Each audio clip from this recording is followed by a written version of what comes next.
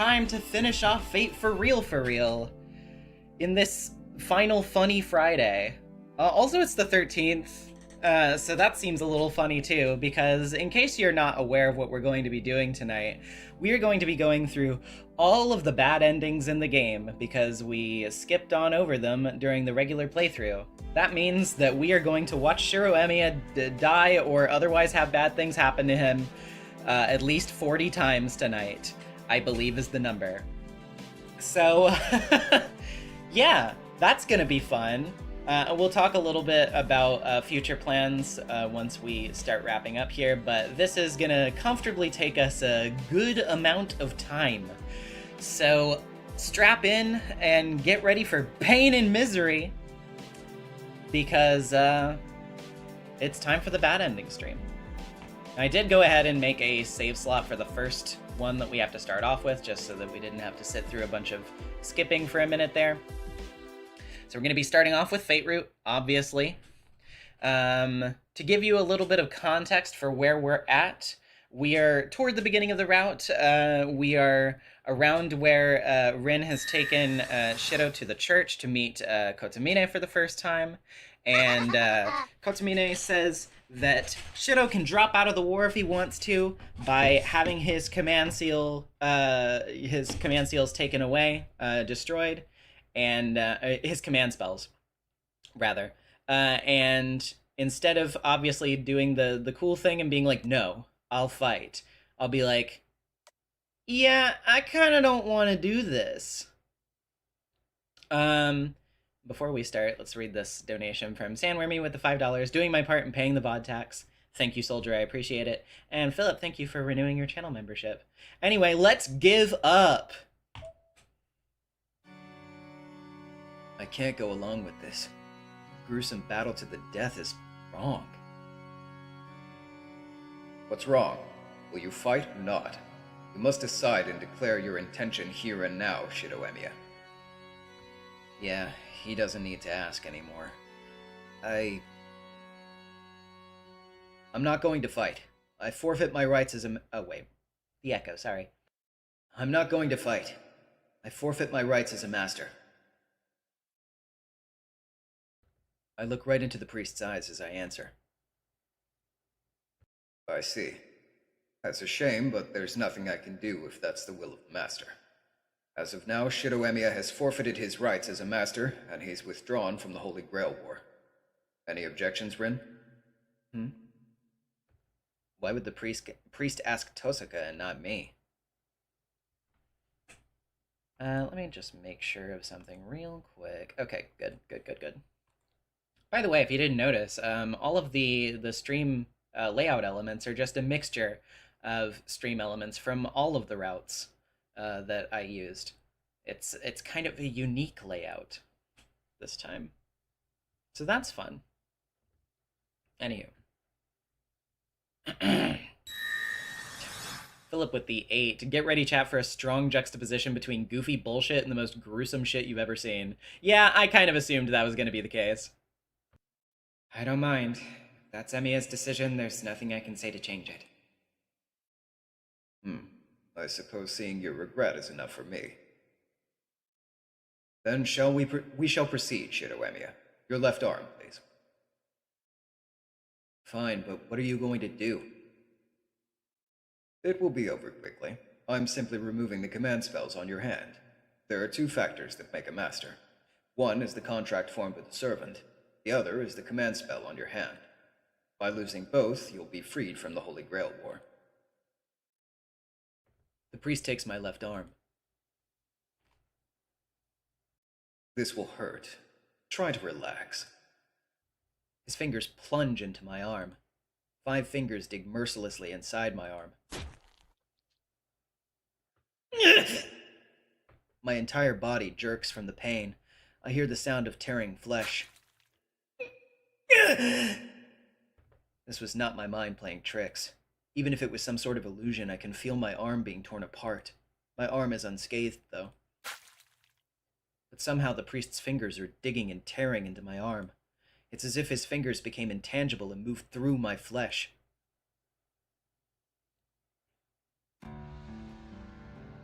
It is complete. The operation is successful. Huh? I look at my left arm. There's not a single wound, yet I feel a bruising pain throbbing along the whole arm. In exchange for that unpleasant feeling, the inscription on my hand changed shape. Changed shape? Or there are fewer strokes? Yep, there are a total of 3 strokes in a command spell. Kide took 2 of those strokes from you. Think of him as a spiritual doctor performing a kind of spiritual surgery, removing a lesion without hurting your physical body. Spiritual doctor? If I remember correctly, they're specialized mages who can treat someone by repairing the spiritual body. And I hear they perform magecraft that uses a type of curse by removing tumors without cutting the patient up, like magic. That's a surprise. Spiritual treatments are illegal and only used in uncivilized parts of the world. A man of the church shouldn't be practicing something like that. That was uncalled for. I was unfit to be a priest the moment I acquired the ability to perform magecraft. As such, my preferred type of magecraft hardly matters, given that having the choice at all is what made me unfit to be a priest. It matters not whether I perform expert or basic magecraft. This is the one and only thing I'm good at. I trained in many types of magecraft, but this was the only one that stuck. My magecraft specializes in opening wounds, which may be interpreted as both good and bad. I do have to admit that I'm inferior to my pupil over there in all other disciplines of magecraft thanks to that. Good or bad? Of course it's good. There aren't many spiritual doctors as skilled as you in the association, and there's only a handful who can skillfully mend spirits and handle sacraments, as well as you in the church. That was kind of racist, Shirou. Yeah, it kind of was. A little bit. Also, I do think that this is a kind of funny to note now looking ahead. So many of these endings are going to have interesting things to think about from like other parts of the novel, I guarantee. But yeah, it is kind of interesting thinking about this because it's like, oh yeah, because he uses this exact same skill set later on. Especially whenever he's doing the shit that he does with Sakura in Heaven's Feel, so... You could have known that one real early. Who knows? This may be a superior method of treatment, but the fact of the matter is that it still relies on physical contact with the body. It's far from the miracle of touching the soul itself, which is proof of one's existence independent of the flesh. Either way, the extraction of the command spells is complete. The rest is up to you, Shirou Emiya. You must use your final command spell and sever your contract with your servant. What? Sever my contract with my servant? That's right. You need to request to dissolve your contract with Saber, who's waiting outside. Saber will likely refuse, which is why Kide left you a command spell to force her to agree. There you have it. You'll use up your command spell and sever your contract with the servant, ultimately declaring to the other masters that you are harmless. And with that, you'll be free. No sensible master would bother attacking a powerless master at that point. By relinquishing this power you never expected to gain, you'll reclaim your wonderful, peaceful life. Unilaterally dissolving my contract with Saber, I'm basically betraying her. Even if it was by chance, I summoned her and she protected me. Did I make a mistake? I can't agree to let myself be a part of something where masters try to kill each other. I don't agree, but what if I can't turn a blind eye to it either? What are you doing? You need no incantation to activate the command spell. You simply have to focus your thoughts on the command spell and order your servant. You either tell Saber directly, or you can simply cut your contract right here. It's your choice. No. My mind is made up. I can't turn back now, and the priest probably wouldn't let me. I'll go and talk to Saber. I won't be a master anymore after this, right? Directly to Saber? Emiya, that's... Yes, I guarantee it. Go and say goodbye to your servant. Afterward, I'll welcome you into the church for protection. I'm not sure how serious he is, but the priest says he'll welcome me. I have no intention of being under his care, though. All I'm going to do is forfeit my claim as a master. I absolutely refuse to receive any help from him after that. I refuse. I don't want your protection. After I talk to Saber and use my last command spell, I'm going home. That'll be it. I'll never see you again. Very well. Yes, we'll certainly never see one another again. Goodbye, Shirou Emiya. This is the path you chose, so take pride in it. He doesn't need to tell me that. I turn and leave the church.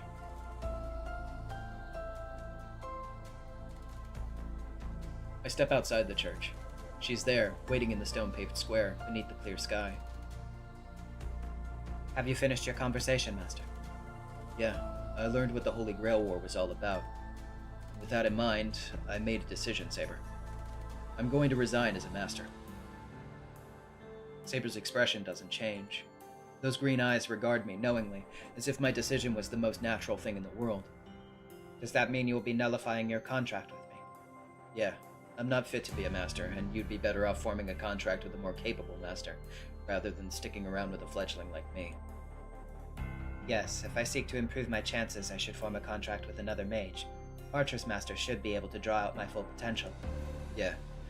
Then you agree to sever our contract?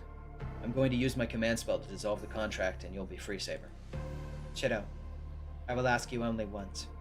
Is your mind made up about abandoning your role as a master? Yeah. I have no intention of killing anyone. I say that as I look straight at Saber. At that moment, Saber's raincoat sways. Oh, I stare, dumbfounded, directly into death itself. In the brief moment I blink, Saber has closed the distance between us.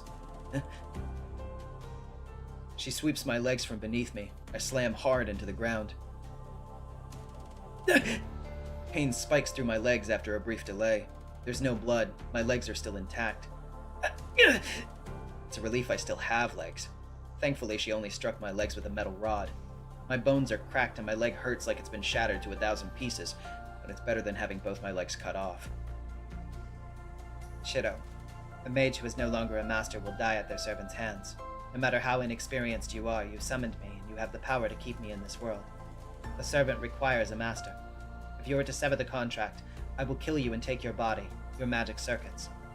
Do you still want to relinquish your role as a master? I try to ignore the pain and focus all my concentration into looking up at Saber. I sense no hostility or murderous intent from Saber.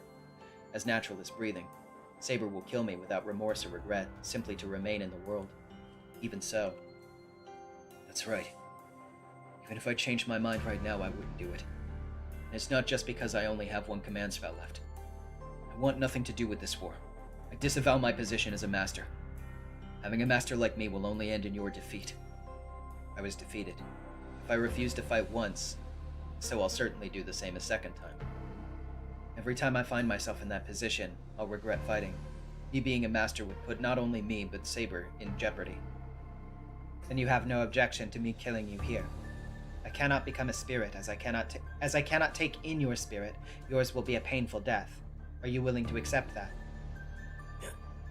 Hell, I'm not willing to fight, but I'm even less willing to just be killed. I'm going to resist. I'm going to try to flee, no matter how futile that may be. I psych myself up and glare back at Saber, refusing to let her overwhelm me. And then, Saber? Very well. Use your command spell. It's your decision. I have no right to intervene. Eh? Do not worry. I simply failed to build sufficient trust with my master this time. If you sever our contract using your command spell, I will be free. This body will only last roughly 2 hours, but it is simply a matter of finding a new master in that time. Saber lays this all out matter-of-factly, inspired by her resolve. I concentrate my thoughts on the command spell on my left hand to break my contract with Saber. Now you will be free. Our alliance was brief, but your magical energy was pleasant to me. I shall never see you again, but I pray you survive this battle.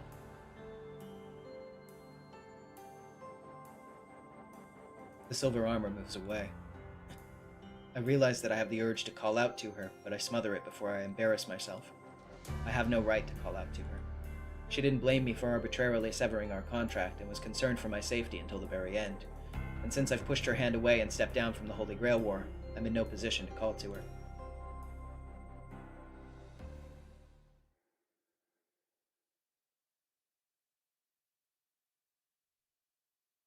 Damn. That's too bad. The moonlit night is silent. It may be past midnight, but the town seems excessively silent. It's eerie, honestly. Eerie. Yes, that does seem to describe the mood. How did the town turn out like this? It's obvious.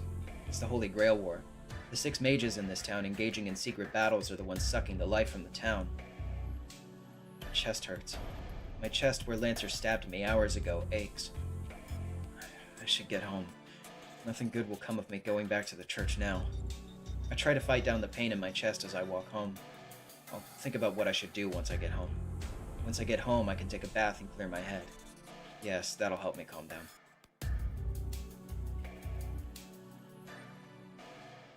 And yet, I'll think about what I should do once I get home. That thought in itself was a mistake. Like a bad dream, I see that there's no path ahead. So you're all alone now, brother. I raise my head toward the sound of a girl speaking in a hushed voice. The blue moon hangs overhead. Standing at the top of the hill that leads back to my house, I see a girl and a strange figure. And then, I'm not sure. There was no time to see them, no moment to exchange words or even a chance for me to run away. The strange figure, a dark giant, swings his weapon. The blow creates such overpressure that it takes... It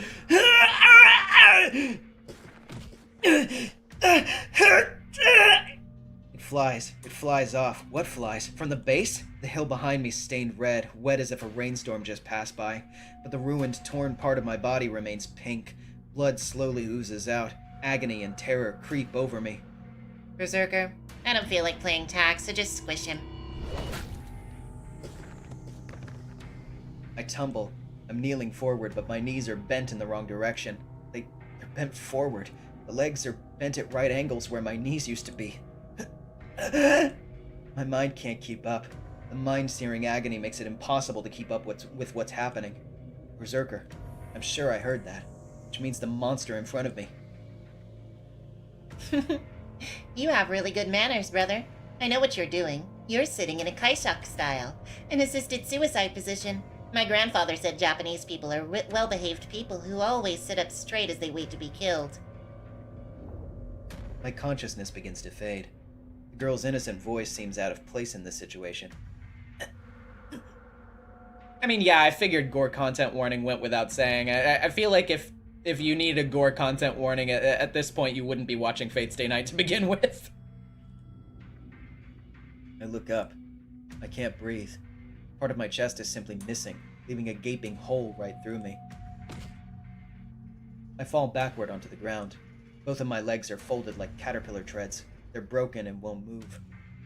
I use my one working arm to grasp at the asphalt and drag myself away. Oh, you can still move. But what a shame. You can't run away now. Even if you manage to escape, it's pointless. Even if you manage to get away from me, you'll be dead in a few seconds. My body feels light. I've lost over half my blood. It's astonishing that I'm still conscious. My brain's starved for oxygen and it should have stopped functioning long ago. But don't worry, it'd be no fun if you died that easily, so I'm gonna give you a little hand. No matter how broken and in pain you are, you're going to stay conscious until we've crushed your head. That's why you're gonna keep on writhing like a little bug. I feel myself being crushed. Whatever that weapon is, it crushes me like a hydraulic press. It flattens my entire body like a sheet of paper.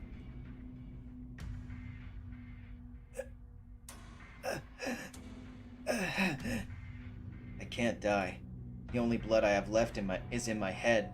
My body ceased to function and my nerves have already accepted death, waiting to be relieved from the pain, yet somehow I cling to consciousness. My throat whistles. The sound echoes in my head. My mind is a muddled mess. I just want to escape this pain. I'm not master anymore. I appeal to the girl as if begging for help. A moment of hope. The girl gasps as if surprised. So? She smiles like an angel as she says, "No, they're playing the track!"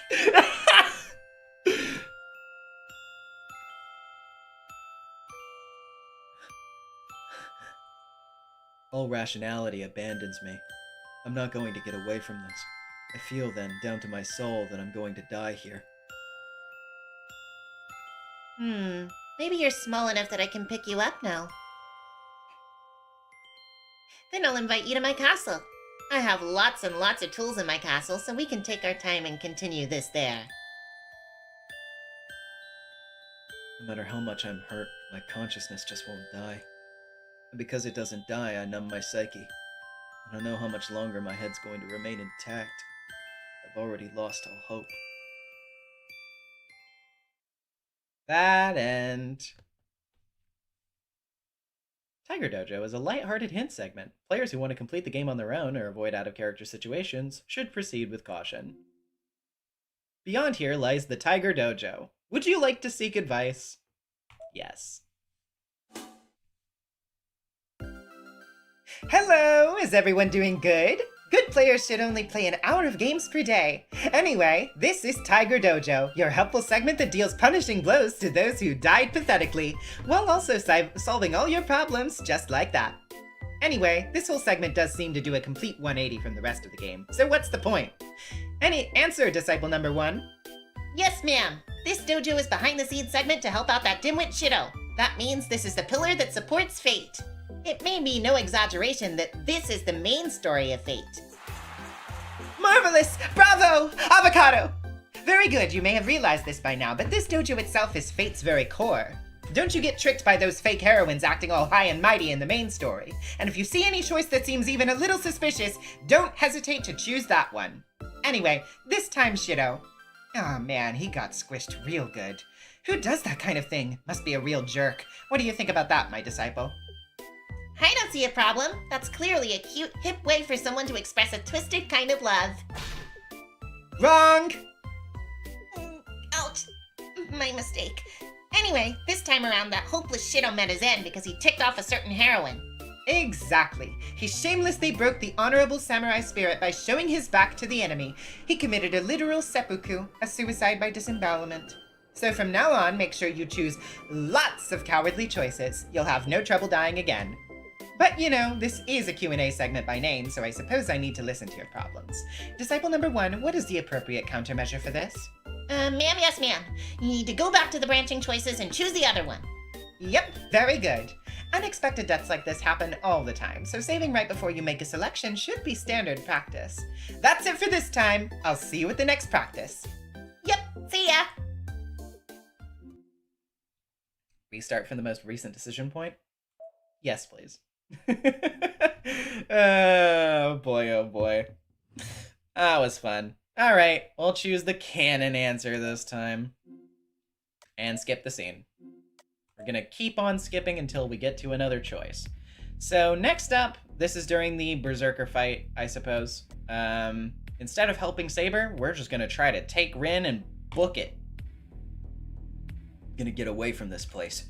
Saber can't win against that monster. If I let her keep fighting, she's dead.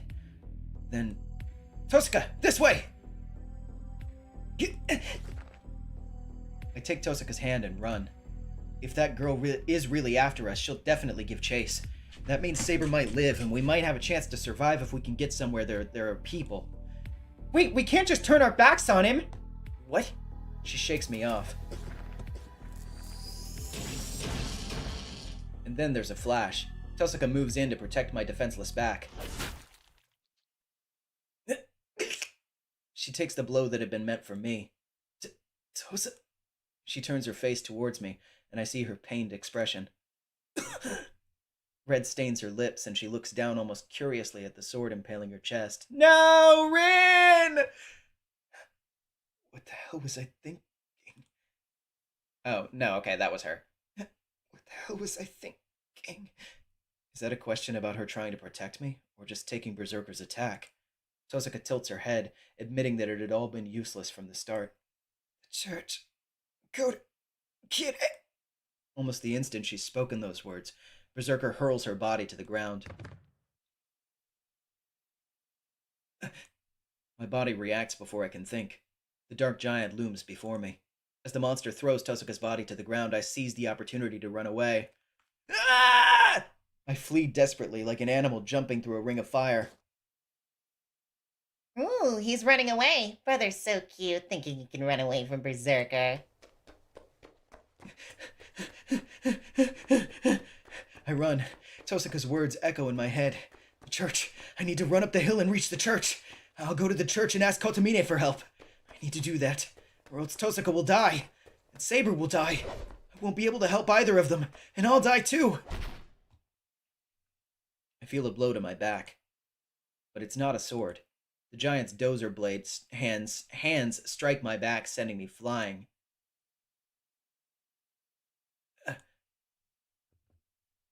You knucklehead! I told you not to kill him quickly! Can you not even do something as simple as that? You useless brute! If you disobey my orders again, I'll keep killing you until you're only left with your very last life!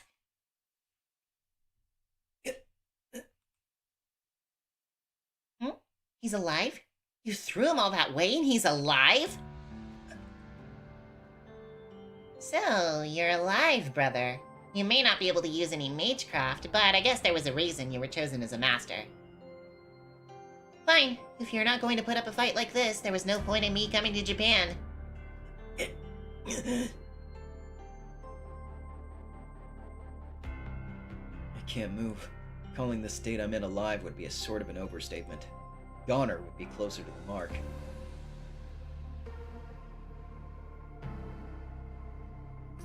Nope, I'm not gonna let you die that easily. I need to hurt you more and teach you how wonderful your life was up until this point. The silver-haired girl holds my head down. Cold, pale fingertips freeze my skull. I know somehow that I can't possibly go back to who I was before. I'm gonna turn you into an ugly doll that won't be able to die. You're gonna take Kiritsugu's place from now on. I muster the last bit of sense that I have to hope for that Saber and Tosuka are safe.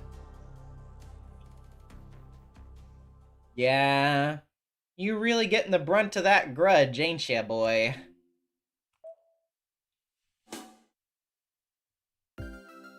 Hello, I'm Taiga Fujimura, the instructor for Tiger Dojo, a segment of the game that sweeps your sorry dead ass back up and gets you back up on your feet. The segment of everyone's dreams. Hi, I'm Emiya, and there's really no need for me to even be here, but I'm doing it as a favor for Taiga. Yeah! Disciple number 1. Your name here in this dojo is Disciple number 1. Ouch! Can't believe you blew me away! Phantasmic tiger bamboo sword's something to be reckoned with. Tiger bamboo sword has been added to the weapons dictionary. No, you're fucking kidding, has it really? Shinai, or bamboo swords, are normally used as practice tools instead of steel katana or wooden bokuto. The shinai was invented by prominent Japanese swordsman Kami-Izumi Nobutsuna. But setting aside the history lecture, the tiger sword is Fujine's favorite. She's been using it to seize the day for the last 5 years. Taiga put a tiger keychain on it, causing her to be disqualified from several official matches due to a breach of etiquette. Apparently, the Kendo Club members were both disappointed and relieved that she failed to achieve national fame just because of her gaudy sword. To this day, the Fujimura family keeps this baneful blade under lock and key, for it shall not rest until it sees blood spilled. Oh, Jesus. Did you just hear a weird sound? I didn't hear anything. Anyway, Taiga, what's today's theme? We're going to talk about bad ends today. Let me get right to the point. Always keep in mind that in Fate, letting your guard down leads only to defeat. There is no mercy in this game from anyone, so common sense says you should save before you make a choice. After all, Shirou's life is like an intersection full of red lights. Yeah, Big Brother is so dense. I knew it. I need to protect him. Chisto! Ow! Meant to wear that bamboo sword really hurts. Please use something gentler. Denied. A kiddo who kills out of love needs to run 3 laps around the dojo. Now get going! What? I hate doing things that wear me out.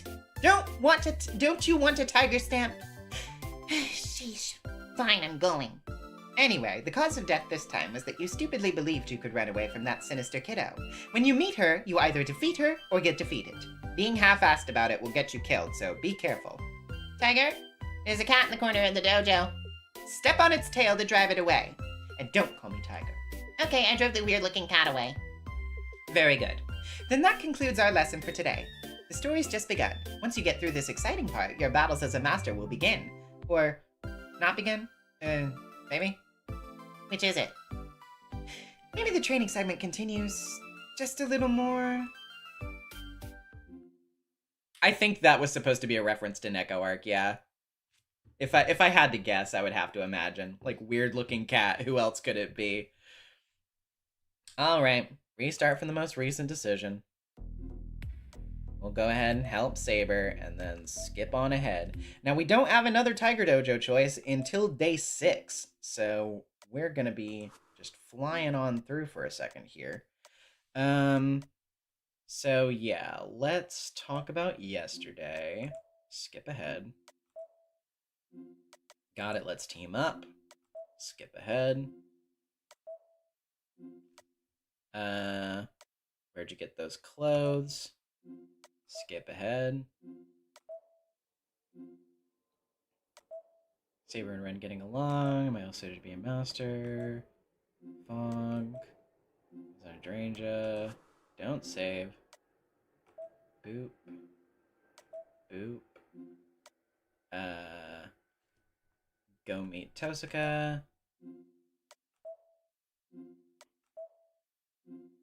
About Berserker.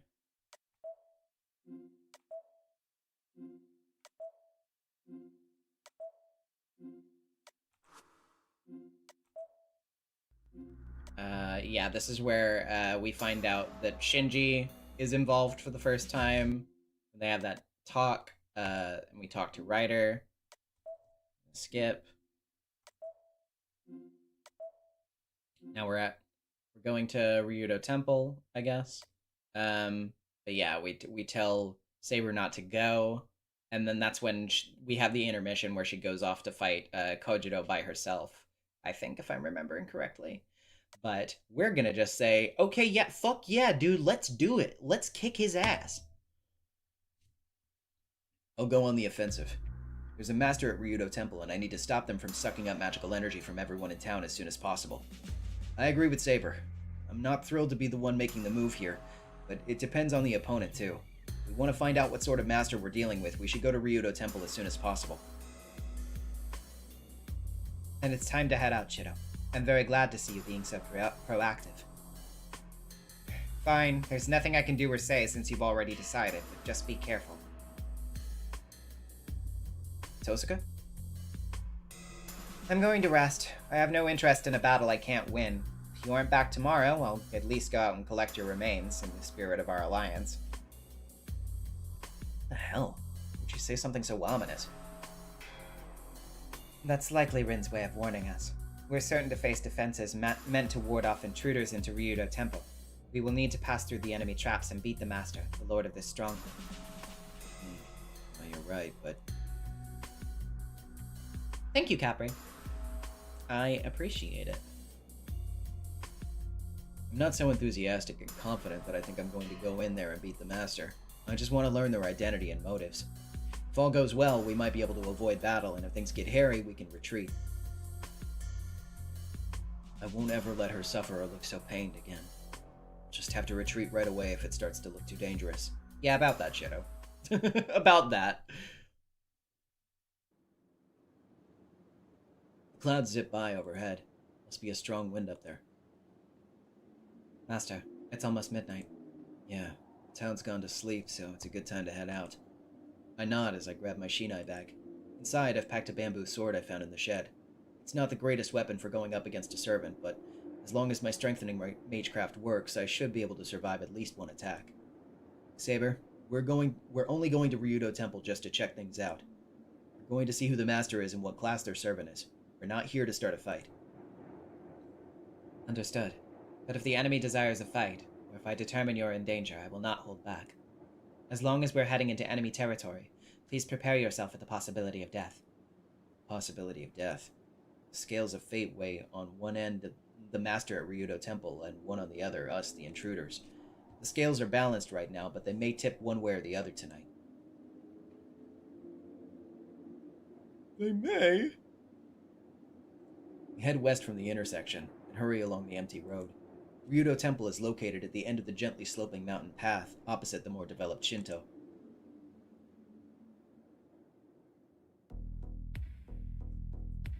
There's a long set of stairs. The road that leads up to one of the tallest mountains in Fuyuki is all but swallowed up in an ominous darkness. Saber, do you sense any servants around? Yes, I cannot be certain of anything specific, but I can definitely sense a servant. Saber's detection abilities seem to be weakened, probably by the bounded field set up over Ryudo Temple. It's an ill-favored wind tonight, Shirou. Do not leave my side even for a moment. I just nod and answer, then start up the stone stairs. The air feels tense. Shrouded in the dark of night, the forest echoes with soft rustling sounds. With every step I take, worry gnaws at my stomach. The temple gate finally comes into view. Nothing's happened so far. There's no sign of the enemy, and the temple gates are wide open, as if inviting us inside. Shirou, stop. Is it an enemy, Saber? Yes, but it's not a servant. Their presence is too weak. It's likely a familiar tasked to surveillance. We can ignore it, but... There must be something about that surveillance familiar that makes her hesitate. Saber frowns, then glares at the temple gates just a few steps ahead of us. Yeah, I am wondering if it's going to be assassin or caster. Saber, is something bothering you? I do not know. I cannot tell if I am feeling this chill because of the familiar, or if it is whatever is protecting this temple gate. There seems to be a gatekeeper of some sort, but they appear to be absent at the moment. I do not want to admit it, but it seems we're lucky, that I am fortunate not to have to confront whoever is protecting this gate. So there's a gatekeeper, but they're not here right now? Yes, they already know we're here. There could be only 2 reasons the gatekeeper's been pulled back. Do you know what those reasons might be, Shirou? Oh, okay. You're definitely getting killed by Caster, then. You're definitely getting killed by Caster. Caster saw Saber walk up and was like, ooh, my Yuri zone, and then was like, come on, come on! The gatekeeper was either pulled back to hide from us, or they're going to let us through the gates but don't intend to let us leave. Either way, we're not going to accomplish anything unless we get inside. It's a trap, Saber. Can you tell what's going on in there? No. All I can say is that they sense the presence of a servant. Got it.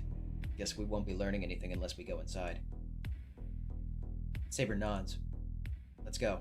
Whatever they do to us, we're not getting anything out of this trip until we see our opponents' faces. Saber and I approach the temple gate.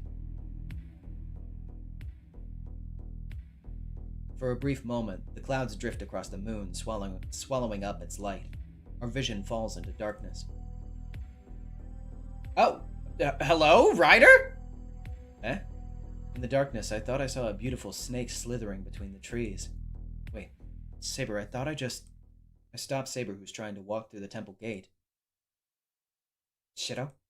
Her golden hair whips around, but suddenly... Forced transportation? But that's impossible! There's no such thing as transference magecraft in this age. The caster!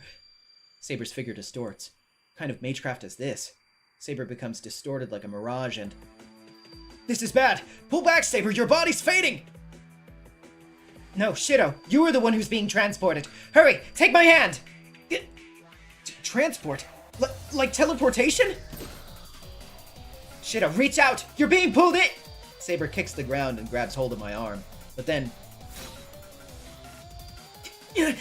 The dark figure of a servant cuts in from the side. You let your guard down, Saber. Your resistance to magecraft is backfire. If you weren't so powerful, you would have been able to protect him. You're the servant! Black and silver figures clash.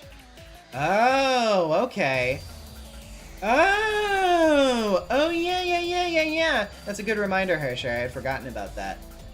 To read that out. Maybe Ryder was the one spying on the fight between Saber and Assassin in the normal version of events. Yeah. Saber versus Ryder. The two confront one another at the top of the stone steps. Wow, what a cool theoretical fight. Too bad we can't see it. What? Saber! Saber! The I feel myself pulled through dimensions, twisted out of mine and through others, then deposited back into reality.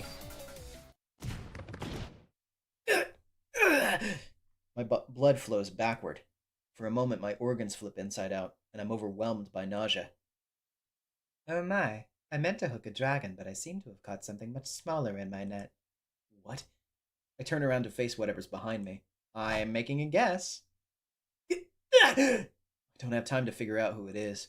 I swing the wooden sword behind me, not even taking it out of the shinai bag. Yep, that's Caster. I'm blown away. Something strikes the side of my chest and my body sinks into a watery surface.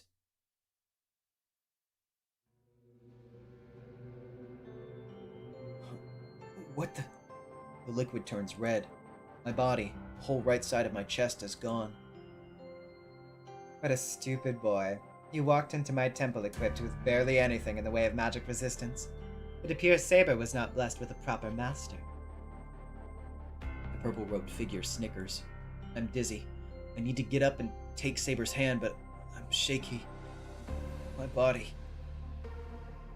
Worried about Saber? Don't. I'll take Saber. I need her noble phantasm to defeat Berserker. You'll die here and now, but she will live on as my slave. I don't have any strength in me. My fingers, they're cold as ice. My consciousness fades into darkness and mud. Mud, you say? Goodbye, boy. You're not even worth keeping as a slave, weak as you are. But I will take your command spells and use them far better than you ever would have. The crooked blade glints in the darkness and begins cutting out my command spells. Ooh. Yep. I'm in black, murky water. The only thing my motionless eyes see is the clouds swallowing up the moon. Yeah, she used Rule Breaker on him. Please tell me what I got wrong, Tiger! Oh, she's so mad! You imbecile!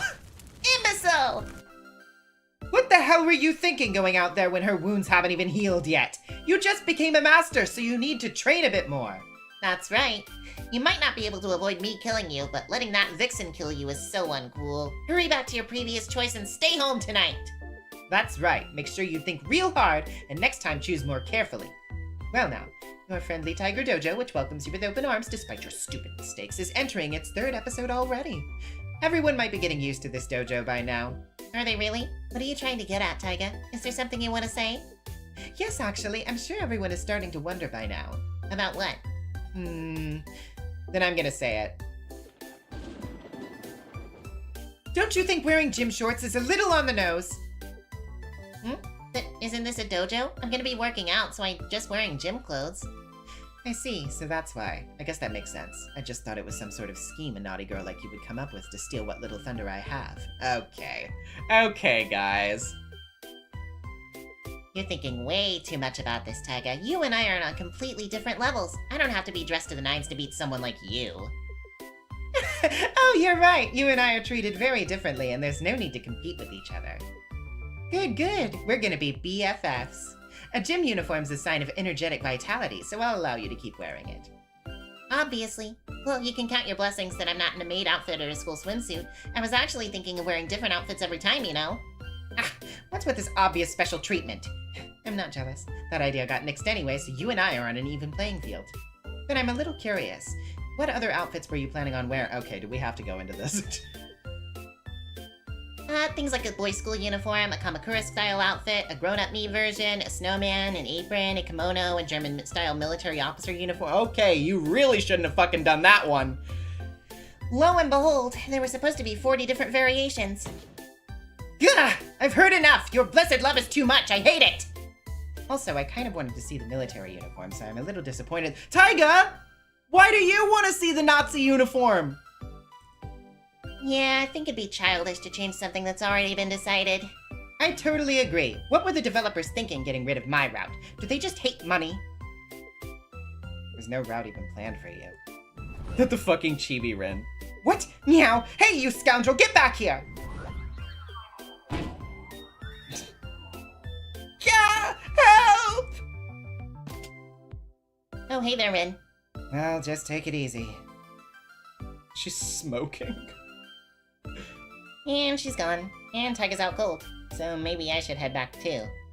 Go get your stamp in. Okay, see you at the next dead end.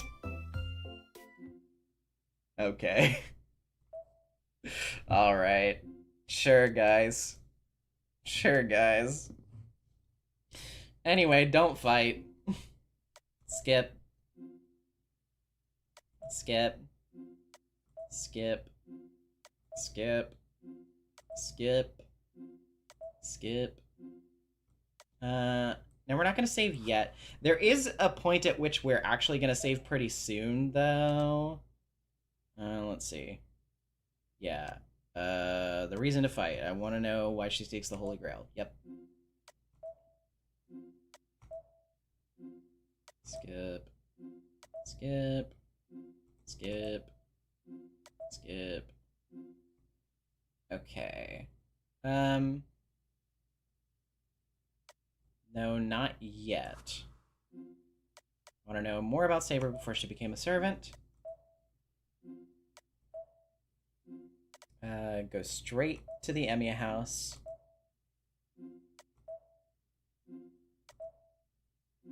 Fujine, where's my gift?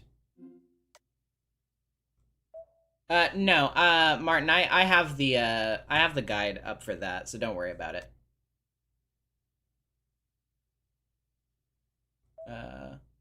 Skip, skip, skip, save. Okay, so we're gonna save here right before day 9.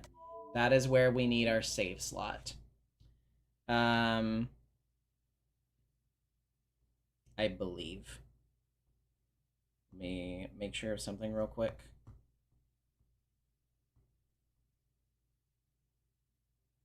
Yes. Okay.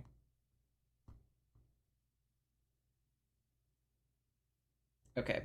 We're not going to get to that one for a little bit, but we need that save slot where it is. So, yeah. We'll just hold on to that for now. Anyway. Skip. I'll go call Tosaka. Skip.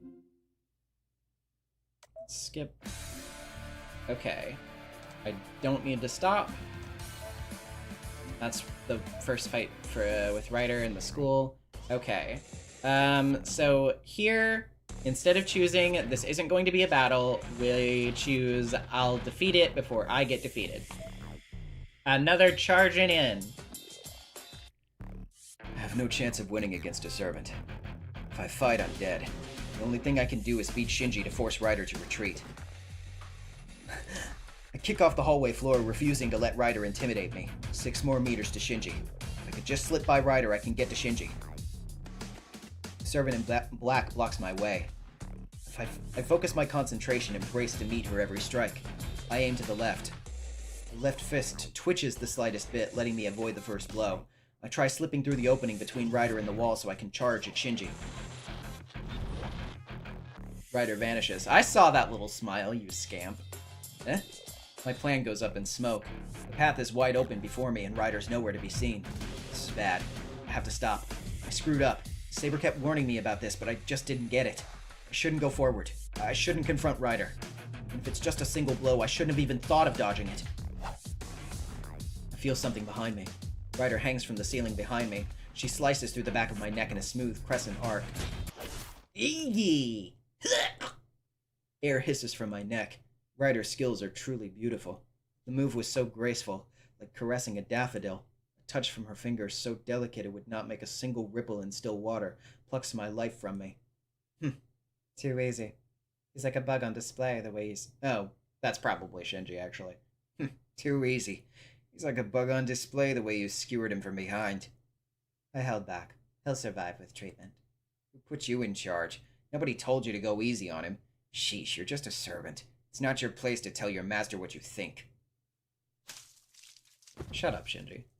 Blood flows from the wound. No matter how I try, I can't breathe. My throat just rattles and wheezes. Then you have no intention of saving this young man? Nope. Besides, I don't know any healing magecraft. Guy's good as dead. Just put him out of his misery, Ryder. Understood. My bounded field will not have him, then. He'll quench my thirst himself. That's so fucked, because there have been, like, multiple times before, obviously, he knew just how bad he was in, like, every respect, that Shirou has, like, literally gone out of his way to be like, no, I'm gonna show mercy to Shinji, even though he doesn't fucking deserve it. And the moment Shirou is, like, even hurt at, like, in any way, Shinji's like, nah, fuck him. I don't give a shit about him. I hear the heavy sound of chains approaching. Something lifts me up. She gazes towards my bloody neck. The dark servant slowly parts her lips and sinks her teeth into my neck as if kissing it. My blood. She's sucking my blood. Ryder's drinking all the blood I have left, down to the very last drop. I begin to lose consciousness. Blood sucking is almost like euthanasia. I feel no pain, and as if slowly dissolving in the spider's venom, I... Die! You're dead!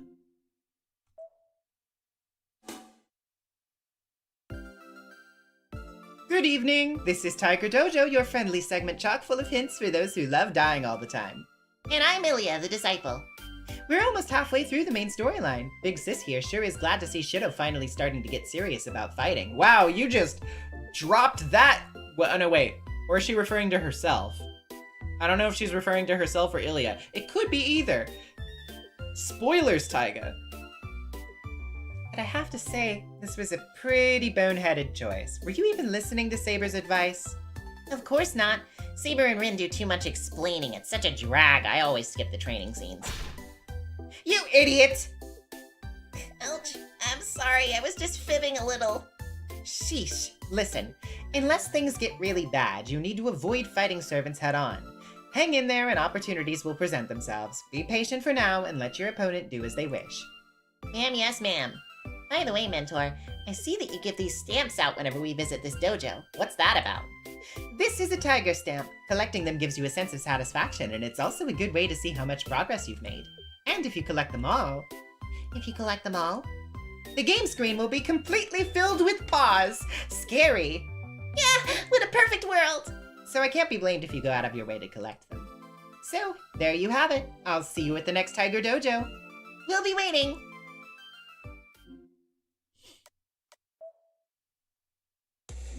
Alright. This isn't going to be a battle. Skip ahead. I'll summon Saber. Skip. Skip. Skip. Skip. No. Skip. Skip. Okay, so this is during the second Rider fight. Wait, what? Did I just skip one?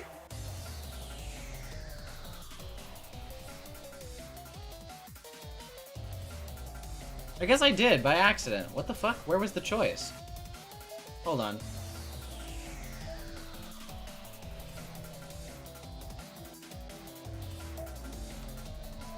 Yeah, sorry about that.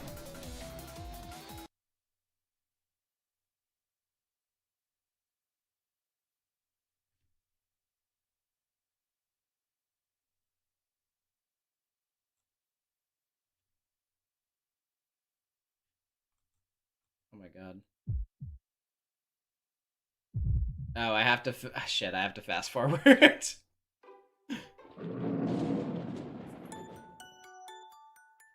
It didn't automatically ask me if I wanted to skip. Okay. Sorry about that. Skip. Skip. Okay. Yeah. I don't need to stop. Skip. Skip. This isn't going to be a battle. Yeah. This isn't going to be a battle. Yes.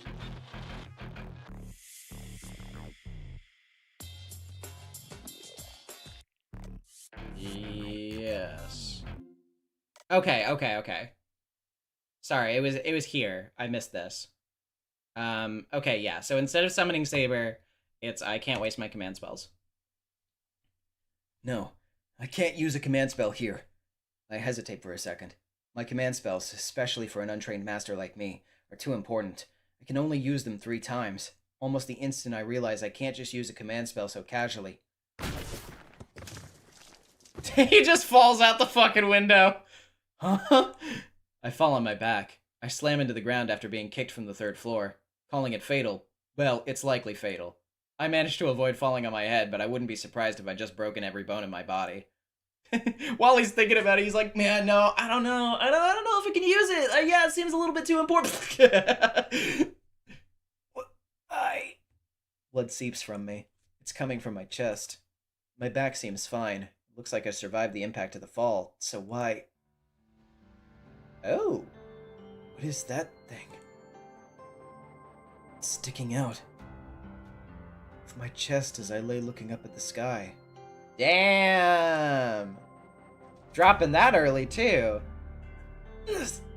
My chest is opened up. It looks like several swords protrude from my chest, together forming the shape of a flower in full bloom. It's as if someone shoved a bomb into my chest, and it went off the moment it hit the ground. Saber.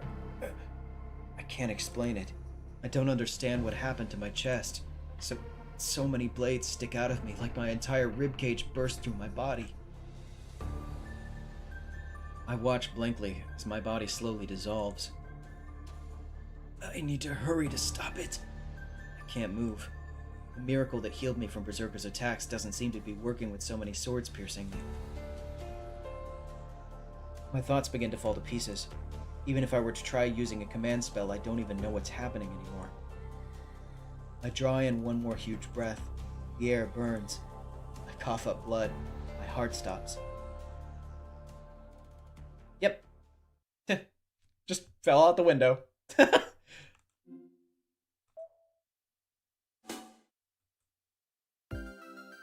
Hold it right there, Tiger. You ate the cake from the floor I hid in the fridge, didn't you?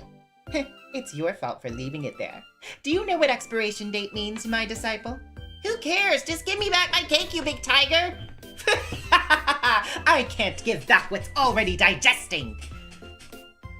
Actually, Ilya, I wanted to mention that those bright red pancakes topped with tons of raspberries look like a big pile of gore. It's in bad taste. Are you sure that was a cake from Fleur? It is. Its official name is RAFFLESIA umbrella. This new monstrous and deadly-looking product is a reference to the world's biggest flower, the Rafflesia. And to imitate the flower's putrid smell, it actually uses Rafflesia nectar. No wonder it smelled like rotting meat. Fleur really must have run out of ideas. The sweet shop must be on its last leg if they're putting something like this out. Didn't you think the cake was good? It was bright red and looked so pretty. I think we need to do something about your aesthetic sense. Okay, enough about cakes already. Tiger Dojo, a Q&A segment here to save players from irrational decisions they might make, starts now. Ma'am, yes ma'am, I'm ready as ever. Good, then let's take a look at your death this time. Falling to your death. Even with his mysterious healing power, Shirou will die if he gets thrown off the 3rd floor. To add to that, Ryder's roundhouse kicked to the guts enough to kill him too. He really died hard. Shirou could die at any moment, so anytime you see the option to use a command spell, choose that in a heartbeat. So there you have it, go back to the previous choice and redo the scene. Summon Saber immediately so you can beat the crap out of that sexy fighter lady. Sexy?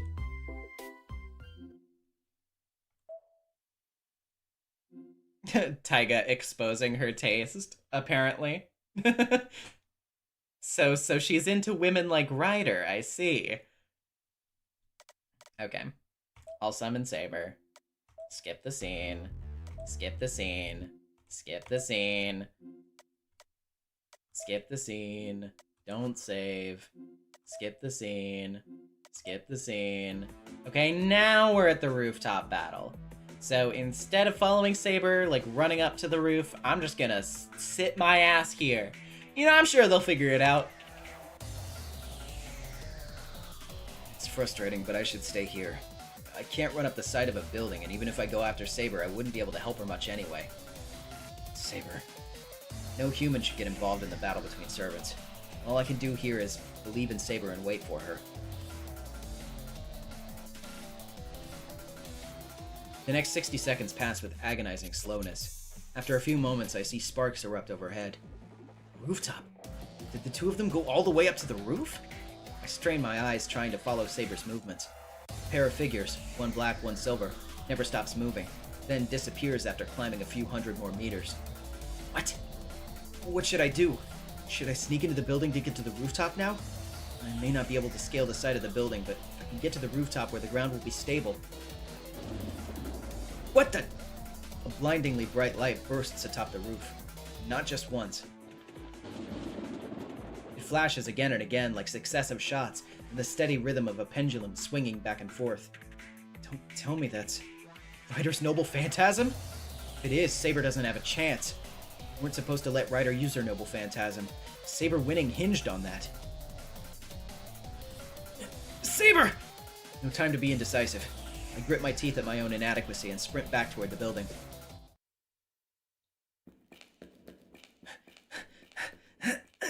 I rush up the stairs. Sneaking in was easy. Getting to the rooftop, not so much.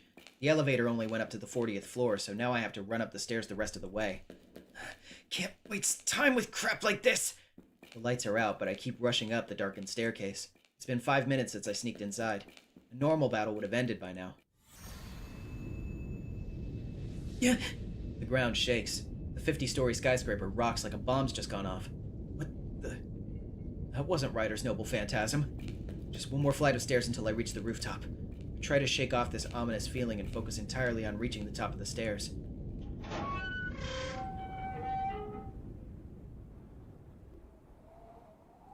The instant I open the door, a rush of heat sears my cheek.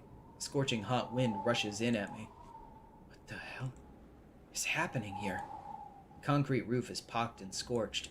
The air is so dry, nothing could survive up here. Saber? Saber sprawled on the ground at the heart of it all, exhausted. What? Saber! Come back, Saber! I rush over to Saber and gather her into my arms. She's still breathing. Saber is unconscious, and she's breathing heavily from the wound she sustained. Saber. Saber is alone. Ryder is nowhere to be seen. What happened doesn't matter. The outcome's clear enough. If Ryder were still here, she wouldn't just leave Saber alone, weakened as she obviously is. Which means the only survivor, the victor, is Saber. Ryder was defeated, but the effort of beating her must have left Saber unconscious. Hang in there, Saber. I'll take you home quick and have Tosaka look at you. I lift Saber up. She's so light. Saber weighs no more than an illusion. She lets out an anguished sigh.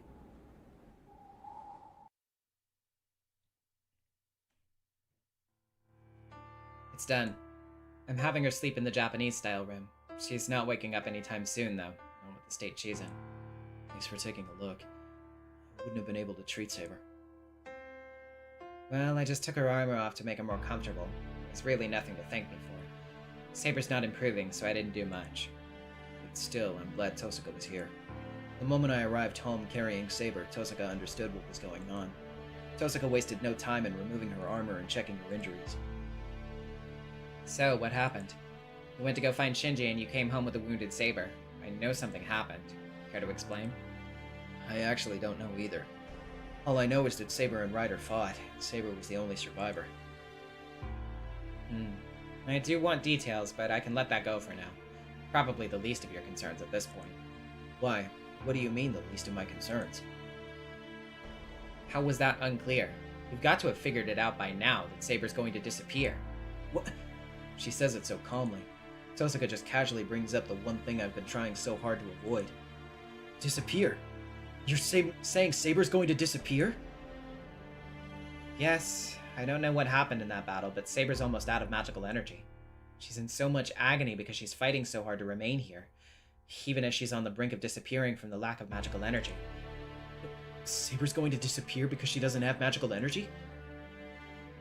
Yes, she doesn't have enough magical energy to maintain her spiritual form in this world. A normal master would just share their magical energy, but you can't do that. Right now, Saber's like a fish suffocating out of water. Suffocating? It's ridiculous. She was fine before, and Saber said she could recover if she slept. Only because she had an extraordinary amount of magical energy to begin with. But now that's burned out. There are only two ways to restore a servant's magical energy when they run out. Either the master replenishes their magical energy, or they have the servant collect magical energy themselves. The servant collecting it themselves. That would mean killing innocent people. like Ryder. It's impossible. Saber would never do that. She said herself that she'd never do such a thing. I figured as much, but those are your only options. As long as a master doesn't provide magical energy, the servant will have to supply their own somehow. But it's your choice. If you want to save Saber, you'll need to tell her to attack people and eat their souls. It's the most realistic method. But that's... I'm sure Saber would hate that, but if you leave this be, she will disappear sooner or later. And be a target for other masters. Saber is going to disappear? I can't even consider that. I still remember the warmth of her body when I was carrying her. I'll let you decide. Saber's condition might settle down if she sleeps, but she's at her limit. If you're going to make a decision, you'll have to do it by tomorrow morning at the latest. Tosuko leaves the living room. I feel dizzy. I can't even lift my head, and the only thing I can do is listen to the sound of her footsteps fading down the hall. Are we gonna eat people?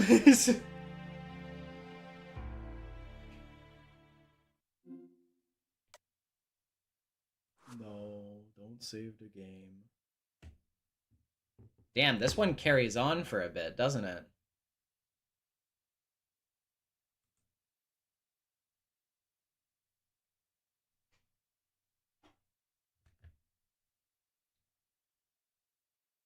It's morning. The sun rose, but it didn't sleep a wink. Saber hasn't woken up. She's still sleeping, looking almost dead. At least she's not as pale. The situation's not that dire. Her breathing is even, and that pained look she had last night is smoothed over. Saber's sleeping peacefully. It's a morning like any other. Maybe if I let her sleep, Saber will recover. That way I won't have to make her kill anyone. Then she could stay with me, just like she has been. How could I be so selfish? I slam my fist into the wall. My own weakness nauseates me. If I put off on my decision any longer, Saber will disappear. Damn it! I stand up without another sound. I don't know when Saber is going to wake up, but I have to make a decision before she does.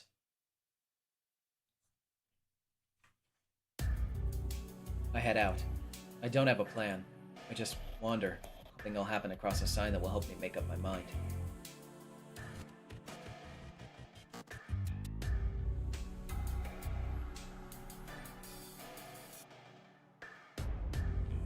The park is empty as usual.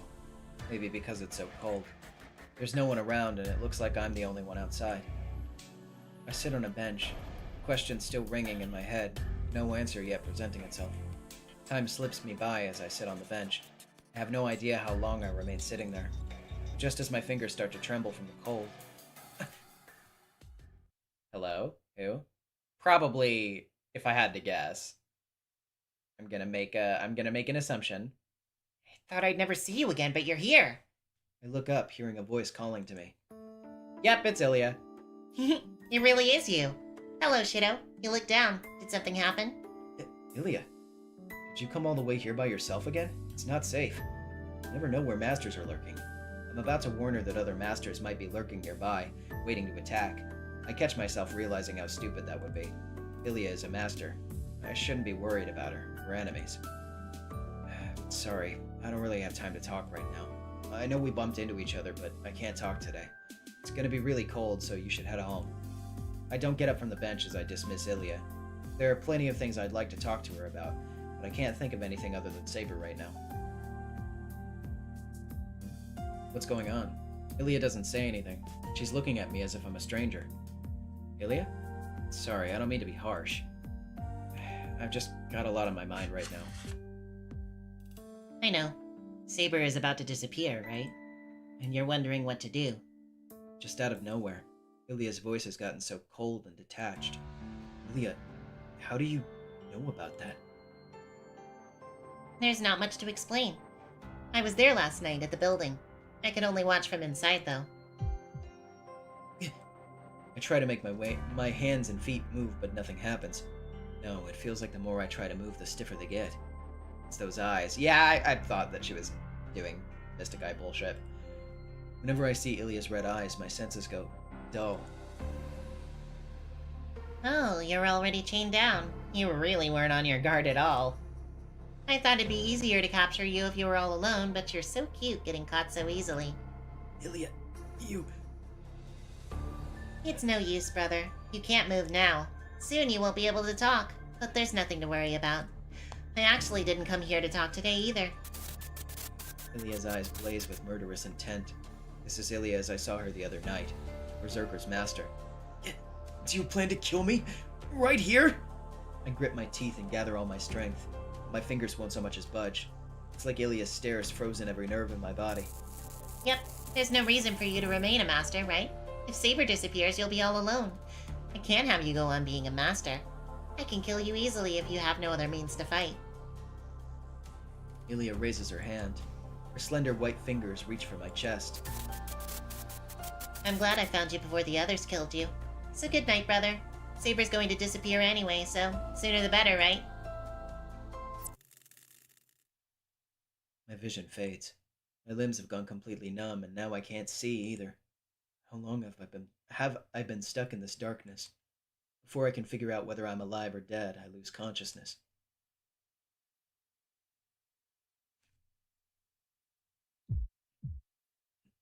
I think I'm still alive. Are you sure about this, Emiya? This boy is not your enemy. You stay out of this, Liz. And I have every right to do this. It's my privilege. I've waited 10 years for this. I'm not letting him go now. Yeah. What? I can't move. No, I can't. I can't even feel my body. What the hell happened? Am I really here? Refrain from further comment, Lacered. Preparations to accept the vessel are now readiness. All that remains is to conduct the transfer. Okay, let's begin. You two can leave. Oh? My vision goes dark. There's no light here. All I can see is the crimson of Emiya's command spells. My consciousness is being taken someplace else. I feel nothing, and yet I feel like someone's taking my arm. I'm feeling faint. I don't know what will happen to me next, but it seems my fight's already ended.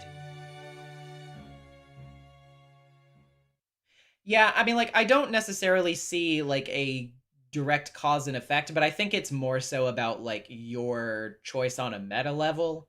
I think it's less about, like, what leads to what here, and more the game punishing you for not standing by Saber.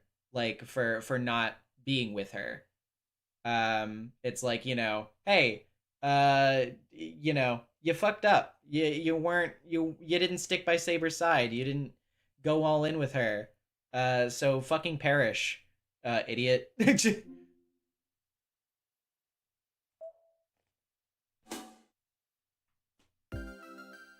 Heya, this is Tiger Dojo, your one-stop shop for peace and respite, here to help those suffering from a terminal case of deadness. I'm Liz. Yeah, who are you? I never called for a maid! You'll get disciple number 1 and bring her here!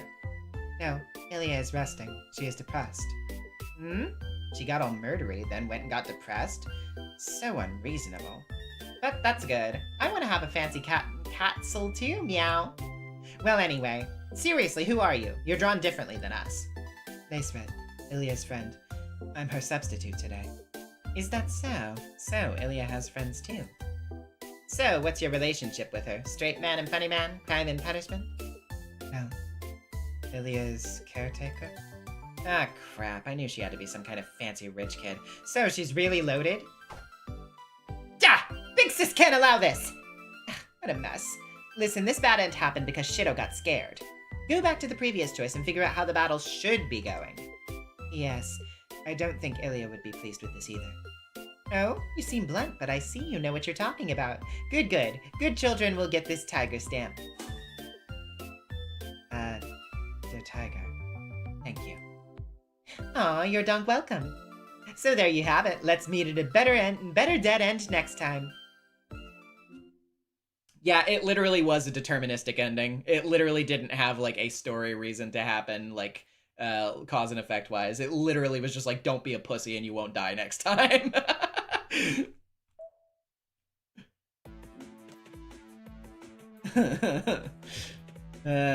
I guess, like, I get that, like, Gona's suggestion about rubble falling on him probably would have made more sense, but I guess also, too, like, they're kind of... I guess, like, Nasu just wanted to do, like, a weird, like, you know, a thing with the lore implications with Emiya there, because that was interesting.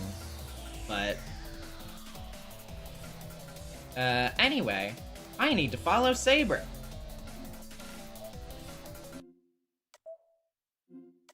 Rush up to Saber. Okay. So now we're moving on to day 11. Oh, not this one. Not this one. Fuck. No, I don't want to do this one. I don't want to do this one. I forgot about this choice. Fuck. I don't want to do this one. God damn it. Okay. Oh, God. We can skip this one? We can skip it? Just hold skip? I mean, but I haven't seen the scene before, so it's not gonna let me, right? Wait.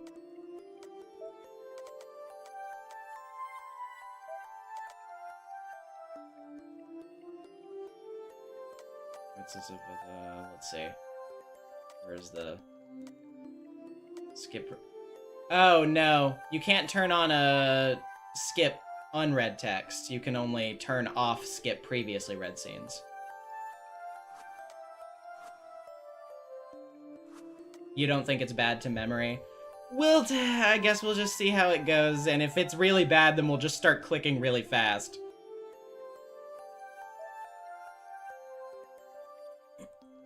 I don't know how serious Emiya is. I'm sure telling me to be her servant is some sort of metaphor, and even if she makes me her familiar, nothing is going to change. I still won't be of any use, and besides, Emiya has Berserker. Emiya doesn't have any kind of use for a half-assed mage like me. Answer me. Will you be with me? Emiya's voice practically brims with expectation, and so Fine. I'll be your familiar. Okay, that's going in a direction that is slightly better than I imagined it would. I lie evasively for the time being.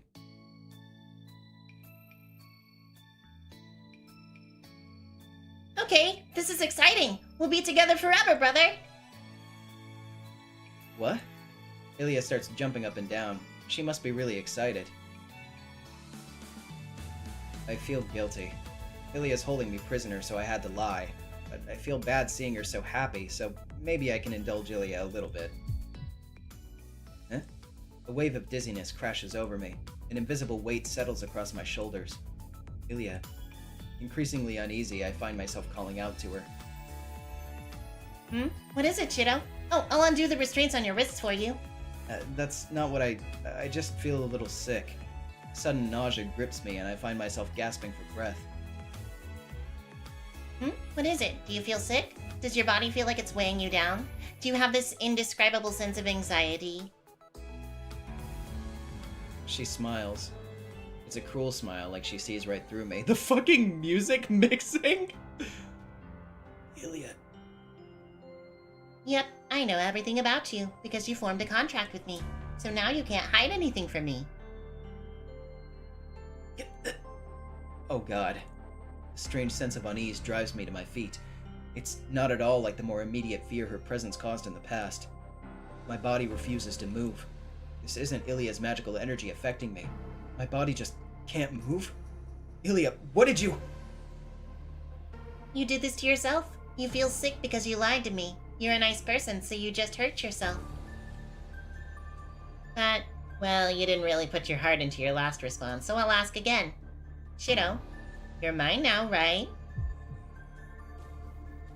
The weight on my back digs into me, seeming to squirm into my skin. Come on. Admit it, Shirou. Your soul's already mine. I hear myself wheezing. My mouth opens on its own, forming words in quick, shallow breaths. Right. I'll be Ilias familiar.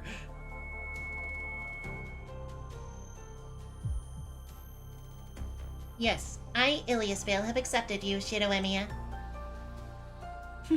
Now I have your soul, Shirou. Ilya. I need to get up. I need to tear off these ropes. I need to run as far and fast as I can. If she's in the way, I just need to punch her or something and force her aside. Otherwise, I don't even want to think about what might happen to me. Yeah, I'm in such a dire situation, yet for some reason, I can't believe he's like, I just need to punch her or something. I can't move. My limbs don't even react, so as if to tell me I'm no longer in control of my own body. Oh, don't worry, Shirou. I've just shut off all the commands going to your body for now. For now, your body's just keeping your soul alive. I'll have a new body to serve as a container for it soon. Human bodies are so fragile, so I'm going to transfer your consciousness to something else, so it won't matter even if it breaks. Oh, but it won't matter if I tell you anyway. I doubt you'd understand even if I did explain it to you. Getting used to it yourself will probably be better than being told. Sala, Lacerit, I'm going to start the apport now, so bring me some sort of doll for a container. I can't even talk anymore. I'm physically here, but it feels like I'm watching everything that's happening through a screen. Here you are, my lady. So we're to perform an apport, you say? Yes, I really don't want to wear it, but I'm going to put on the dress of heaven because I don't even want a chance messing up. Liz, can you prepare it? It's done, but are you sure, Ilya? What did you just say? Is it defective like you trying to give me her opinion? I'm not in the wrong here. Shirou said okay, so I can make him my familiar. No, you are not in the wrong, milady. Lacerit, please watch your mouth. We needn't concern ourselves with a mere human like him. If anything, he should be honored, even grateful to be able to experience such a miracle. You indulge Ilya too much. Do you realize that might not be such a good thing? Lacerit, refrain from calling milady by her name. Miss Iliasvale's the successor of the Einsburn's miracle. She has nothing like such failures as us. Wow, they are really bringing up a lot of things that don't get brought up until way later, huh? Ilya, let's begin. Sella's annoying. Lacerit! The calmer of the two women who appear to be maids approaches me. Liz, or the woman called Lacerit, says, I'm sorry. You can't go back to that vessel anymore. My vision goes black, like someone's just flipped a switch. Oh, yes, milady. It seems someone's entered the forest. What would you like to do? Shall we send out Berserker? I only hear voices. This is so strange. My consciousness is not connected to my limbs, and my senses are disconnected. If my body and senses have no connection, then how the hell am I hearing voices? Of course not. Oh, wait. Of course not. Oh, sorry, hold on just a second.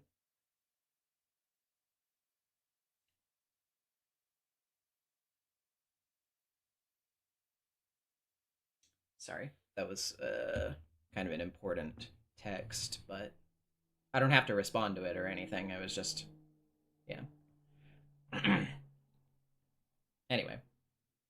Of course not. They came all the way over here, so it'd be rude of us not to show them our hospitality. You two, as well as Berserker, should hide. I'm going to show off my Shirou when Ren and Saber arrive. I'll let Berserker do whatever he wants after. She giggles. I feel nothing, and yet I feel like someone's taking my arm. I'm feeling faint. I don't know what will happen to me next, but it seems my fight's already ended.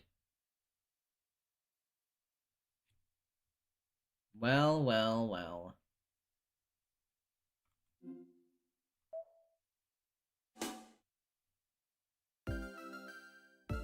Hello! I don't think I need to remind you all, but this is Tiger Dojo, the place that offers relief to those suffering from bad ends. Your oasis in a scorching desert.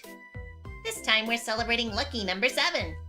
And it's the monumental episode where Shirou finally became mine. A round of applause, please, everyone.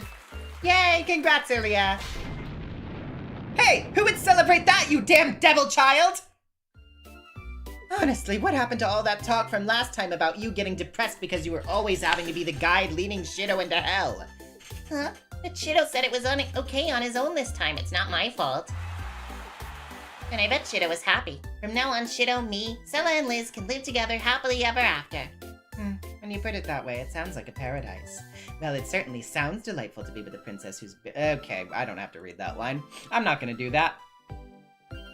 Yep, it's a gift neither Taiga, Rin, nor Sakura have. It's my privilege and mine alone. And so Shirou's going to spend the rest of his life in this depraved okay. Long story short, the whole segment got axed. Senpai, that really hurts. You promised not to mention that. Quit being so arrogant, Gym Shorts. Hey, you there! Don't bully my first disciple! She got away again. Hey, what even is that thing? Oh, are you okay, Emiya? Yes, ma'am. Those words just got me all hyped up. My senior's words are always so profound.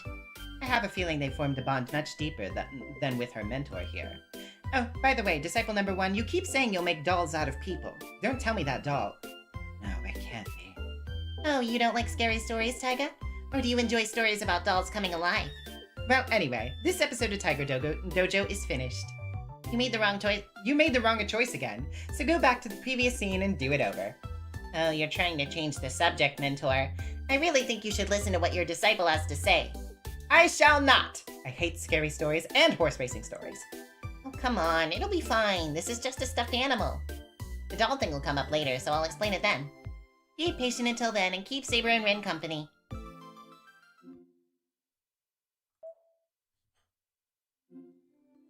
Okay, I can't do that. Okay, I just have to fight. Yep. Skip ahead. Skip ahead.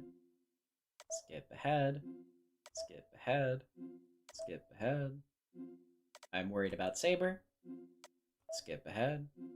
Skip ahead. Provide backup with my bow. Skip ahead. Skip ahead. Okay, so instead of... So it's I see someone prepared to disappear. I see someone determined to use the sacred sword. This is during the Berserker fight. So instead of saying don't use it, is that really our choice? The golden sword appears in Saber's hands. Berserker's grip on Tosaka tightens. I'm powerless. I'm going to let all three of us die. Is that really our only option? Is our only chance at victory using up the last of Saber's magical energy for her noble phantasm and so endangering her own existence? Hex! The giant releases Tosaka and charges at Saber.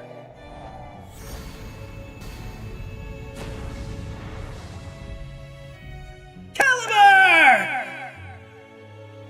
He meets the sacred sword as it sweeps the earth ahead of it.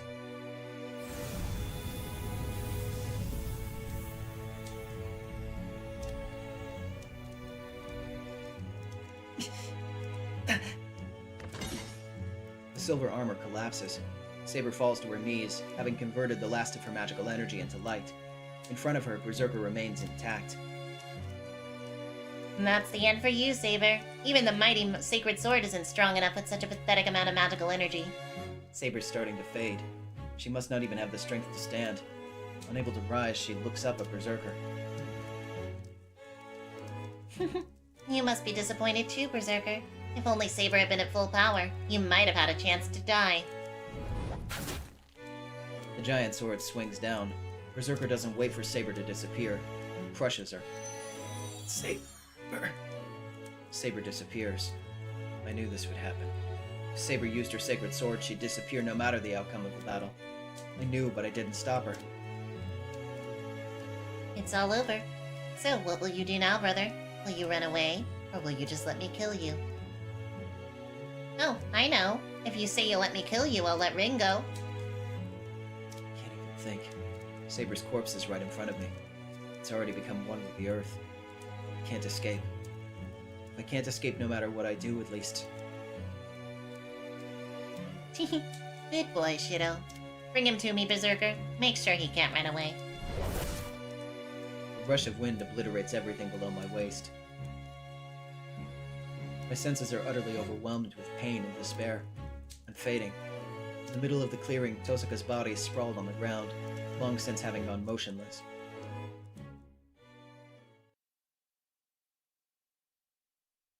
Welp, Ya all fucking died that time, guys.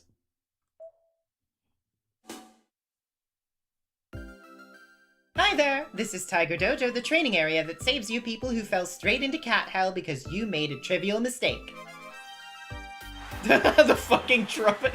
Yes, fam! I'm disciple number 1, pumped up and in the groove now. Cat and heaven! Ow, why would you take a swing at me, Tiger? Did I do something bad? You shut your mouth! This is the 8th episode of Tiger Dojo, and you've killed Shirou 5 times now! It's mass murder. What? I don't think it's all that bad. I mean, by the end, the one who kills Shirou the most is... Stop right there. Eat my spoiler sword. It's not gonna get me. Besides, I'm at the bottom of the list. See? Take a look at this notebook. Wow. I didn't know there was actually a list of killers floating about. I'm gonna start using the phrase taste my spoiler sword, by the way. What the? You're right. What are all these absurd fabricated reports? Records? Why does Ilya get the Good Girl Award? Because I carry myself elegantly. If you're bored, check out all the endings where I kill Shirou. You'll notice it's slightly different than the winner of the last kill award. Slightly different? Well, I guess I'm not going to dwell on the details. Thinking hurts anyway. Okay, so in this episode of Tiger Dojo, I don't think you made any bad choices, but why did you think it ended up like this? Answer, disciple number 1. You ran out of magical energy. Saber had recovered to the point where she could deploy Excalibur, but there just wasn't enough magical energy to use in her noble phantasm. A weakened Excalibur like that can't possibly wipe out Berserker's 2 lives. I see. So this time around you lost because you made a sensible choice. Yes, ma'am. You'll die if you go on the defensive, but you'll also die if you try to get too aggressive. What a crazy tightrope you're walking. It's a delicate balancing act, as usual. Delicate may not be the best way to describe it. It's more like there's nothing you can do given the character's abilities. Is that so, Meow? Then that concludes this episode of the dojo. Go back to the previous choice and choose the more reckless, youthful, and immature option.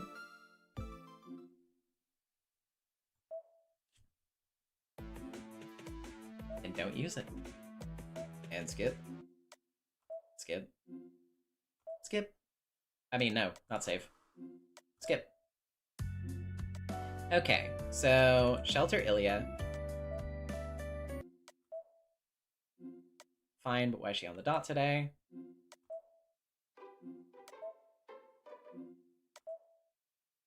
Ask about projection in more detail. Okay, next choice is gonna be a bad end choice. And that's on day 12.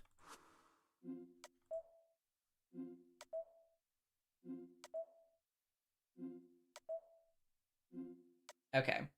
So, I grab the wooden sword in the living room. Saber and Tosaka seem to be waiting for me to make a move. Instead of Saber and I will both head out, I'll leave Castor to Saber and protect the 2 here. So this is when Castor is attacking the house, I see. Saber can take care of Castor. There's no servant left that Saber can't defeat, and Saber should be good against Castor. Her strong magic resistance should make her a good choice against Castor, who's a mage. Saber, can you go?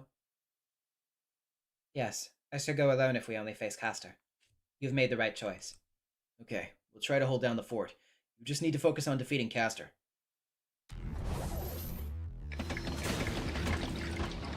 A strange sound reaches me just as I finish speaking. Another deterministic choice here, I imagine. Another, god damn it, why didn't you go with Saber choice? Is it the sound of Saber tearing through Castor's familiars now that she's jumped out into the hall? I'm hearing more of them now. 20, 30, 40. They may be weak, but there's too many of them. Shouldn't be a problem. Dragon-tooth warriors are imitations. They don't even stand a chance against Saber.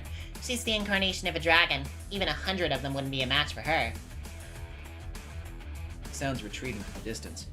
The horde I felt surrounding the house is gone. I assume Saber defeated them all. Like Ilya said, Castor's familiars can't stop Saber. They must not have made it here because they couldn't get past Saber. As expected, Saber found Castor. Castor's trying to recall all her familiars, but this looks like the end for her. If Ilya is right, the battle should be over soon. Hey, no spoilers.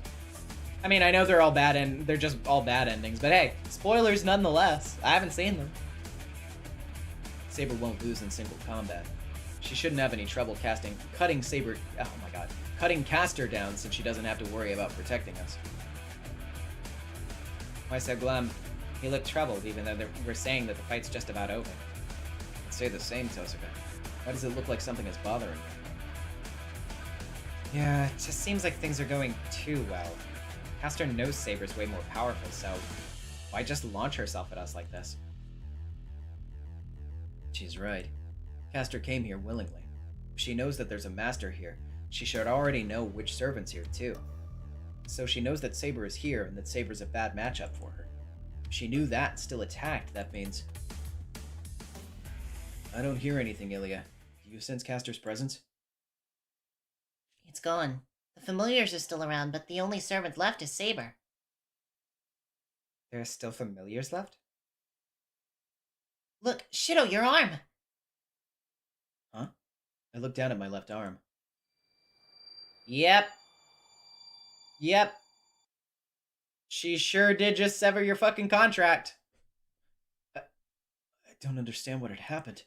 My command spells, proof of my contract with Saber, are gone. Shirou, did you use a command spell? No, I didn't. What's going on? Saber should have defeated Caster easily. So then, why did my command spells disappear? Well, my command spell disappearing doesn't mean my contract is severed. I shouldn't be panicking. Command spells are there to control servants who may act against their master's orders. I haven't needed to use them for Saber. So even if I lose the command spells, Saber and I should be able to get along fine. Saber's back. She'll be here soon. Oh, guys, you better leave. What are those two doing? Saber's just coming back, so why do they seem so worried? The door opens. Saber comes in. Saber's gripping her chest. She seems to be in pain. Saber! I rush to her. No, wait, Shirou! I don't hear Tosuke's warning. All I see is that Saber's injured. You okay, Saber? Where did you... What? No, run, Shirou! Saber, stop! Oh, that was still Ren. In a single stroke, my body's cut in half, from the shoulder to the waist. So quick is the slash that for a moment I don't even feel pain. My mysterious healing abilities don't seem to work against the attack from Saber's sword. The world starts to go dark. As I die, more than my fear of death, I find myself wondering why Saber attacked me.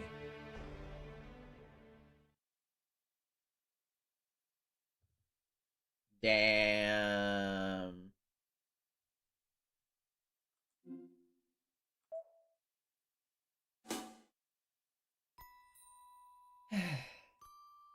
Oh.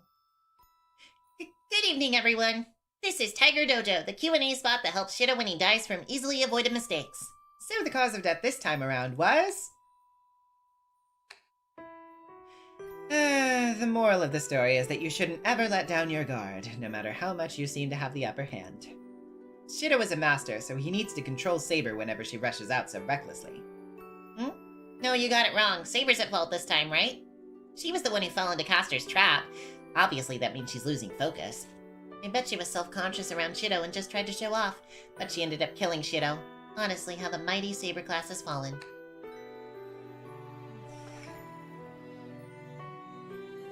Panic. Besides, she may be the strongest, but she hasn't really got much in the way of wins under her belt. She's small and she lacks charm. She's just a gluttonous muscle brain. Okay, now you can stop, Emiya. Saber feels bad over the whole thing, too. Rubbing salt in someone's wounds isn't very samurai. I see. So Bushido, the way of a samurai, is all about lack of opulence, with no love, only sympathy. Fine, I'll let this go. But the fact of the matter is that Saber needs to be reined in. If you don't, you'll get more of those dead ends. Sorry to butt in. No, my mentor. That's what the corporal punishment. I told you already, none of that talk. No spoilers, and don't tick Saber off. She's really scary if she gets mad. Just the other day, someone had a near-death experience because they made Saber mad. Oh, you mean the thing that happened on day 13? That was really fun. Tiga, did you just hear a growling sound? Huh? I don't think I... A rival appears! What the heck? A weird thing's writing another weird thing and it's coming right at us!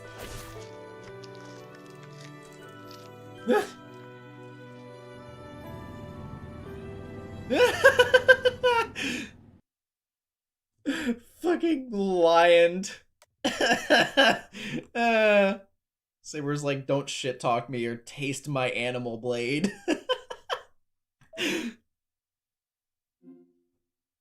Okay, Saber and I will both head out. Skip the scene. Believe in Tosuka.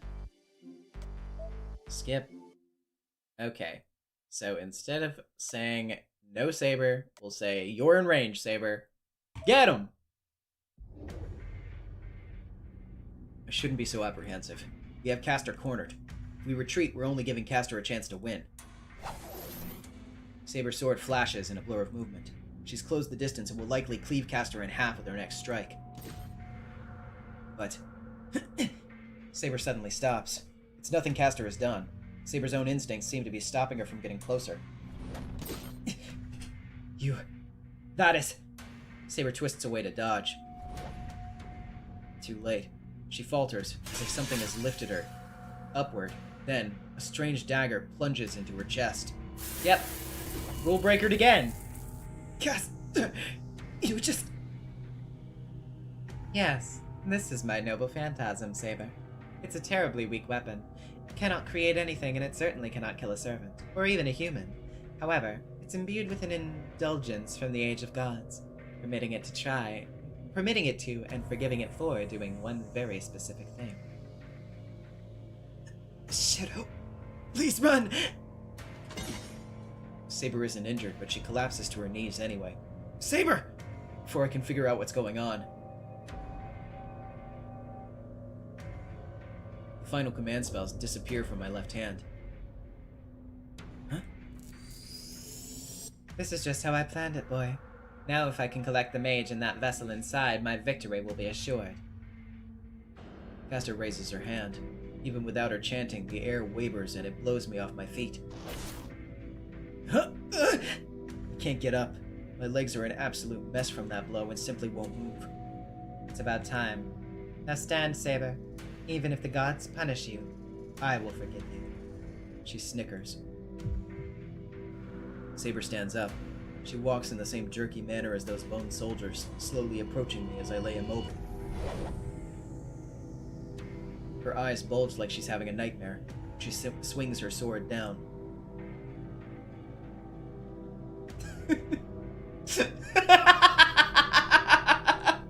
Wonderful, Saber! Now you and I will both bear the guilt of killing our own masters. Yes, united in our crimes, we shall curse this earth till its death! Interesting that they talk about Castor killing her master here, too. Castor's laughter assaults my eardrums. Without even understanding what's going on, I feel my body go rigid. Crimson stains the night. Saber stares down at my blood-soaked body, her eyes filled with tears.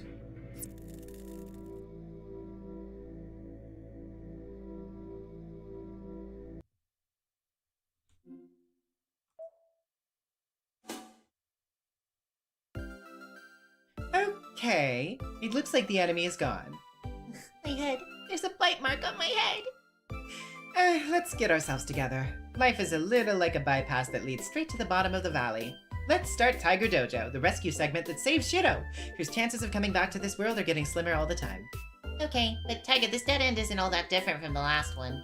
Saber went berserk and stabbed Shirou again. You're right, but it's slightly different since this dead end could have been avoided if Shirou had tried a little harder. I don't think it's all Saber's fault. Oh, now that you mention it, Saber's not here. I guess she doesn't get as broken up about it if it's only half her fault. And so we can operate Tiger Dojo without having to worry this time. Yeah, but there's actually not much to say. The choices won't really be subtle anymore either. The story is approaching its climax, so you won't get a good ending if you don't shape up. If you can just defeat Castor, there'll only be one enemy left. Win! Don't let your guard down! A crisis offers opportunity. Buck up and fight! Ma'am, yes ma'am! Okay, well done. Well, see you next time at the Tiger Dojo. Okay, see ya, Shirou. And they're literally like, it's not even hard this time. Like, you're just being stupid. Oh, man. Alright, so yeah. No Saber. Can skip ahead. Skip ahead. Skip ahead. Skip ahead. Skip ahead. Don't save. Skip ahead. Skip ahead. Skip ahead. Skip ahead.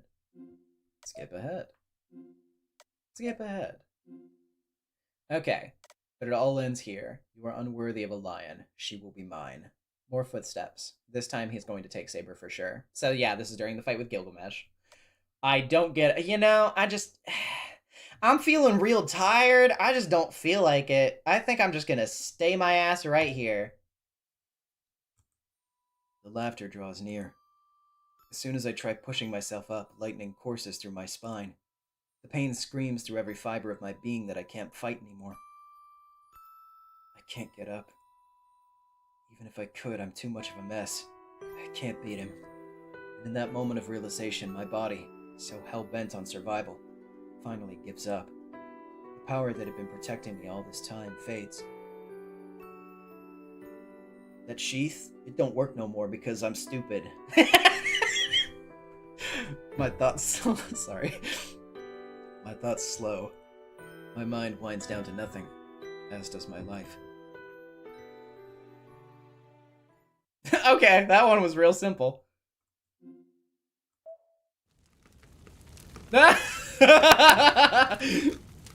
Oh, come on.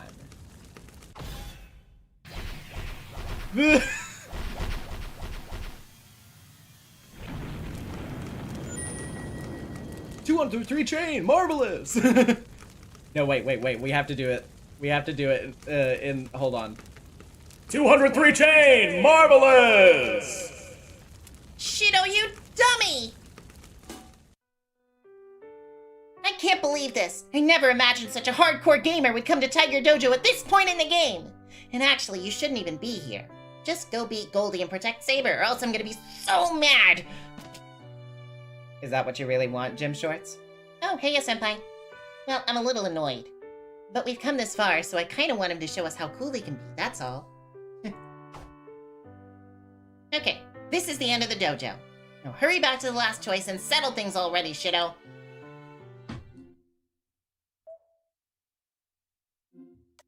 Alright, I stand up. Fine. Fine! Skip the scene. Skip the scene. Skip the scene. Don't save the game. Okay. So, my neck stiffens. I should go down to the basement or go back home. Yeah, you know, the orphan torture basement does seem pretty concerning, but I don't really think that's any of my fucking business. I turn from the dark stairway that leads underground. As my heart hammers in my chest, I run. I can't stay another second. I need to get out of this building right now. This is a bad place. It's always been like this. This church is not somewhere I should have ever come. I shouldn't have ever come into this building or met the priest. I return to the chapel. The empty house of God is deathly ominous. Oh, wait, right. Hold on.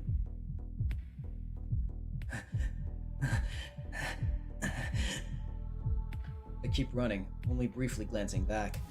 I'm almost at the exit. There's nobody behind me. Oh, the text. There's nobody behind me. There's nobody behind me. There's nobody behind me. I leave the church. I run through the square without looking back. What am I afraid of? What am I running from? I can't seem to shake off the sense of unease clinging to me.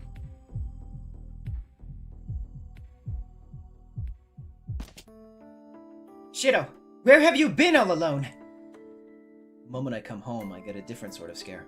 Saber's at the entrance, looking absolutely livid. Oh, yeah, I'm home, Saber.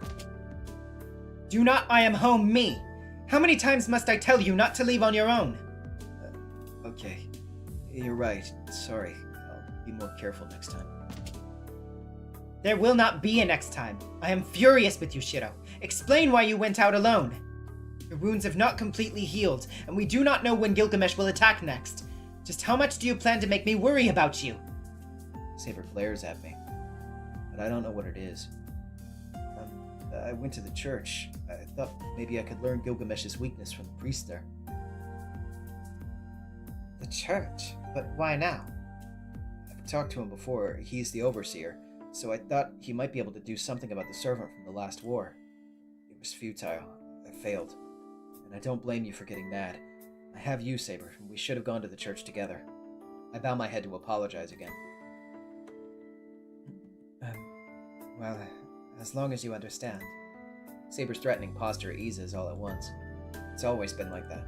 Saber always gets really, really angry at how stupid I can be, but at the same time, she's kind enough to forgive me right away. Or, if I'm being egotistical, it's like her resentment of being left home all alone vanishes as soon as I get back.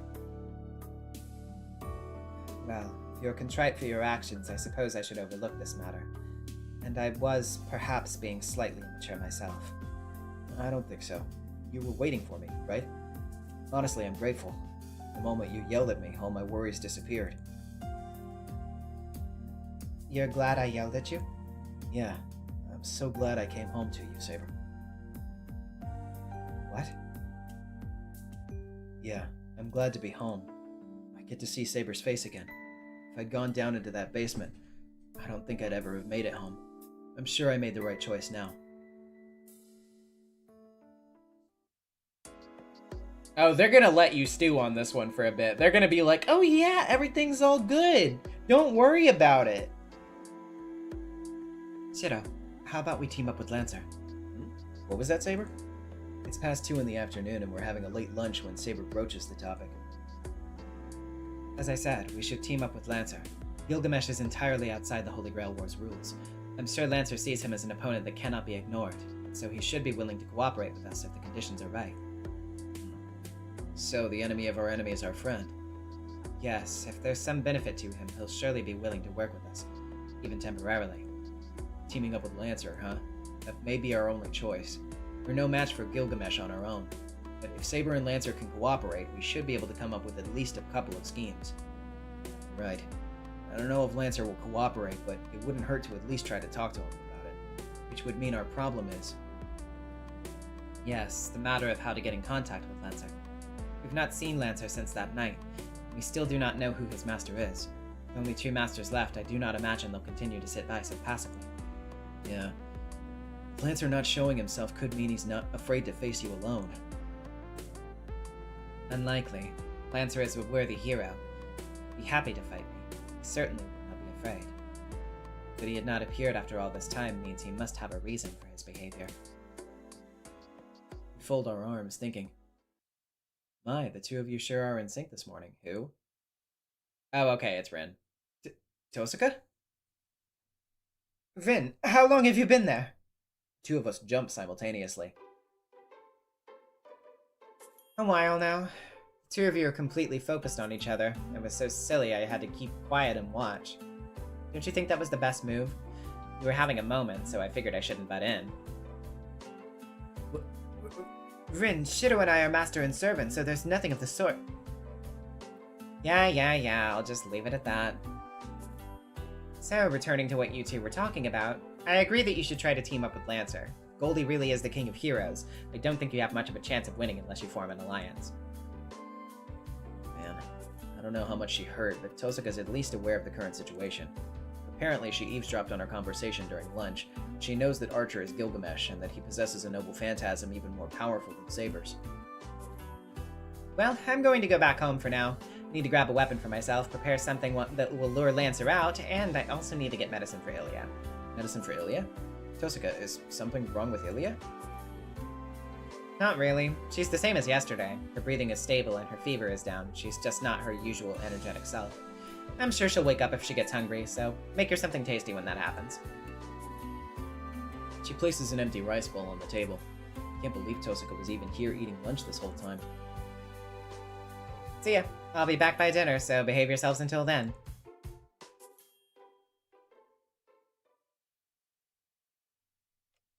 Once Tosuka's left, Saber and I don't have much to do together, so I just blankly stare at the clock as it ticks away.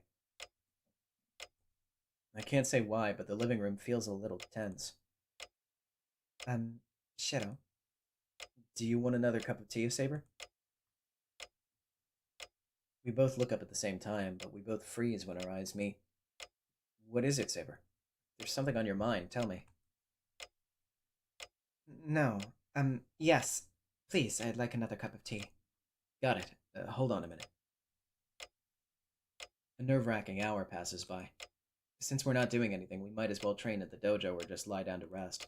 Neither Saber nor I bring either idea up. Even I know this is entirely too awkward. I know, but I just want to keep spending time with Saber. No matter how tense or nervous I am around her, I've already had 10 cups of tea. I just want to relish the moment and watch her face.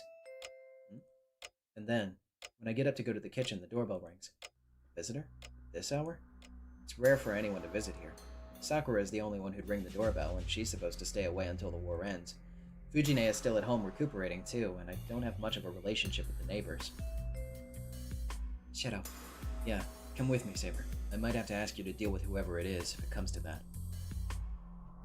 of course, I'll protect you.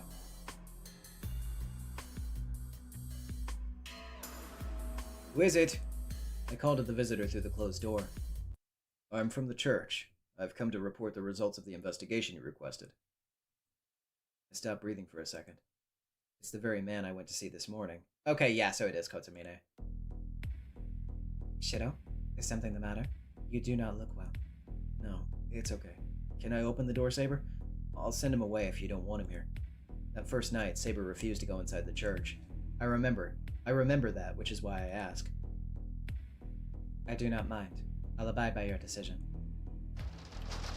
I nod once and open the front door. That took longer than expected. Is there some reason you did not want to see me, Shirou Emiya? No, nothing like that. I was just surprised. I didn't expect you to come all the way here. If you want to discuss something, come on in. I beckon Kotomine towards the living room. However... No, let us just stand out here and talk. I've not discovered much, so it should not be a long conversation. Kotomine draws back like he's trying to leave. Hey, where are you going, Kotomine? As I said, we'll stand out here and talk. I cannot do that with your servant behind you, glaring at me with such murderous intent. If she continues that, I may have to rethink my position for my own sake. I look back at Saber. Saber? Kotomine is right. Saber looks so viciously murderous that I even find myself paling. What does a master from the previous war want? If I recall correctly, Kiritsugu shot and killed you. You were correct. I abandoned my role and surrendered, hands in the air. He shot me from behind. If not for God's divine protection, I would have died then and there. But what of it? It must feel like only yesterday to you, but it is long in the past for me. A full decade has passed. Must you revisit a battle that's long since concluded? His words do nothing to calm Saber down. Saber, Kotomine is right. I want you to forget about the last war for now. Shirou, do not under any circumstance let your guard down in this man's presence. Kiritsugu targeted this priest from the very beginning because he was a dangerous enemy who needed to be eliminated immediately. How flattering to hear that coming from the mouth of one who survived until the very end. That says a great deal about my abilities. Having rewatched some of Zero recently. Oh man. Oh man. How dare you be so impudent? The air grows heavy with tension. Not good. I'm not sure I can hold Saber back. Hold it, Saber. I asked Kotomine to investigate Gilgamesh for me. We may know his identity, but we don't know anything beyond that. Right now, the more we know about him, the better. Yes, that may be true, but... I'm happy to tell you or leave.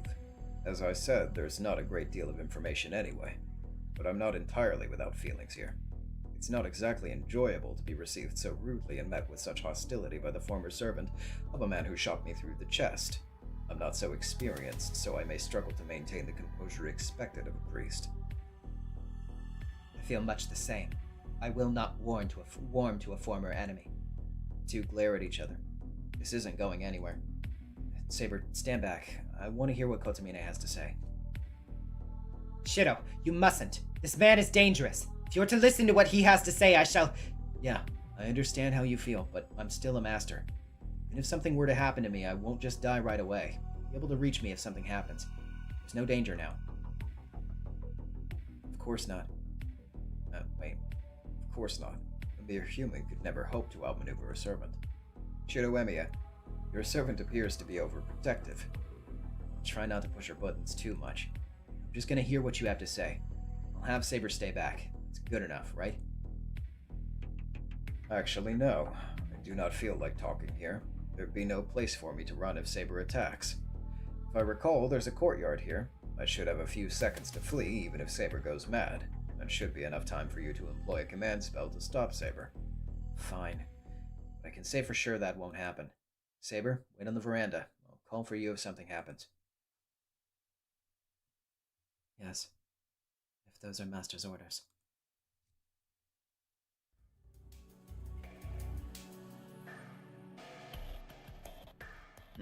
This is fine. There's a nice opening, and I can take in the entire mansion from here. We stand about 2 meters apart. It might be hard to hear if he whispers, but it's enough of a distance for me to react if something happens. So, what did you find out, Kotomine? Yes. There's something I'd like to confirm with you first. He gives a deep, seemingly benevolent smile. Kotomine takes a step closer. I apologize for being absent this morning. Here, you forgot something. I hear a heavy thud. Kotomine throws something onto the grass. That's the bounded field. The alarm goes off. The bounded field my old man put up, the one meant to sound an alarm when intruders with malicious intent enter the area, is ringing? Lancer's the cause of the commotion. You must have come here with the same goal. I barely hear Kotomine. Now, I'm busy staring at the thing he threw at my feet. Did he just fucking... It occupies my entire attention, because it looks like the corpse of a small child. He did! He brought one of the corpses to the basement and just threw it in his fucking yard! What the hell is wrong with you, dude? What the fuck is wrong with you? Oh my god! So, Saber has engaged the intruder. He cannot fight at full power while he's inside. He'll need to figure out another strategy if he's to capture Iliasvale. It's not a corpse. It's alive. The child looks so miserable. I want to avert my eyes, but it's alive. Its face isn't even identifiable. A sharp, heavy object pierces my heart from behind. A mere human could not possibly outmaneuver a servant. It's obvious. To do so, one must use a servant. I don't care about the priest's chilling smile. I don't even care that my heart's been destroyed and I'm spitting up blood. Oh my god, Deathbird in the chat. You ran from this, so I brought it with me. That's such a fucking cool... Jesus Christ. Why? Who is you? Questions are all that occupy my mind.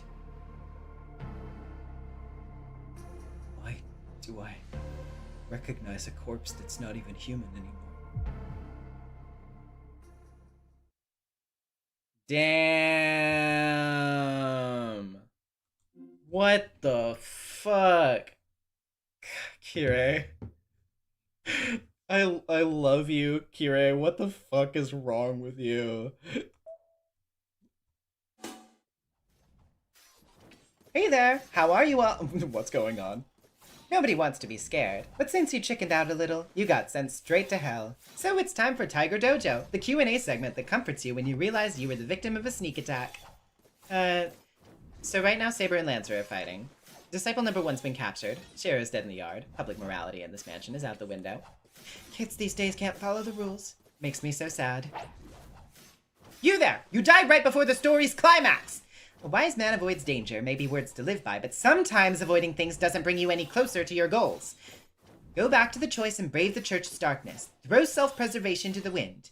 The story really is at its climax. The long night is about to end. Will Saber's wish be fulfilled? What twisted mind does Shirou hide? Is there a way to defeat the King of Heroes? Next episode, Utopia. You've come so far, so head straight to the ending. Don't hit the brakes now.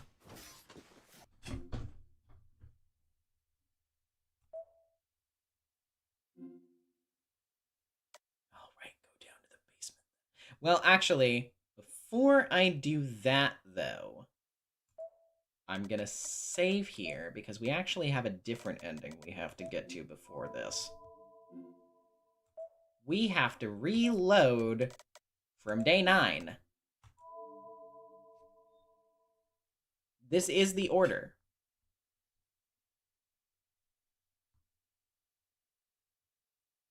This one's a little special. This one takes a little bit more effort. So to explain what I'm about to do, to get this one, you have to have less Saber points, which means you have to make decisions that make Saber like you a little less, and you have to do that several times throughout the game leading up to this one to be able to have a few enough points to trigger it. So, yeah, that's why we had to do this.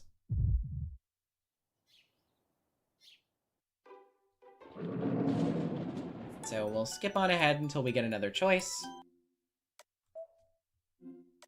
Okay, so yeah, we don't have to do this yet.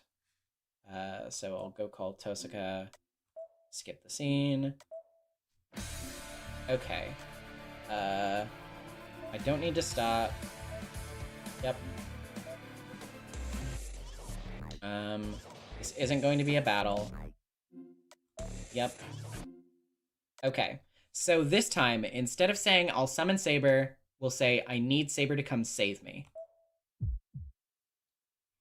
Saber. I call for help. Hanging between earth and sky, my thoughts swirl as time seems to slow, and I wish upon my command spell. 1 second before impact. Logically, there's no chance of me surviving this, but I still hope Saber can defy that simple reality. Please, come to me! Saber! I muster up all my strength and call for my blade. One of my command spell's strokes disappears. At that very moment, the space around me begins to waver. This is like barely different, by the way. That's interesting. So this is magic. Saber, clad in her silver armor, bursts through the ripples in space and time to appear before me. Master? The girl in the silver armor rushes toward me. Saber suddenly appears in the schoolyard, and before she can assess the situation, she recognizes me falling at full speed. Yeah, it's like just a little bit less heroic of an option, I guess. She catches me right before I slam down to the ground. Thanks, Saber. You saved me. I'm still bloody, but I managed to stand on ground. I may have avoided getting slammed to the ground, but my body that's been slashed numerous times has already passed its limit. There's no time staying down. Forcing my numb limbs to move, I push to my feet to show her that I'm alright. There's no time to explain. You understand what's happening, right, Saber? Please wait, Shirou. I do understand, but first your body must take care of Ryder. Only you can beat her. I cannot. Treating you is my first priority. You will not survive these wounds. There's something else that needs doing first. You need to beat Shinji and Ryder as quickly as possible. Nothing is more important. But if I do that, Saber is focused on only me. I'd be lying if I said I wasn't happy about that. There's no time to argue. If Saber doesn't want to listen, I just need to use my second command spell. I think this is mostly the same dialogue, right?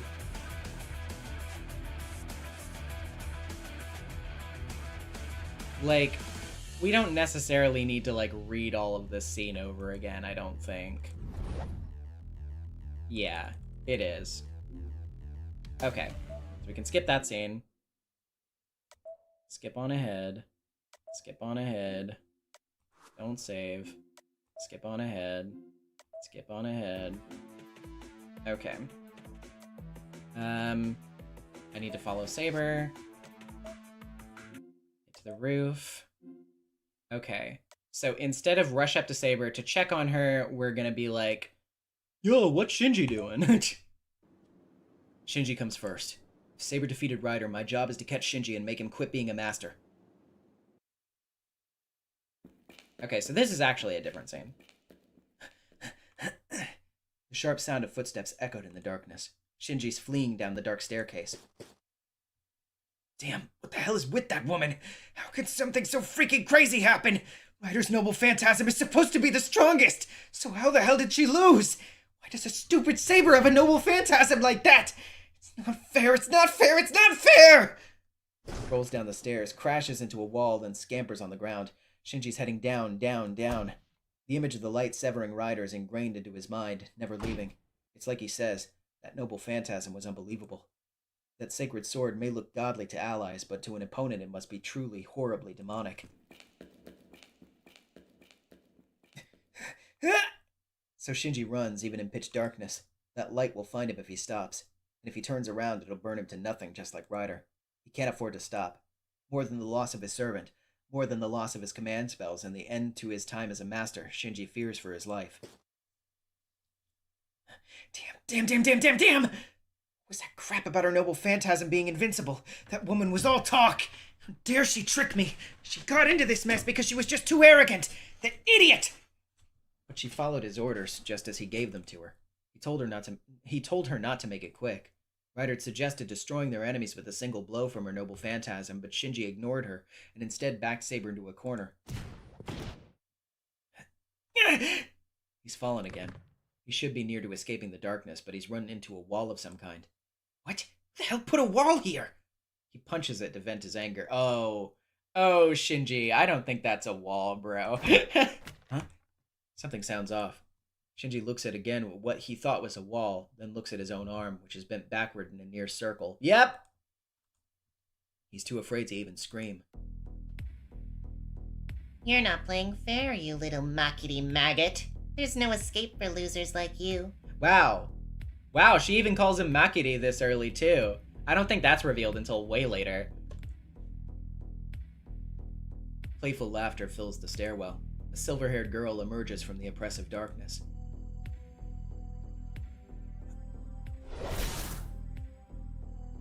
He recognizes her.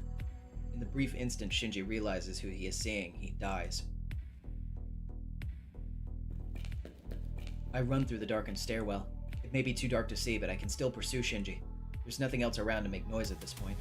The sound of Shinji's footsteps echoes up the stairwell, so he's not hard to follow. I don't hear his footsteps anymore. Change happens suddenly. He was close. I could hear it, and he's still got a ways to go before he reaches the elevators. Oh, I guess the narration for that part was like less Shirou's POV and more just neutral narration. That's interesting. I can't think of any reason for Shinji to stop here. Shinji? I move quietly, cautiously, and immediately find the reason his footsteps stopped. I see where Shinji stopped running. The corridor, which had been empty when I passed by on my way up, is now splattered with blood. I feel my senses buzz with numbness. Before my mind even attempts to understand what's happening here, my body reacts instinctively. I shouldn't be here. Saber told me to listen to my senses, and they're screaming at me to head back to the roof if I want to live. Yep, going back. Sorry I'm late. Are you alright, Saber? I fight down my nausea and make my way to Saber. Saber's in bad shape. Beads of sweat trickle down her brow and her breath is shallow, labored. She looks like she's got a fever. Wait. Hey, Saber, what's going on? I call out to Saber nervously, but she doesn't respond. She's out cold. Okay, yeah, and this is all basically the same. So let's just click on through that.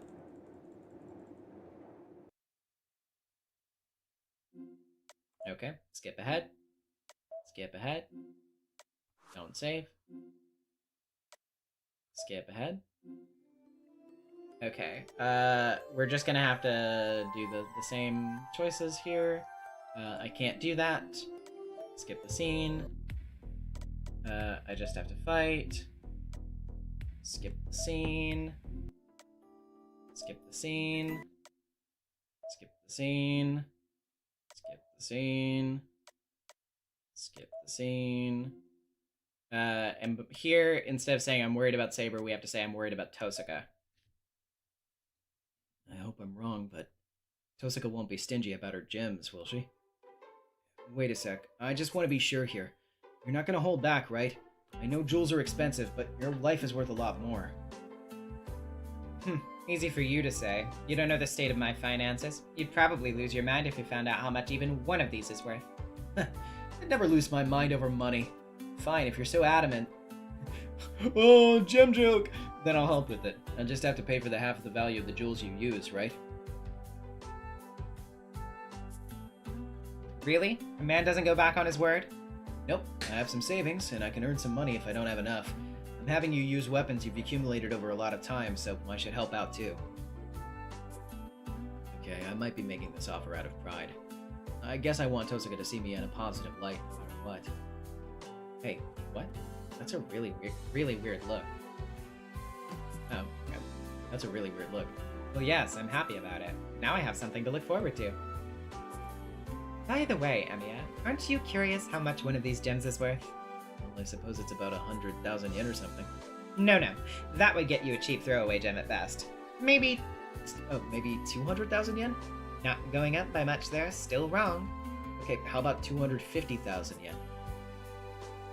You know, what you usually do when you're guessing prices is you add zeros. Why are you not going up past the 100,000s? Kinda didn't want to say it, but 300,000? Again, I ask, why do you refuse to go up another digit? Could it be 1,000,000 yen? The ground is falling away at my feet. Close. Add another zero. And I'm about to fall right into the bowels of hell itself. That is astronomical. I've never heard a number so devastating before. If I were to turn that number into points of damage, I could beat any video game boss in a heartbeat. Gamer Shirou. What's wrong? You look pale, Emiya. No, I'm fine. I can calculate fine. Oh, I can calculate all right. It's hurting more than math ever should. Oh, really? Then I'll ask you one more time. I can use my gems, right? I won't hold back. It'll be spectacular. Are you good with that? I fight back the desire to tell Tosuka to use them sparingly.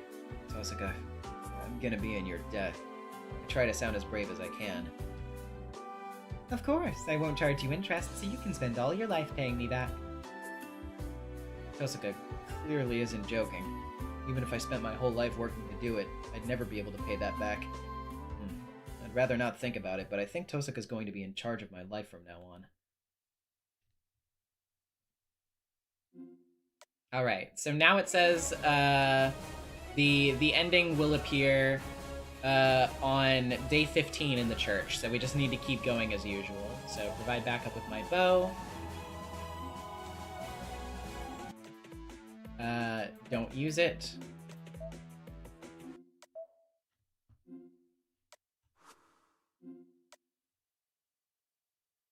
Yeah. Skip. Shelter Ilya.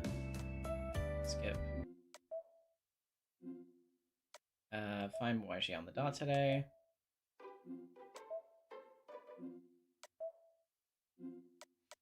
Ask about projection in more detail.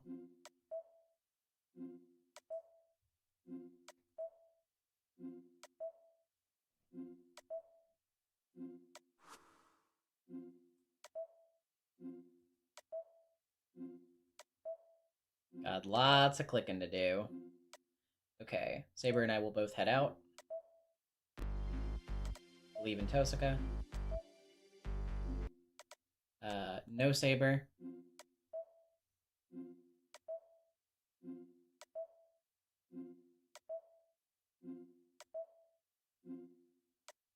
Save. Yep. Yep.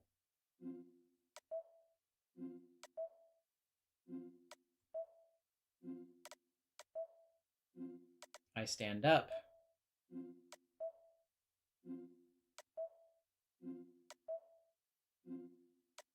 No. Go down to the basement.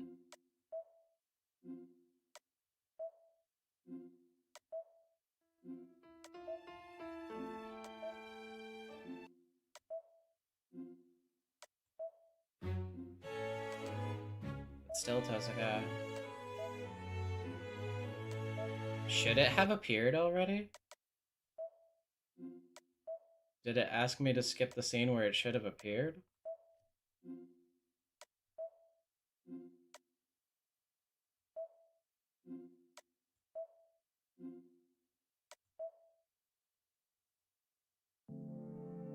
Yes, it did. What the fuck happened there? It should have happened. Huh? What?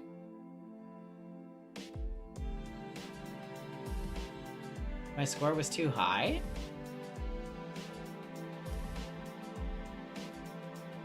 I followed the guide.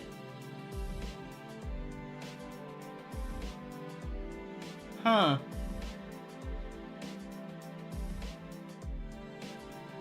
That's weird.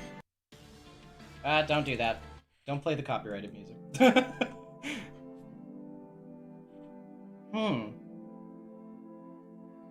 Weird. I guess I didn't make Saber hate me enough. Hold on. Tiger Dojo 13 guide.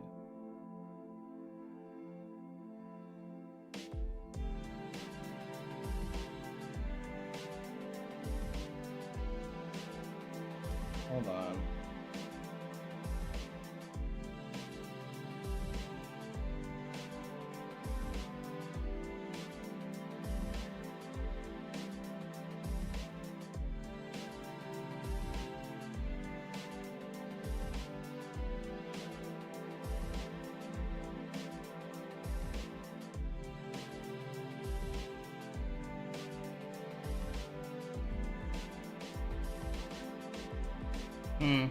Okay, well...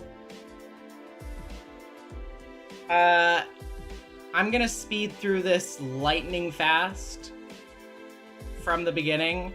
I'm not gonna make you guys watch all that shit over again, so I'm gonna go to wait screen while I do this. Hang tight, I'll be back.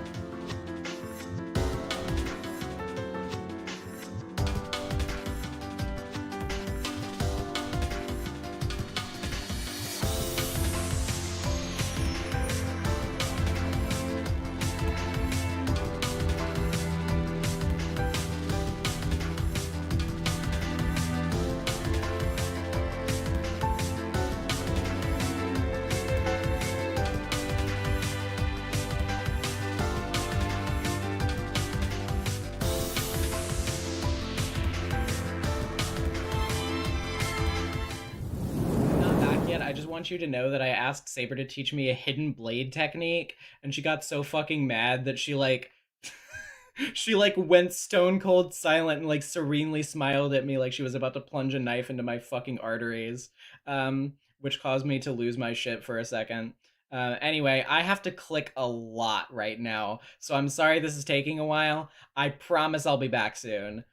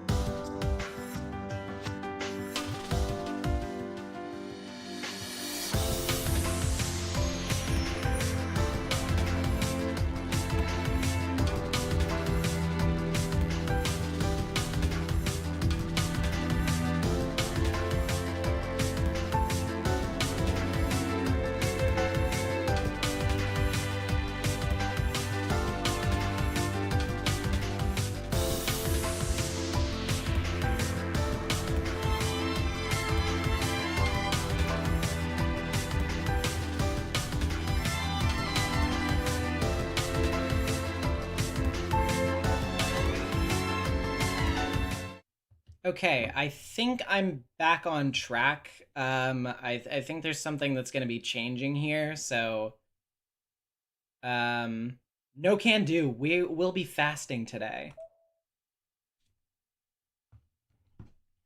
Nope, we're gonna fast today. They say that when an army runs out of provisions, they tend to find themselves backed into a corner. With no time to think, I find myself just blurting that out. Shirou? What does that mean? Was it confusing? What I'm trying to say is that we're not going to have lunch today. We had a hearty breakfast of Hamburg steak this morning, so I thought we could skip out on lunch. I'm not sure what drove me to say that, but honestly, I'm not hungry right now anyway. I'm taking the time to spar with Saber, so I want to keep training. So let's keep training. Come on, pick up your Shinai, Saber. I point the tip of my Shinai at Saber. Please, wait, Shirou! This conversation's going nowhere! There's no sense in saying we should not eat lunch just because we had a large breakfast. Eh? What? What are you doing, Saber? Get the Shinai back! I will not. There is not much time. As your servant, I demand my master start preparing our meal right this instant. Hold on a minute. Saber can be a little weird, but today she's going overboard. Saber, what do you mean? There's not much time. Do you have plans? I do not, which is why I'm saying we should have lunch. Yeah, but I just said we're skipping lunch. Which is ridiculous. Do you still not understand even after me repeatedly saying so? I will say it this one last time, Shirou. Please make lunch right now. Huh? Saber protests so intensely, I think she might just jump at me right now.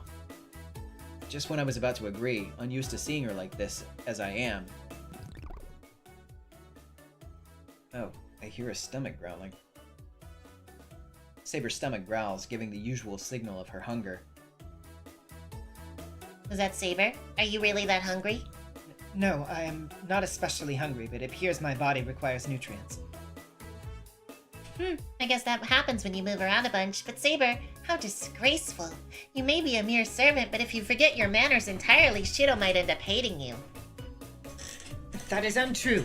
I am a servant, so the only way I could disappoint Shirou is by being defeated. I'm not going to be disappointed because you lost, but that doesn't mean there aren't any other things you can do that might seem odd, Saber. That is all! Besides, my stomach growling because I am hungry is only proof that my body is functioning properly. If that annoys you, then blame Shirou for failing to feed me. Saber glares at Emiya, who then glares at me, since, according to Saber, I'm the problem here.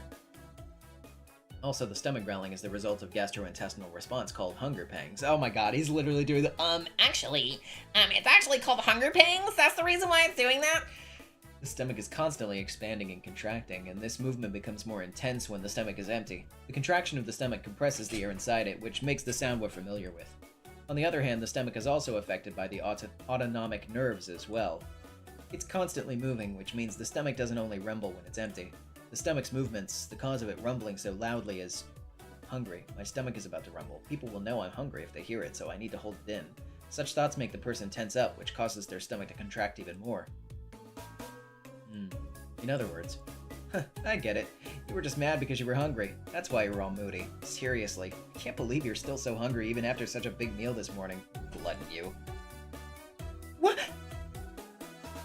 Oh, now that you mention it, I didn't notice because she was all quiet, but she ate twice as much as Rin. I didn't know Saber was such a glutton. That is not true. I am not a glutton. Rin is just a light eater. Shirou, surely you understand. I guess you're right. I notice she always eats until the very end. I think if she really worked at it, she could eat just as much as Fujina. That is absolutely not true! What have you been watching all this time, Shirou? Well, I'm just being honest. Besides, your stomach always rumbles around this time. Glutton or not, I think you just get hungry fast. I knew it, Saber, you're so immodest. Emiya leaps up joyfully, excited to dress Saber down. Saber, on the other hand, who had been completely distraught earlier, is back to her usual self like nothing happened. Saber? Aren't you mad? I am not angry. As Ilyasvale mentioned, I have been consuming a great deal of food. I may have been pushing myself a bit in order to keep my that is, magical energy reserves high to reduce the burden on Shirou. Oh, right. Saber can only replenish magical energy on her own. She sleeps to reduce her consumption of magical energy, and she probably wanted to stockpile as much energy by eating food. Sorry, I wasn't exactly being considerate. Even though we formed a connection, that doesn't give you everything you need. And she requires 10 times more magical energy than I can give, maybe more. Servants consume massive amounts of magical energy just to keep existing. The amount of magical energy Saber can generate in a day doesn't cover all she needs to just exist. It's alright, as long as you understand. More importantly, Shirou. Yeah, I know. I actually made lunch already. We're having bento today, so we can eat them right... No, we should take this time to train a bit more. Oh? Saber gives me back my Shinai and takes a ready position to start a match. Saber? I thought we were going to eat. That will not be necessary. You mentioned you'd rather do this, so... A chill runs down my spine. I realize I've made a terrible mistake. Wait, please, let's calm down! Saber, you're really mad, aren't you? I realize how timid I sound. Of course not. Is there something in my behavior that suggests otherwise to you? You're absolutely different! You've even changed outfits! Her armor? Is she wielding the Shinai while fully armored? She is! We shall continue with light training, as usual. Are you serious? Don't you think this is a little immature of you? She isn't listening. I'm hit with all the force of a lightning strike. Freed from her position as an educator, Saber truly bears her claws.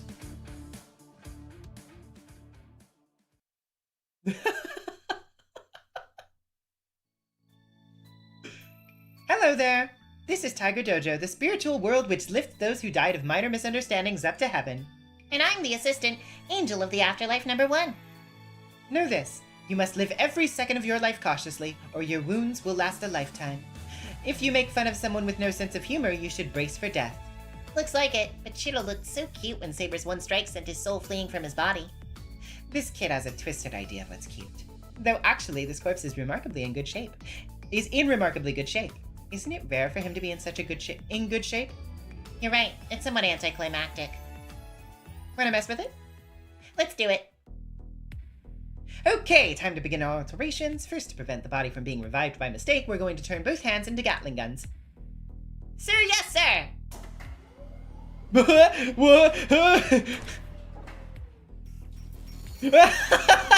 are you doing now? Stop! What are you doing to him?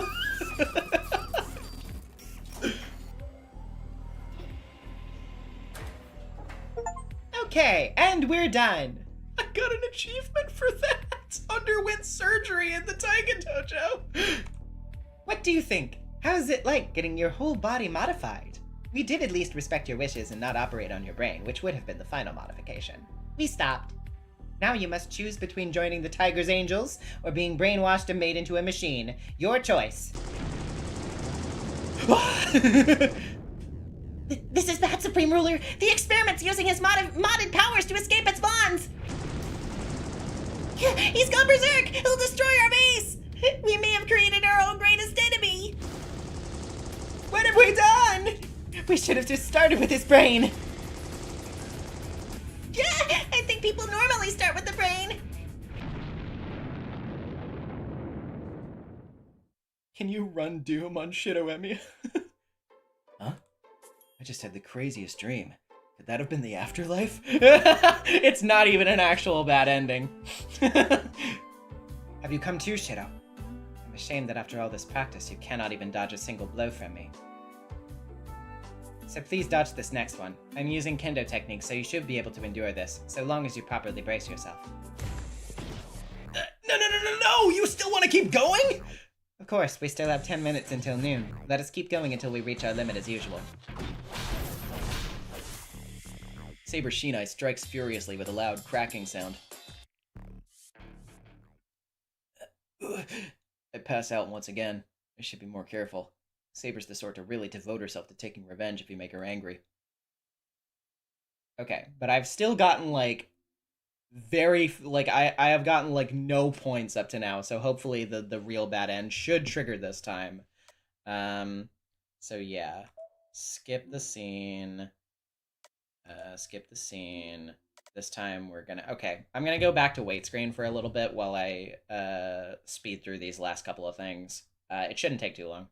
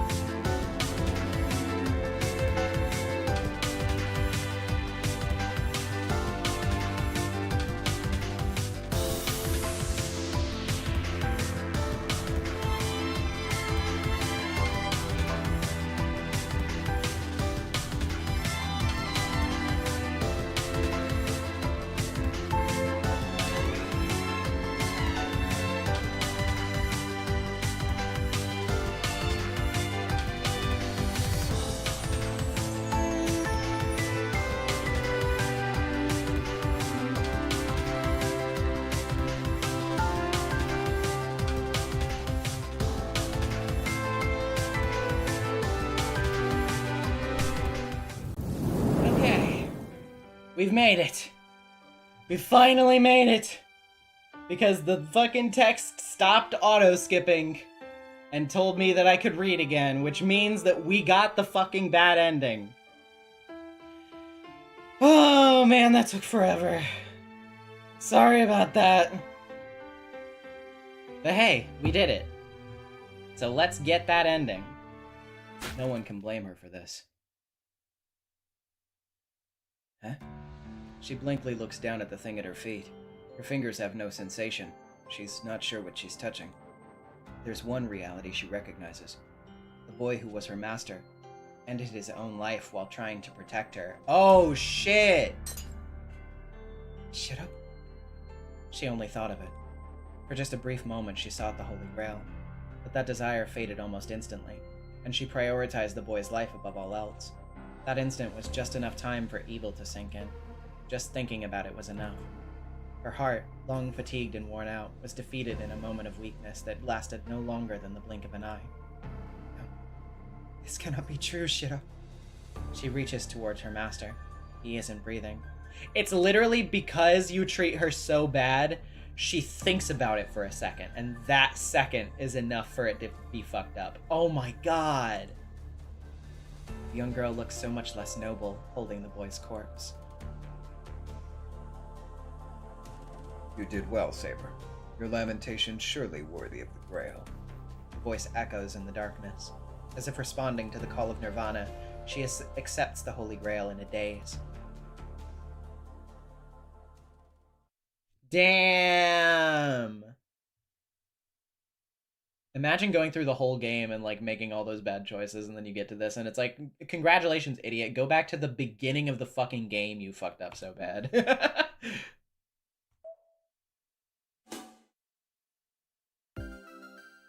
Os! Hiya! This is Tiger Dojo, a place that asks wandering sheep like yourselves to reflect on their actions. This is the 13th episode of the Dojo segment. By now, many of you have noticed that this segment is meaningless. How do you feel about that, Disciple Number 1?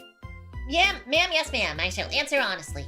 It is meaningless. All of the deaths are sudden. Players just need to go back to the previous choice. Honestly, honesty hurts so much.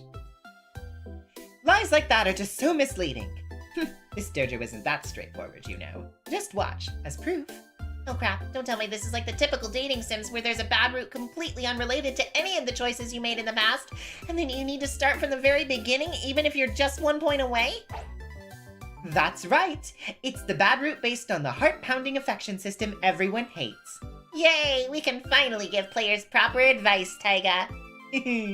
Let's start with some practice swings. Disciple Number 1, what was the cause of the bad end this time?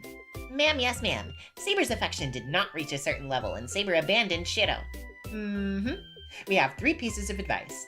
First, no matter which choice you make after day 12, Saber's affection points won't increase. If you're going to redo things, do it from before then. Whoa, what the heck? I should have made bad ends on day 12. Did the developers mess up? Second, this might be obvious, but always put Saber first in your choices. If you treat Tosaka just as well, you're coming straight to this end. So Rin really was just a third wheel. Well, it just means you have to complete the Saber route first if you want to get close with Rin. Third, you should hit the proper affection score if you were playing normally. If you're going to restart, it's best to restart from around day 7. At the shortest, you should be able to fulfill the requirements by day 8. But if you go out during lunch on the 8th day, you'll get to see me. Saber's affection will go up by 1 if you stay at home, but I guess you won't need that point if you played properly. That's all. That felt really good. I've finally fulfilled my reason for being. Yes, we can now stand proud. Oh, but Taiga, you're saying most people pass Saber's affection score, right? Yes, I know Shirou isn't the type to ignore Saber. You wouldn't normally end up here. Taiga, I hesitate to say this, but if it's that rare, wouldn't that mean not many people would come to this dojo?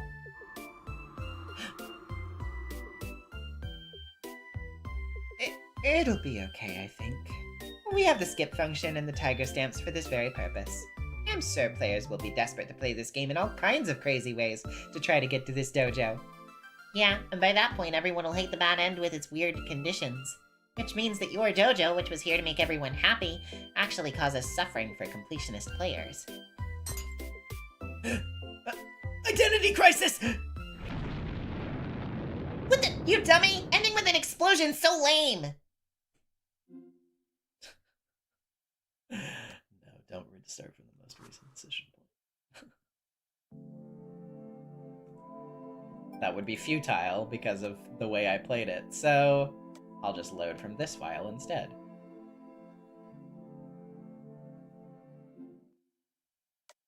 Okay, go down to the basement.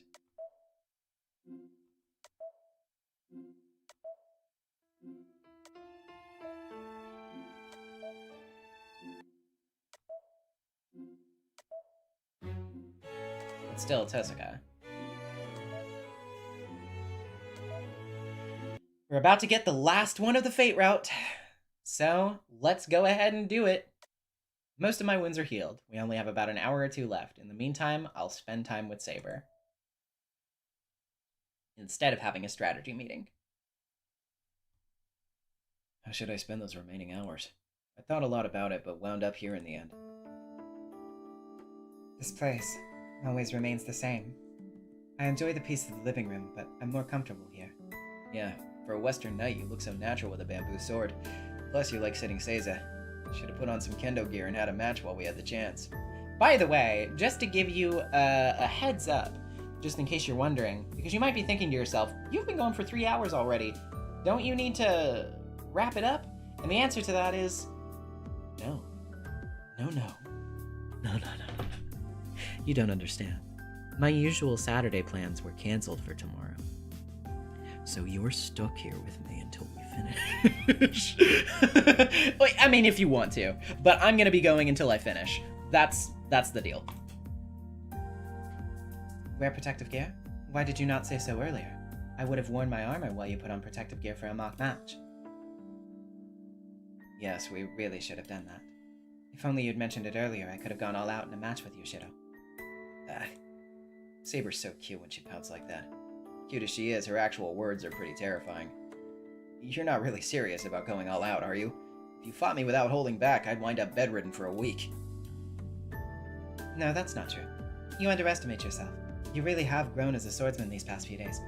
At this point, you may be able to even land a hit on me. Eh? Really? Even if she's only flattering me, I'm delighted. How could I not respect Saber when it comes to swordsmanship? Being able to land a hit on my mentor is like proof of my growing skill. For real? So you're saying that if the conditions and timing were right, I might actually be able to land a hit on you? That's correct. You've grown strong, Shirou. You should be proud of that. I'm very pleased. I can tell she's being honest as she smiles at me. When I see her face like that, my determination starts to waver. Afterwards, we won't be able to come back. If only we could just run away instead of facing a battle we have such a slim chance of actually winning. Shirou, why have you gone quiet? Are your wounds still hurting you? If so, you must rest in your room. No, I'm fine.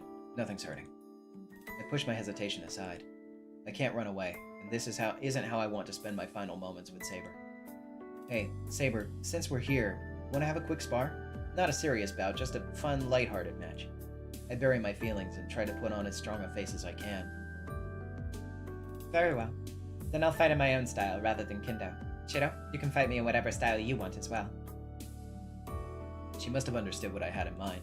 Trading blows with a sword rather than words suits us better. For a short while, we forget about everything and just feel our bamboo swords whack at each other.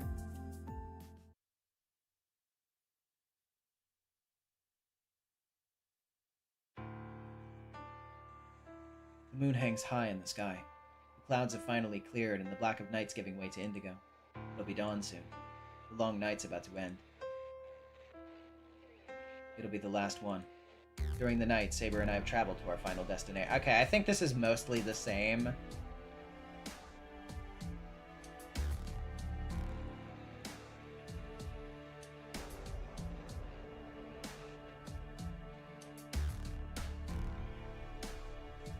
But obviously Shirou is showing slightly more hesitation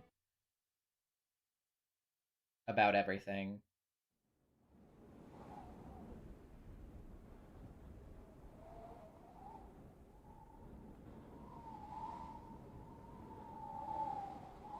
Yeah, like, to my knowledge, this all seems, like, relatively similar.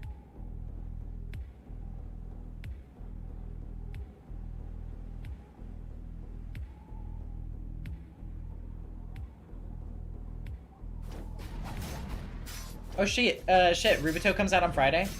Fuck yeah.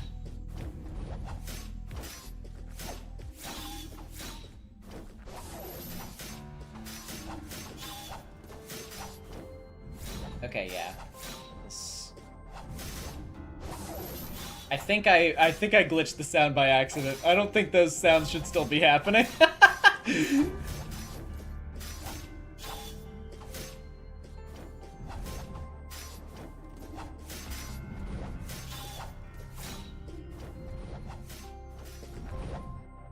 Okay.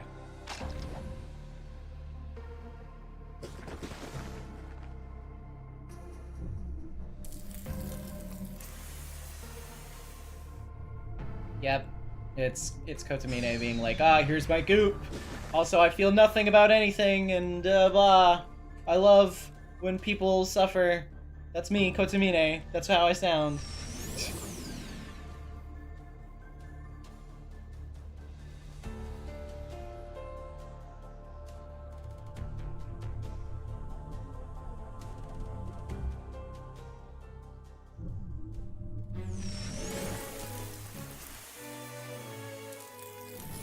Actually, is this different?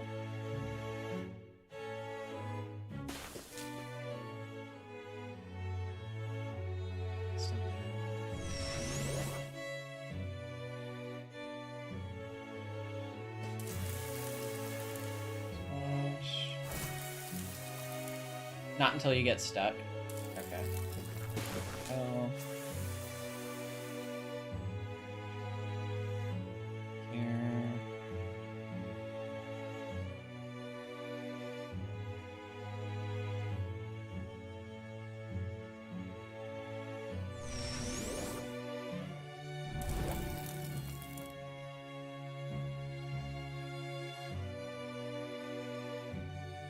It sounds like that's happening right now.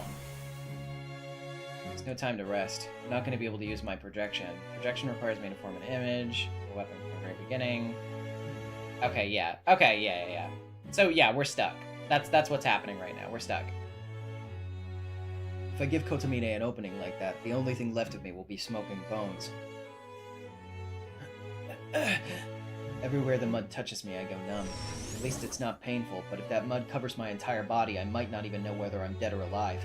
If that happens, I'm a goner. I'd melt away, bones and all. I can only run. If I'm going to have a chance of getting near him, I have to do something about this mud. Flinging him around. I can't believe it. I picked now of all times to trip! Oh, yeah, because we don't... Yeah. Kotomine stares down at me as if I were a piece of trash.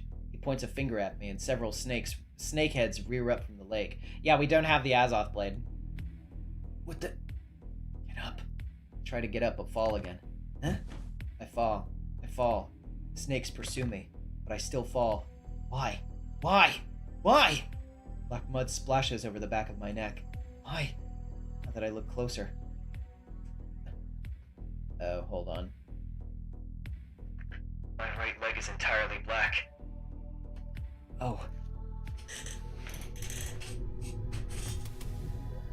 Black mud rains down on me. Like a torrential downpour, it engulfs my entire body, and all I can do is await the oncoming tide of despair.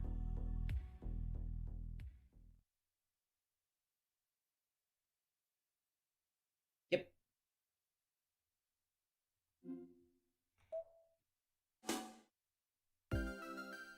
Being unarmed at the most crucial moment. This is Tiger Dojo, a place to help people like you.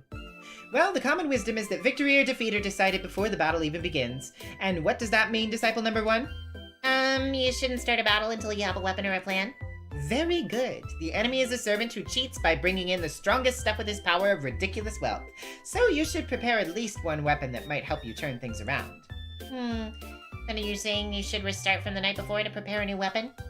What can he possibly do in such a short time?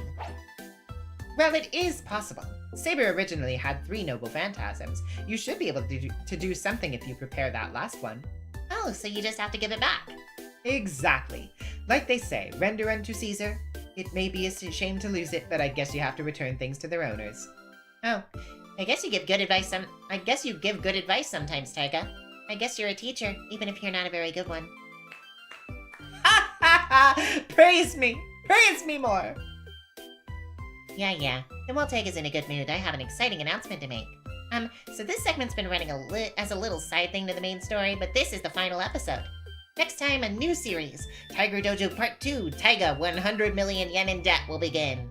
We're gonna move this place to my castle and update the background, still pics, music, and game console. The production budget will double, and it'll be so elaborate you won't even think it's just a bonus side segment. Lots of good news here!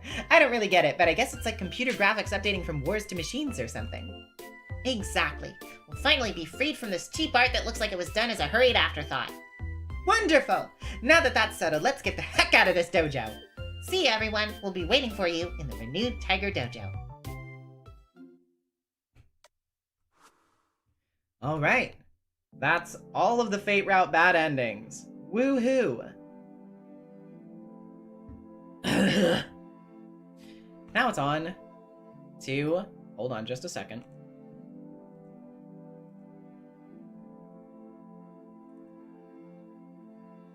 It's on to Unlimited Blade Works. Let's turn that down a little bit. Yep, okay. It's on to Unlimited Blade Works. So let's start a new game.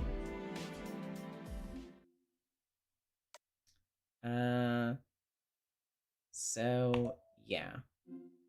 I'll go take care of my daily tasks. I'll help the student council.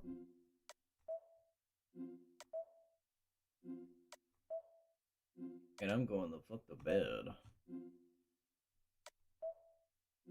There are no choices on day 2, so no need to worry about that. Don't save.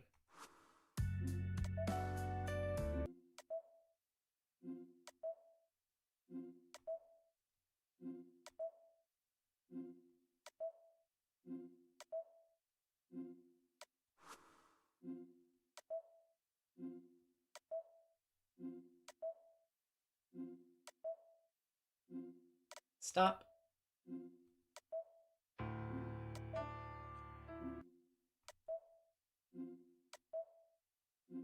And now for this one, I do as Tosaka says. Tosaka's right. Saber risked her life to draw Berserker away. I need to escape from here and wait for Saber to return.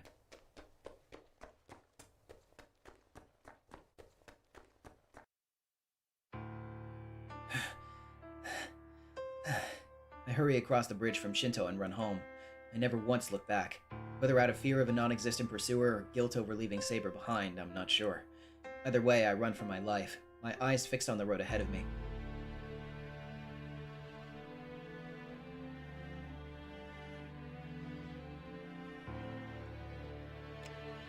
The living room is just as I left it. The airs remain still since Lancer's attack and Tosaka coming over. I go over to the repaired window. I find 2 small pieces of glass on the floor. Tosaka must have missed them. There's no crack in the window. How she made up for the missing pieces? I mutter to myself. For some reason, I don't feel like turning on the light. I hide in the darkness as if to conceal my weakness. What I should be thinking about, what I should be saying, I'm running from these things. The person who was here in this room until a few hours ago. The person who was beside me until a few minutes ago. I should be asking myself whether it was right to leave those 2 behind. I can't seem to do anything but hide in the darkness. The clock strikes 3 a.m. It's been 30 minutes since then. Whatever the outcome, the battle's probably over by now. I should go back. I pull myself together and look up to turn on the light. Suddenly, a sharp pain sears the back of my left hand, then disappears. The command spell's getting lighter? The color's faded from the command spell. The shape remains, but the bright red that proves that I'm Saber's master's disappeared. I know, instinctively, what that means. No. Saber! I follow my instincts and run out into the darkness where I've been hiding. I run outside. I know I'm too late. Even so, I run as fast as I can back to where I left Saber. Something I can't see lashes from ahead and impales my heart. I can't hear too well. There's something in front of me. Something is protruding from my chest. I just can't make out what. Something in front of me sneers and tells me I'm an idiot. It's laughing at me and saying there's no reason for me to be alive after I lost my servant. Oh, that's right. Shirou Emiya dies the moment he loses Saber. Without Saber, I have no means of protecting myself. I can't possibly survive. I'm all alone now. I hadn't realized it, but I am. And this is where that's brought me. This would have happened the same whether I was at home or whenever I might have tried to run. My consciousness fades away. I don't know who it is, and I don't care whether that thing piercing my heart is a spear or an arrow. It doesn't matter whether I die here and now, or tomorrow. Because now that my command spell's faded, my life is essentially over.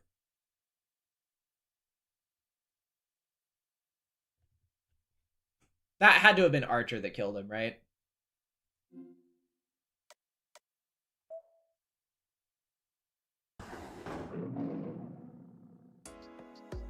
We've arrived at the Tiger Dojo. This is the second part, so now our clothes have a new look.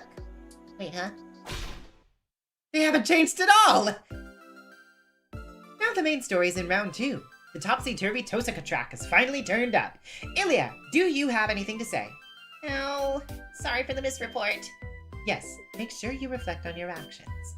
It seems that while the title sequence had a change, there's no new content. Rather, now that we're in round 2, everyone's insanity is really starting to show. Is someone trying to steal our roles? Probably. I mean, I'm fine, but you really don't stand out. We should focus on me and just make Taiga a guest. Now about this dead end. What happened here, Rebel number 1? No, it's because Shirou was being a chicken. Oh, the culprit's still unknown. He was killed as soon as he left the house. Now that Archer's in fighting condition, you need to fight with Berserker. Call it payback for the previous defeat. Do you think it'll go well? No matter which hero Archer may be, I don't think he has enough power to beat me. Well, we won't know unless we try. We're not in Saber's route this time. Really? Then let's see what happens. How well does this ragtag duo hope to do against me? This devil child's starting to show her true colors. By the way, I've been wondering for a while now, but can I ask you something, Ilya? How strong are you as a mage? As strong as Tosaka? Me? Technically I'm not a mage. I'm more like Caster. I didn't learn magecraft from birth, I was born with the knowledge. You get the difference? I get it, but not really. In other words, you're actually a devil? Tiger, you say cute things once in a while. Next time you say something that hits that close to home, I'll kill you. She's making a scary face! Help me, God of Babylon! Jeez, you bring up such dumb things. You'll find out what I am sooner or later, whether you like it or not. Well, let's continue for Shirou. The new battle's just starting. Don't you dare drop the ball now! Hurry up and get back Saber! Get back to Saber, rather. Yes, restart from the point. Go after them. Alright, alright. Call Saber back.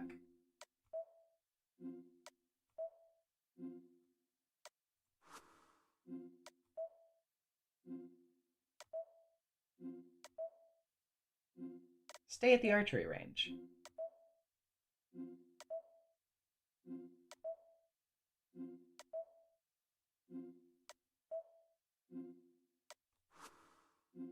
I'll go see how Saber's doing.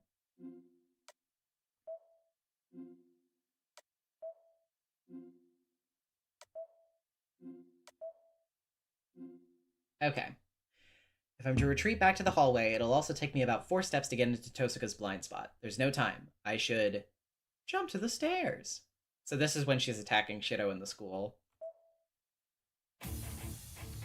Tosaka is dead serious. There's no place to run. Even if I retreat back to the hallway, I'll jump to the stairs in front of me.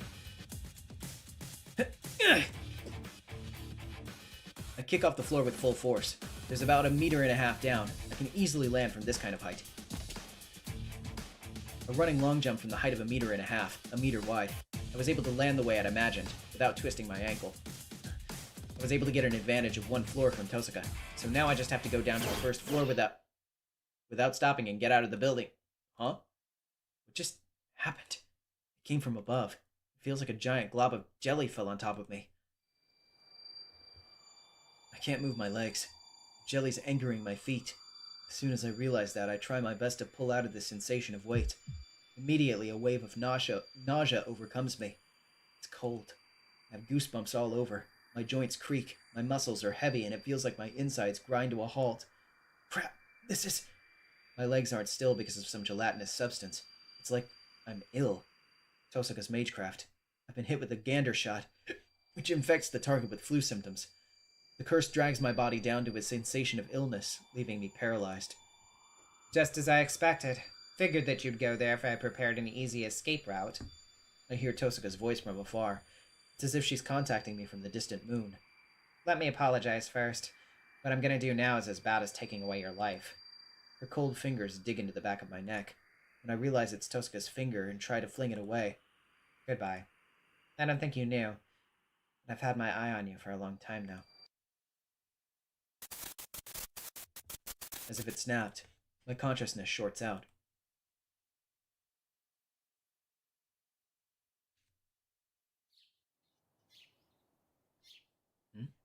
It's morning already? I rouse my hazy mind and fight the urge to go back to sleep. It's already past 6 a.m. I should be preparing breakfast right now. Good morning, Senpai. Breakfast is already prepared. Oh, okay. Sorry I made you do it by yourself again. I was so sleepy for some reason and couldn't wake up. I'll make dinner to make it up.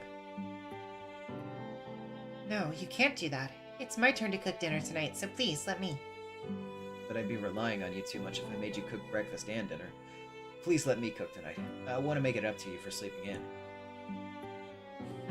Let's see. Then let's cook dinner together. I'll help too, so please come home early. Alright. I'll leave work early today. I apologize to Sakura and sit at the dining table. Breakfast is on the table. Fujine runs in at the last second as always. Good morning! Everyone's doing well this morning. Wait, huh? What's this, Shirou? What do you mean? Did you forget something at your house? Huh? Wait, that's weird. I knew something was strange, but nothing is strange at all. But something still bothers me. Shirou, aren't you forgetting something? What? Forgetting something? Like what? Don't ask me. I can't figure it out, so I'm asking you. Hey, don't you think something is off, Sakura? Like something's missing? Or you're forgetting something? No, I think it's just your imagination, Miss Fujimura. I can't think of anything or anyone that's missing. Oh well, if I can't remember, then it must not be that important. Fujine seems satisfied since she sits down and starts eating. Without a doubt, this is a normal morning. 30 minutes after Fujine and Sakura leave. As usual, I make my way out at a leisurely pace.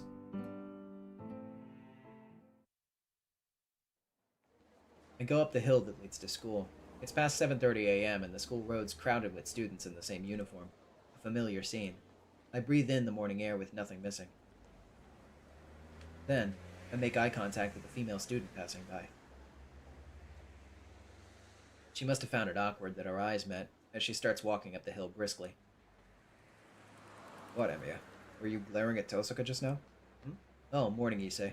I wasn't glaring at her or anything, we just made eye contact. Really? That's fine then, but make sure not to pick a fight with Tosuka. It's her belief to respond to provocation twofold, so you'll be throwing away your last year of school. I don't know how serious he is, but Issei murmurs a Buddhist sutra. But that's a needless worry. You stupid? I wouldn't pick a fight when I don't even know her. Well, she really is beautiful, but I didn't even realize someone like that was at our school. Yes, that is the correct way to deal with her. That thing is too much for us humans to handle. It's our way as humans to not get involved. Well, I was worried for a second, but that settles it. Issei goes up the hill. I watch him go as I stand there. A morning scene with nothing missing. My left hand hurts slightly. Settles what? What happened and what ended, Issei? The first bell rings from the top of the hill. It's already 8 a.m.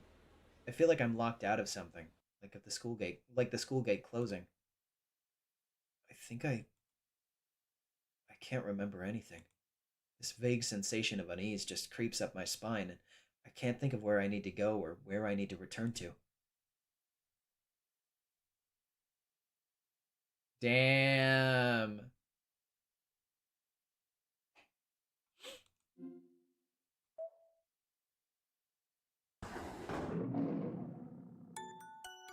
Congrats, everyone! This is the true ending of Tosuka's route. Shirou's life went back to normal, so this is what you would call a true happy ending. Well, everyone, let's meet next time in Miss Fujimuru's route. We don't need Tiger Winter...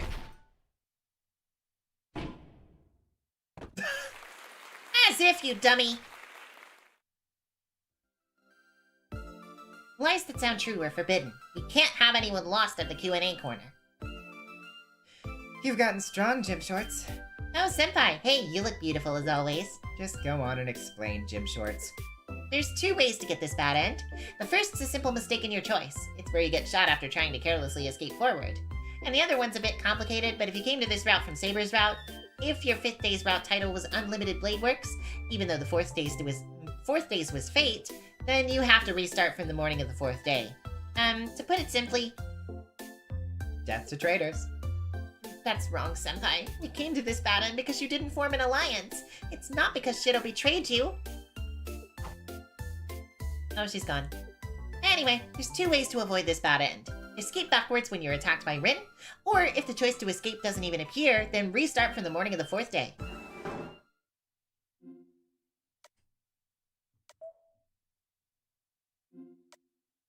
Okay, jump back to the hallway.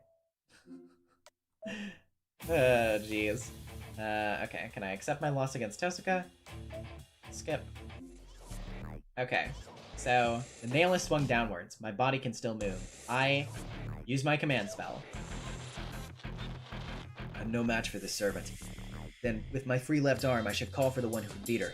I don't even know how to consciously use it. But it responded once before, so if I really put my mind to it... Please come, Saber! My field of vision's covered in light. It might be because I used the command spell, but I feel an intense pain in my left hand. I hear a fleshy noise, followed by the sound of blood splattering. Pain again shoots through my hand. When I open my eyes, the command spell fades from my hand. An involuntary howl escapes my throat. Just as I lose command of my voice, the pain in my limbs spikes beyond my control. Ah, yes, congratulations. You were bound to use your command spell if I kept your left hand free. You were babbling nonsense earlier, but you're no different from other masters when cornered. You're just a human who binds a servant with that curse. It won't stop. The blood gushing from my left arm won't stop. A wound this big, it'll never stop. To make you use your command spell. In this hunt, I fulfilled the condition that I set for myself. And the other would be to gouge your eyes out, but I shall spare you from that. I'm more than satisfied just from hearing your cries of anguish. I'll surely find the peak of my delight if I gouge your eyes out as well.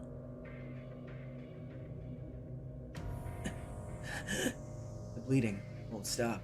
My consciousness fades. Before I really die, I have to call for Saber with my command spell. That's enough bleeding. Originally, I was going to gouge your chest out and end your life, but I shall hold back in honor of the fact that you put up a good fight. Archer's master should arrive soon. You may survive if you're lucky, but your brain will likely not be able to function normally even if you do. I don't feel any pain. I bleed while suspended in midair. Saber. I have to call Saber.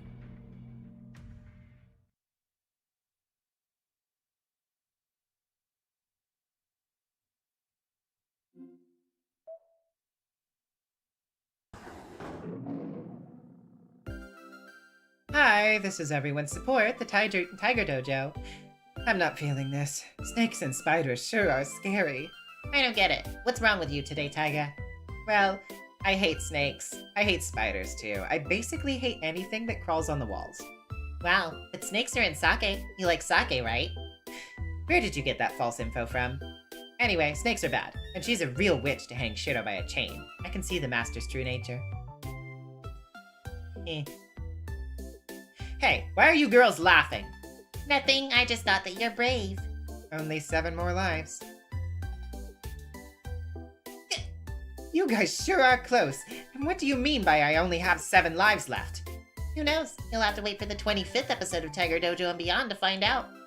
So, Dead Master, what are we gonna do about our usual training?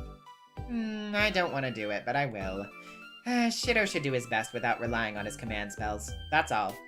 What's that, Dead Master? That's not what you said before. You told us to go ahead and use the command spells as much as we want. Well, I mean, there are only 2 left, and it seems like this snake woman's testing Shirou, so it's dangerous to take the easy escape route. Also, don't call me Dead Master!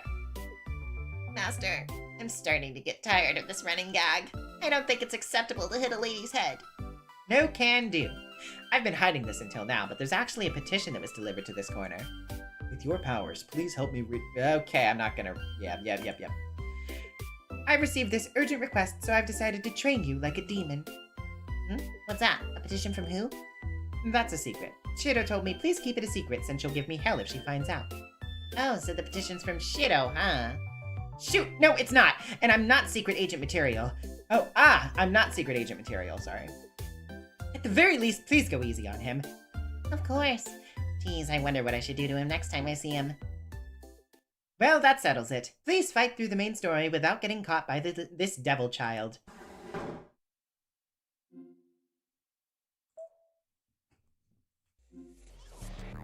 Okay.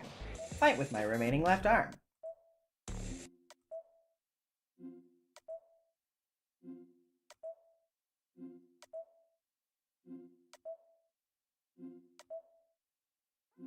I guess that's how it'll be.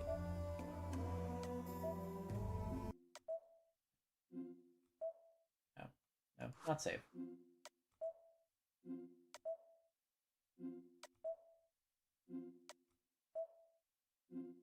I'll go see how Sakura is doing.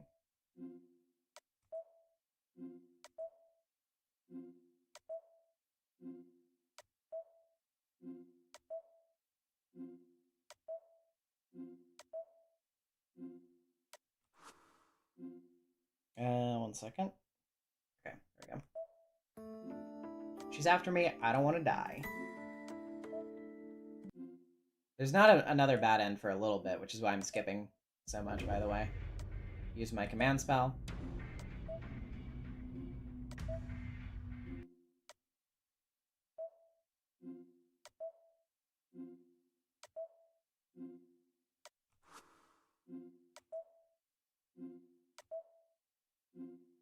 Okay. Should I try and ask Issei? Maybe. I'll try asking him. I'll try asking him. She's not one to reveal herself to even Issei, but I might be able to get some clues. Issei does live at the temple. Okay, this is, when we're asking about Caster. Issei, what kind of person is that woman? Is she from a foreign country? Does she always hide her appearance behind a turban-like cloth? What's that? Would have kicked such a suspicious person out. That sucks. That dialogue sucks.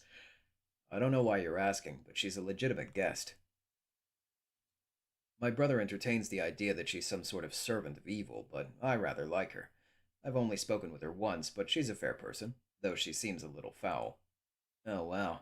It was worth asking this question. That's rare for you to praise a woman. What, did you fall in love? What? Don't be ridiculous, fool! What I admire was that she doesn't look at herself. First of all, I can't fall in love with the lover of Soichiro, one I look up to like a brother. Issei suddenly stops talking and lowers his face. He might have felt dizzy as he falls face down on the table and doesn't move. What happened, Issei? Is it anemia? No, it's not that I feel bad. He lifts himself suddenly. I laugh, picturing him like a wind-up doll, suddenly full of energy. Oh my god! Issei? I don't even look at my slashed stomach. My eyes go to the knife in Issei's hand. What the fuck?! Holy shit! You fell for my trap. The command that I've implanted in this human is activated only when he comes across someone that inquires about me. A voice that doesn't belong to Issei comes out of his mouth. When I realize it's the voice of the servant I met at Ryudo Temple. I do not need this doll anymore either. It's like I'm looking in a mirror. My consciousness fades from the blood loss. The wound, the pain from the wound reaching my organs isn't causing my consciousness to fade. Instead of death from blood loss, eager to deny the sight before me, My mind rapidly freezes my consciousness. Issei falls down before me without knowing what's going on. I collapse onto the floor from my knees. I don't even press on my own wound, and I stare blankly at the face of my friend who is now just a corpse. God damn! God damn!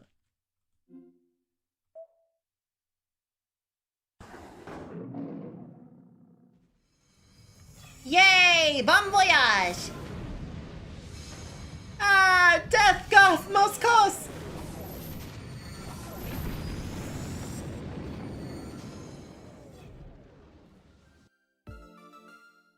Now it only takes a second to be careful, but an injury can last for a lifetime. Did this ending teach you that it's not a good idea to just ask anyone anything? Yes, ma'am, it was such an irrational and sudden death. This is totally fate, and absolutely awesome, Master. Yes, but we cannot forget these sacrifices. Let us give 3-second moment of silence for Ryudo. A 3-second moment of silence. Yes, I love how it's only 3 seconds, Master. So, Ilya, what's going on with the people at Ryudo Temple? They have something like an artificial command spell put on them by Caster. If they come across someone who breaks her 3 rules, they become similar to a doll that carries out only one command. She's good at making tools. If she ever captures Shirou, I bet she'd turn him into a specialized mystic code that assists her with magecraft. Evil! Caster is evil! As an educator, I can't forgive anyone who uses others as they wish. I don't know about calling her evil just because of that. Caster's weak, cowardly, and sly, but she's not fully bad on the inside. Why are you sticking up for that witch student number 1? Do you have something on your mind? No, not really. I just wanted to say that it's not always bad to bind someone with magecraft.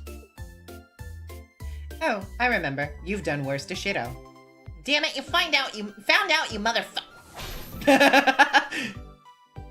Ow, I can't beat that sword for some reason. Of course, magecraft isn't allowed in this dojo. You have to bring a wild lion or a modern weapon to beat me. Now will you repent for your actions? Yes, I apologize. I won't do anything bad again. Yes, that's a good girl. The boy's wish is granted as well. Rejoice, little bro. Ilya's more behaved in this route. All right. We just have to behave this time, right? Well, it's not fun to always be on a rampage.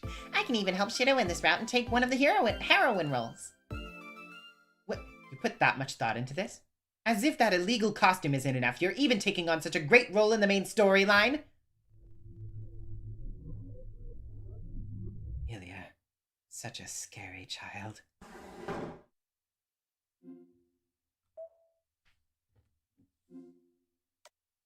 It'll be pointless, so I will not ask.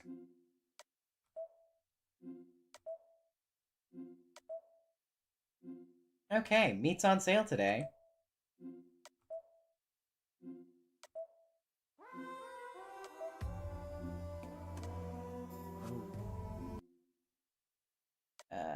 Skip. Skip.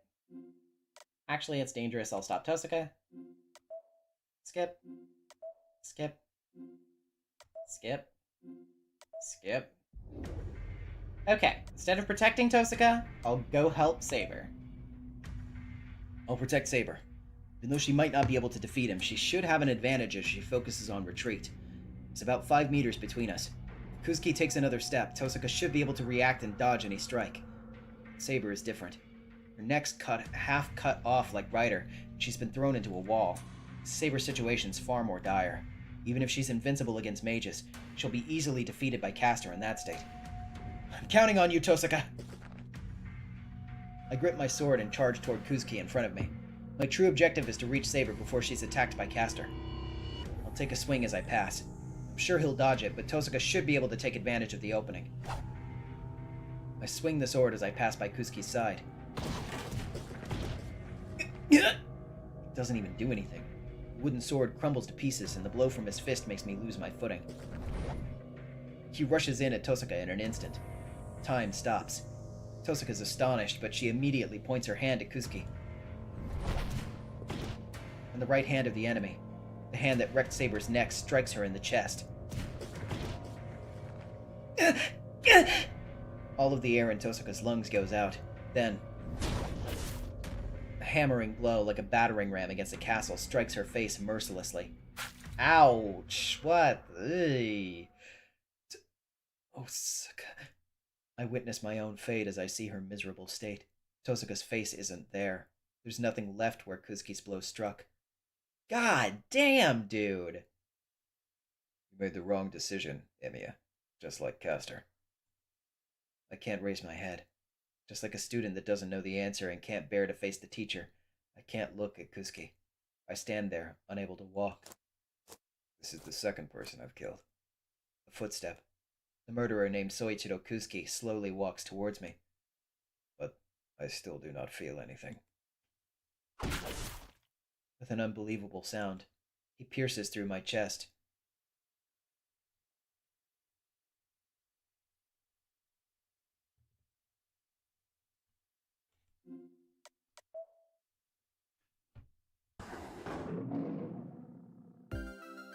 Hi, is everyone doing well? This is the 19th Tiger Dojo where we save Shirou, who's died a disappointing death after letting his guard down for just a moment.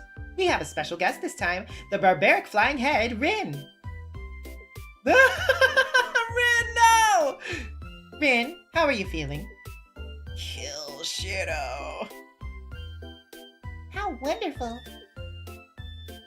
Oh, I know how you feel, but please restrain yourself. In short, Shirou's action of prioritizing Saber over Rin was professional negligence resulting in death. But can you blame him?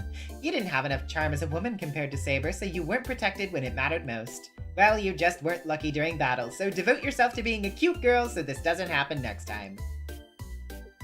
But Shirou should reflect on his actions too. In that situation, you should prioritize Tosuka over Saber. I know it hurts to abandon Saber, but you should harden your heart and protect Tosuka, even if it's just Tosuka. The neck moved. Rin, excuse me for asking, but where are you going? To go kill Shirou.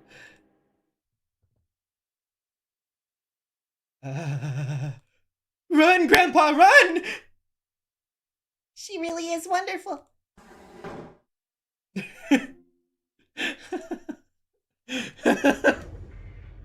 Okay, protect Tosuka.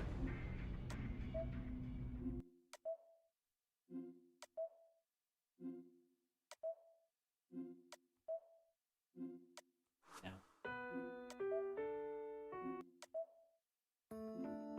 I'll go talk to Saber at the dojo.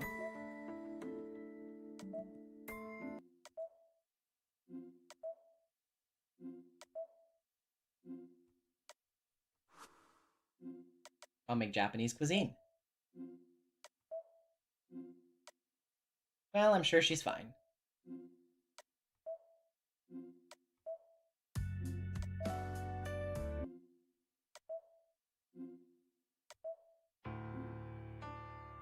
There is only one answer. Even Tosuka's biting her lip, as if she's given up.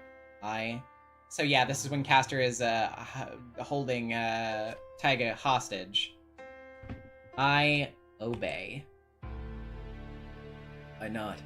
I apologized to Tosuka, who stood beside and stared at me with downcast eyes, in my head, and obeyed Castor's words. Saber looks away at my choice, unable to make up her mind. Tosuka doesn't say a thing. We promised to beat Castor together, yet she doesn't nag me and just bites her lip. That's a smart decision, boy. Yes, that's what I expect from a master chosen by the Holy Grail. You did not have a chance of winning against me from the start, so obeying me is the best option. Castor raises her arm. The fingers that were grabbing Fujine's neck go for my heart. Hold on. Promise me one thing before I do as you wish. Fine. You do not seem to know your position, but I shall listen. What would you like in return, boy? It's about Tosuka. It sounds like you want to kill Tosuka. Promise you won't lay a finger on her until she gets home. Shirou. Castor doesn't answer. The purple robe stares at me indifferently without moving and...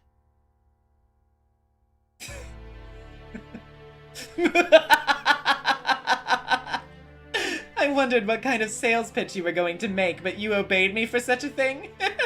That's wonderful, boy. I wonder how many years has it been since I've laughed this much.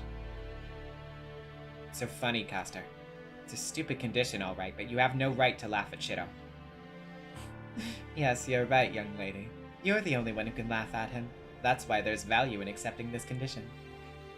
Right. I was going to kill her here, but I shall make... Oh, okay. Alright. I was going to kill her here, but I shall make an exception and let her live. It is my ally's one wish. It's not fair if I do not grant it. The mage snickers. Glaring at her, Tosuka slowly retreats.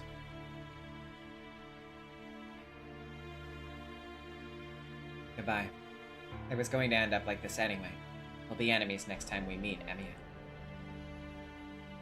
I hear her footsteps leaving, without seeing them off until the end. Now, no more playing around, boy. The mage's fingers strip away my consciousness.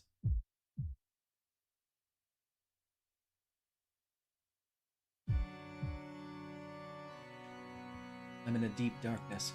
I don't know how many hours have passed. I'm trying to keep track of the time by counting the seconds while I'm awake, but I can't think of any number beyond 10. Everything is hazy. I don't feel my limbs, and it's calm as if I'm floating on water. I can only imagine that my skull is filled with algae, and I feel like laughing in this darkness.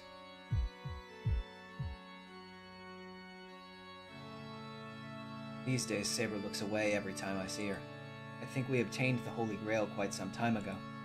Yet, Saber doesn't seem happy at all and keeps on apologizing to me. How are you doing, Shirou? We obtained the Holy Grail thanks to you.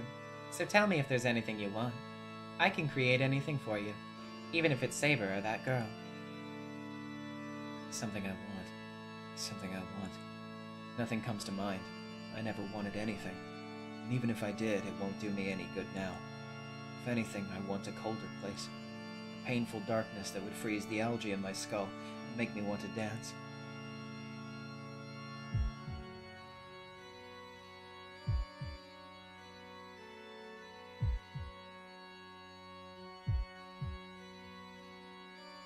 Long time no see, Emiya.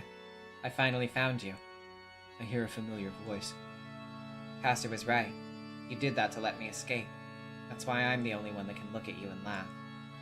I try to raise my hand to greet her, but I can't. I recall a specimen preserved in formalin. I'm floating in water. I can't feel my limbs. I'll laugh it off for you. The nightmare ends here, Shirou.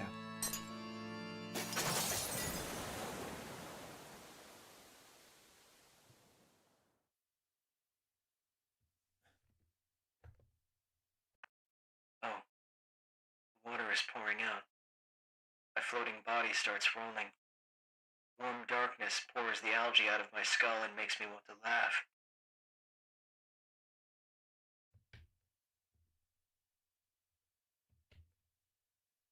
Damn.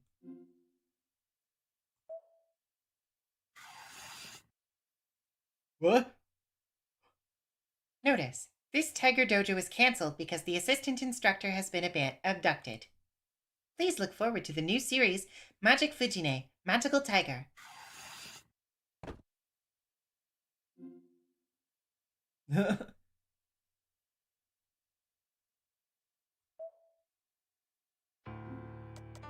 Alright, we are about halfway through now. There are 40 bad ends. We have gotten 20 of them now. So I am going to take a short break to go to the bathroom and grab some water and stuff real quick, and we will be right back after this. Stay tuned.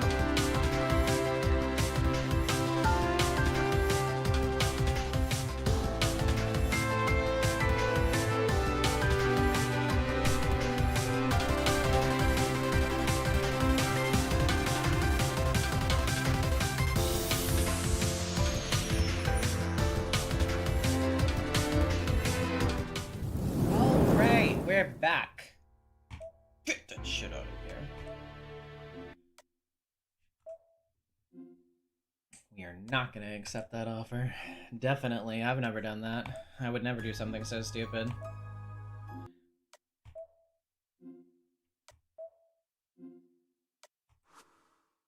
On to day 12.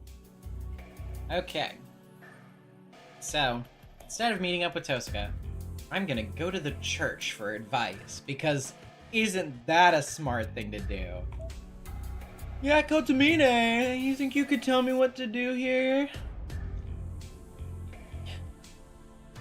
Go to the church.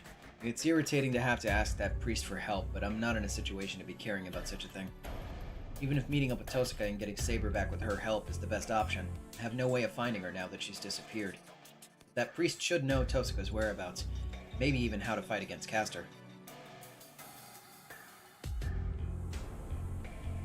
My body feels heavy. The wound on my shoulder aches with every step and raises my body temperature. A small hill looks like a wall now, but it'll end soon. I'll be released from this wave once I go up the hill and reach the church.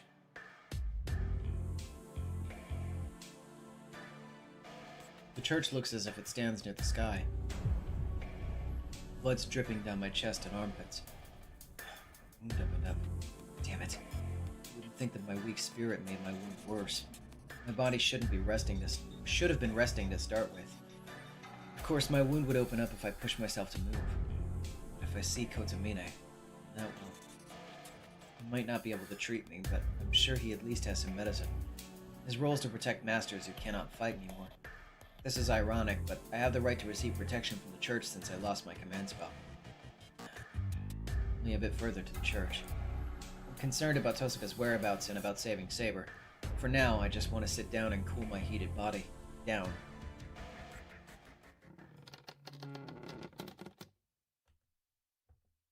The lights are out in the chapel. The church is so quiet that I feel chills. Kotomine?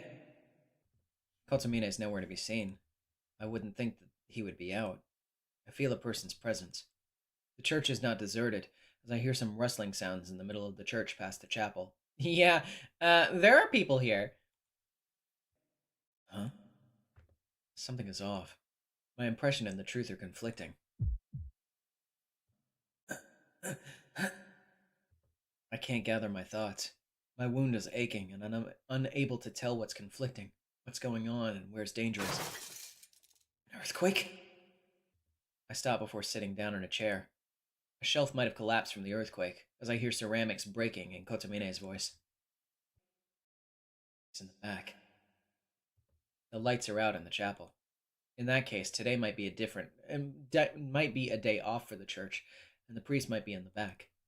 I don't know if churches have days off. I wouldn't think that it'd be accepting visitors if the lights are out. They like this. It's hard to keep walking any longer without any treatment, but I can't collapse into the chair. I have to see the priest to have this wound treated, and to find out where Tosuka is. When I exit the chapel, there's a courtyard. I couldn't tell from the outside, but there seems to be a plaza set up in the center of the building. The corridor surrounding the yard is intricate. It reminds me of a monastery I saw in a book. Oh, right, it's not the filter anymore. Sorry. I stop. I feel like there was something stuck to the pillar I just passed by that shouldn't be there.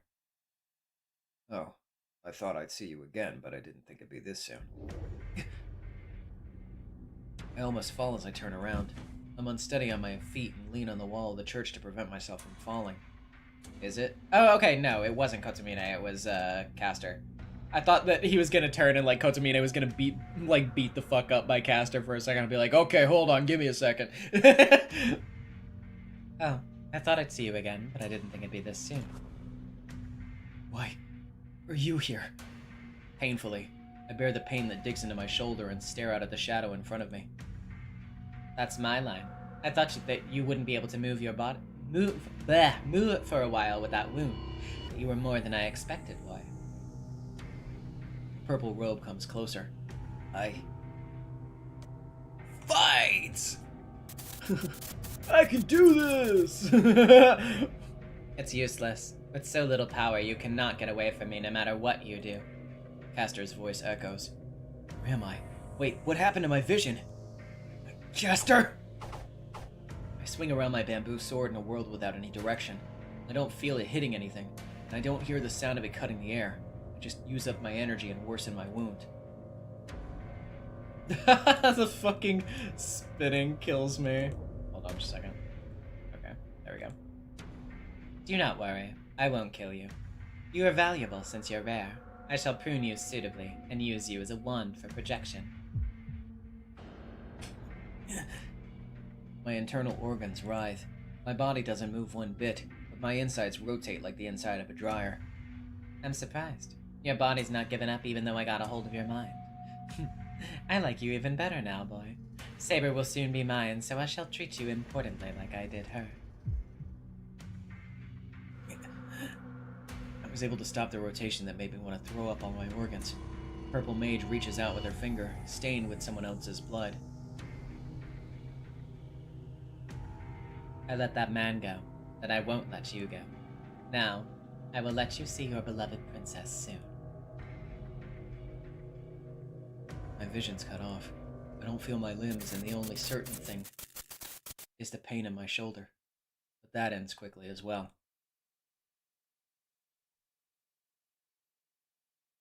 Well.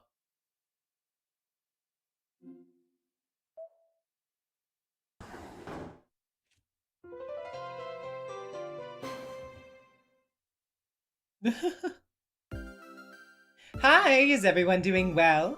This is the Tiger Dojo that saves unlucky people like you who are hit head-on by a truck even after trying to take a shortcut. Well, the cause of death this time is pure bad luck.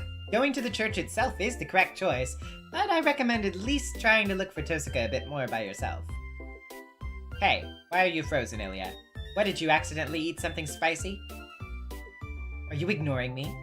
Hey, that's rude. Answer me. Give me attention. I'm lonely.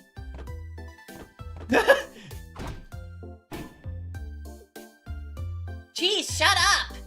Oh, are you awake now? Don't you are you awake now, me? I was frozen from shock, fainted, ectoplasm. What? Why? Why? What was up with that intro? What was that? Isn't this the Tiger Dojo? I don't get it at all. The magical girls like that, you know.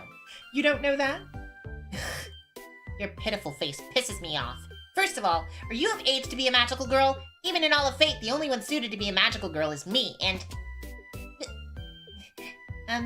senpai... Anyway, that intro's no longer allowed. This is the last time you can make the magical girl joke. I see. You wanted to be a magical girl too, huh? But sorry, what's impossible is impossible. There's a saying to place the right person in the right place, you know. But I'll work something out for you. Yeah, you have an evil personality, so I think you'll make a good enemy, like German Gym Shorts or Admiral Helltiger. Who would play such a weird character? Hurry up and go to Valhalla, you drunk tiger! What? I have a feeling we have a new rival.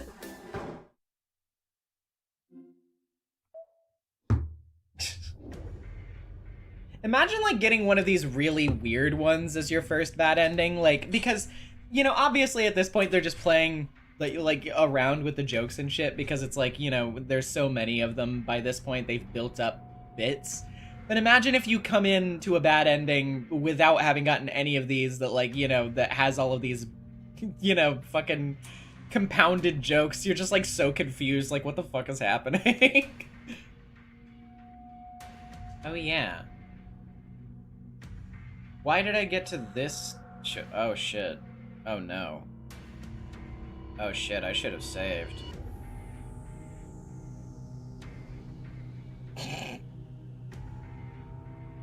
There's no way to fucking win this one, right?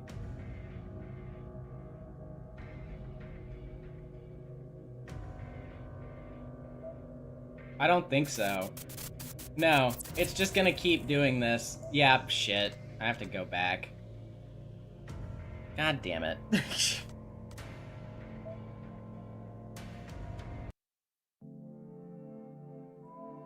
I have to go through all of the fucking choices again. God damn it.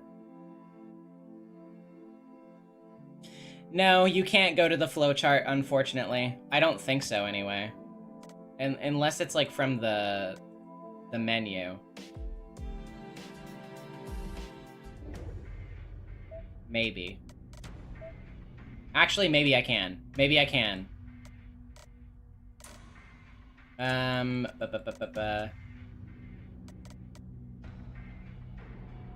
Let's see. Let's see.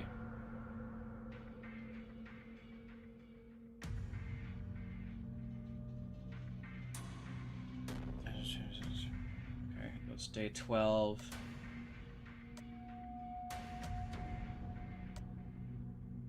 Okay. I think... yeah, it's this. Meet up with Tosuka. Yes, yes, yes, yes. Okay. Guys, it's okay. We're okay. See, the reason why I didn't think I could use the flowchart, just to give you a heads up, is because I tried to use it from the menu, the main menu earlier, and for some reason the flowchart in the main menu works differently than the flowchart in the in actual game. It's just like it uses it as like a flashback system. It's like, oh, if you just wanted to see this one scene over again, there you go. And then when you get to the end of the scene, it's like, okay, and then it takes you back to the menu. So that's why I thought, like, no, I don't think I can use that. But I can. It's fine. Anyway. Okay. Yeah, so instead of saying, okay, I can't keep my presence hidden forever in this state. Castor or Kusuke, if one of them looks up even just a little bit, they'll notice me hiding. So instead of saying, I can't act so recklessly, let's say, I'm gonna get him!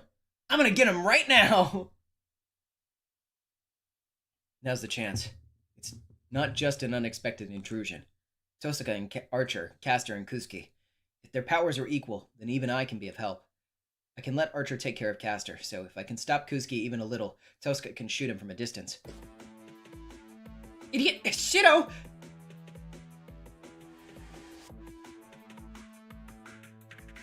I run down the stairs. I have strengthened the bamboo sword in my hand.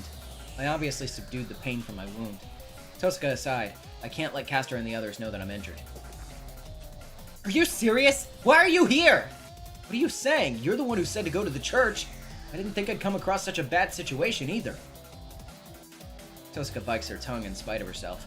Alright, I said that on a whim, but it seems like I was able to convince Tosuka more than I expected. Anyway, I'm going to help. I should be of use in this situation, right? Complain after we defeat Castor. I cautiously approach Kusuke so that I can protect Tosuka. You fool. You and Rin would have survived if you just watched quietly. He mutters to himself as if he's given up, before I realize what that means. Castor, this makes 3 against 3. You should have no complaints. Get Saber.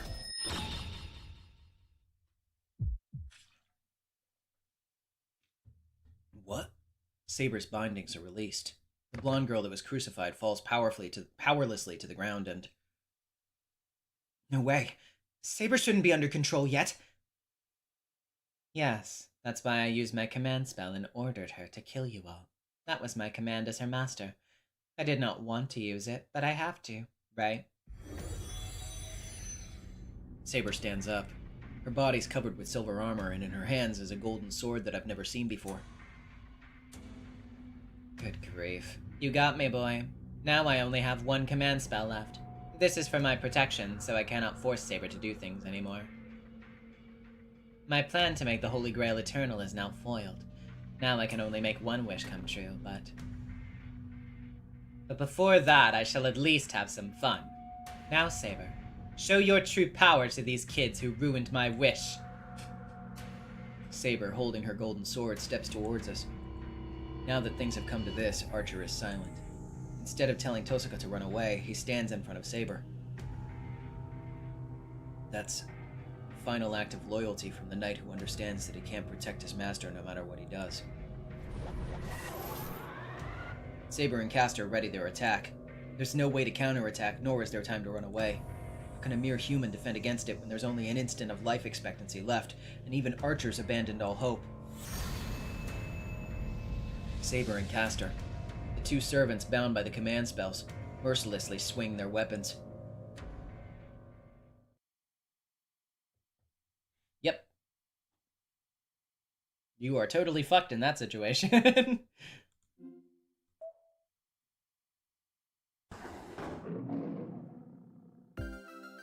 Hello, madam. It is time for the life counselor Montefuji to resolve all your secret problems.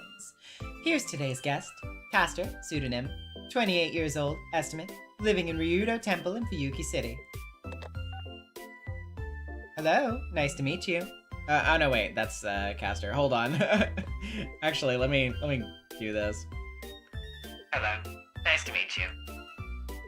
The voice has been changed for protection of privacy. Oh my, you are beautiful. What's wrong, madam? Someone as beautiful as you shouldn't have any problems.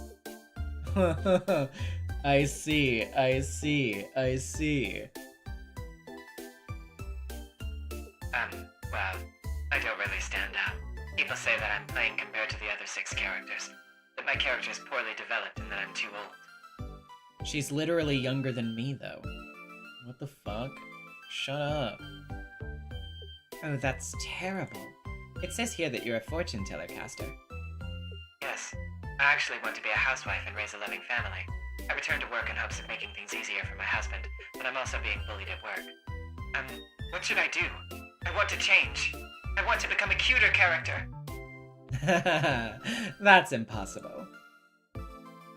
In the pre-production phase, there was a scribble that said Caster turns into a Lolita with hyperpower, but one Lolita's enough. Jesus Christ. Give up your hope of being a cute character. You're right. I had a feeling myself, but it's just hard like this. I'm trying my best. I secretly saved up, hired a guard, and set up surveillance cameras all over town so that I wouldn't burden my husband. Yet my husband, who does not appreciate my hard work, just the other day, these kids suddenly came to ruin my plan. I'm trying this hard, but I'm not getting rewarded for it. Montefuji, can someone like me find happiness? No. It's your fault, Caster. No way! I'm mistreated even here? What am I? Alright, I'm bored now. This case is settled. That's all for Montefuji's life counseling. Jesus, you didn't have to do her like that. That's fucking crazy. She's living like a fucking trad wife. It's bad enough already, and you gotta tell her it's all her fault? Not yet. I can't act so recklessly. I'll go help her.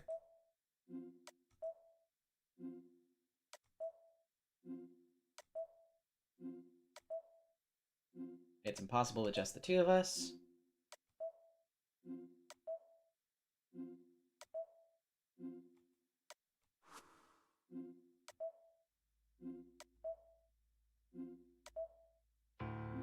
Stop the man!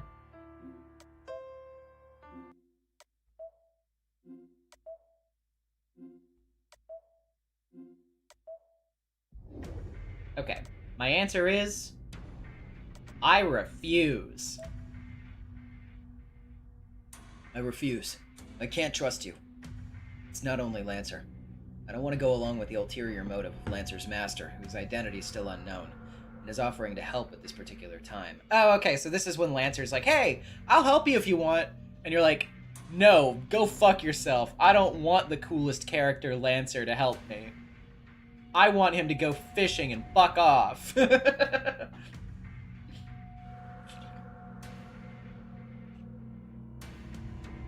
I see.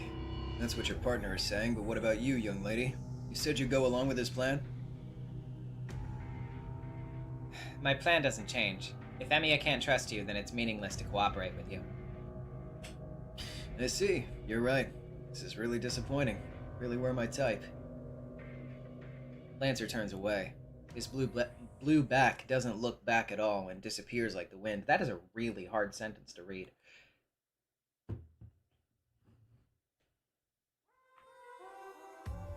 The sun's setting and the lobby slowly wrapped in darkness.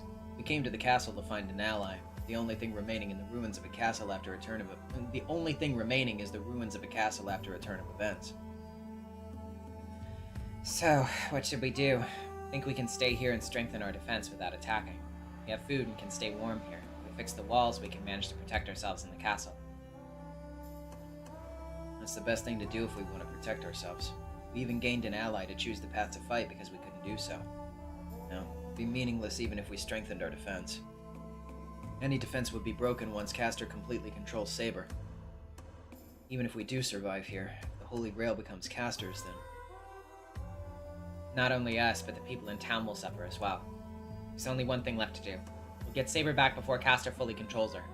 We have to defeat Caster, Archer, Assassin, and Mr. Kuski by ourselves.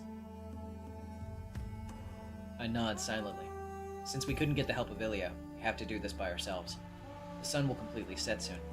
We'll have to get out of this place before that and attack Caster before Saber surrenders.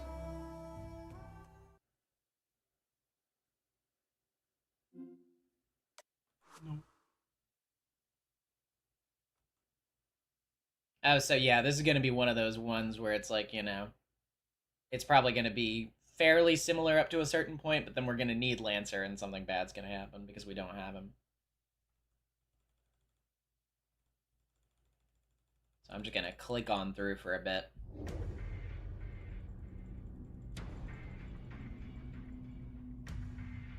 Yep, it's Archer.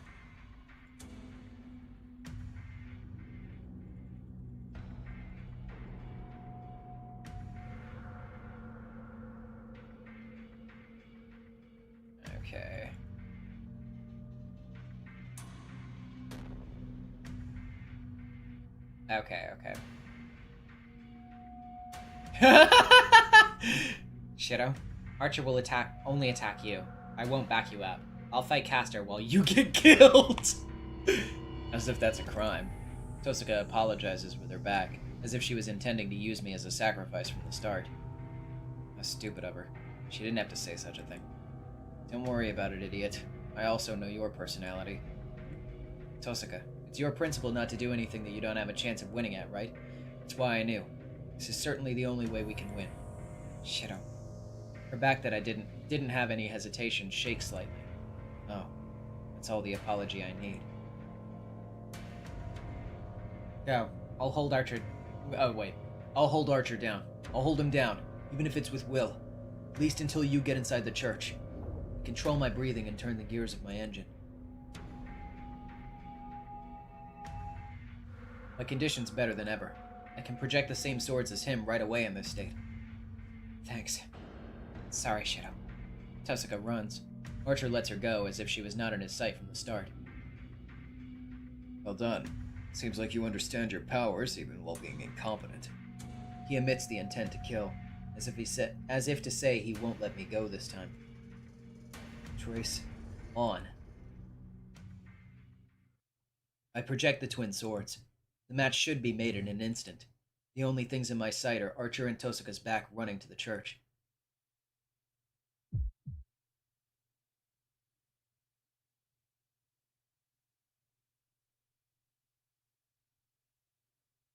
Was it over in one blow? Or was I able to hold out a few times?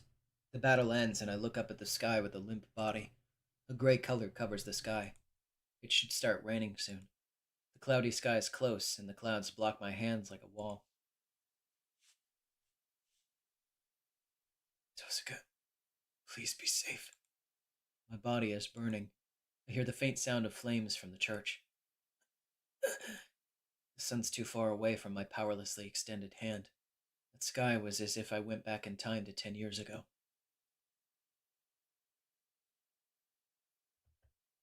Yeesh.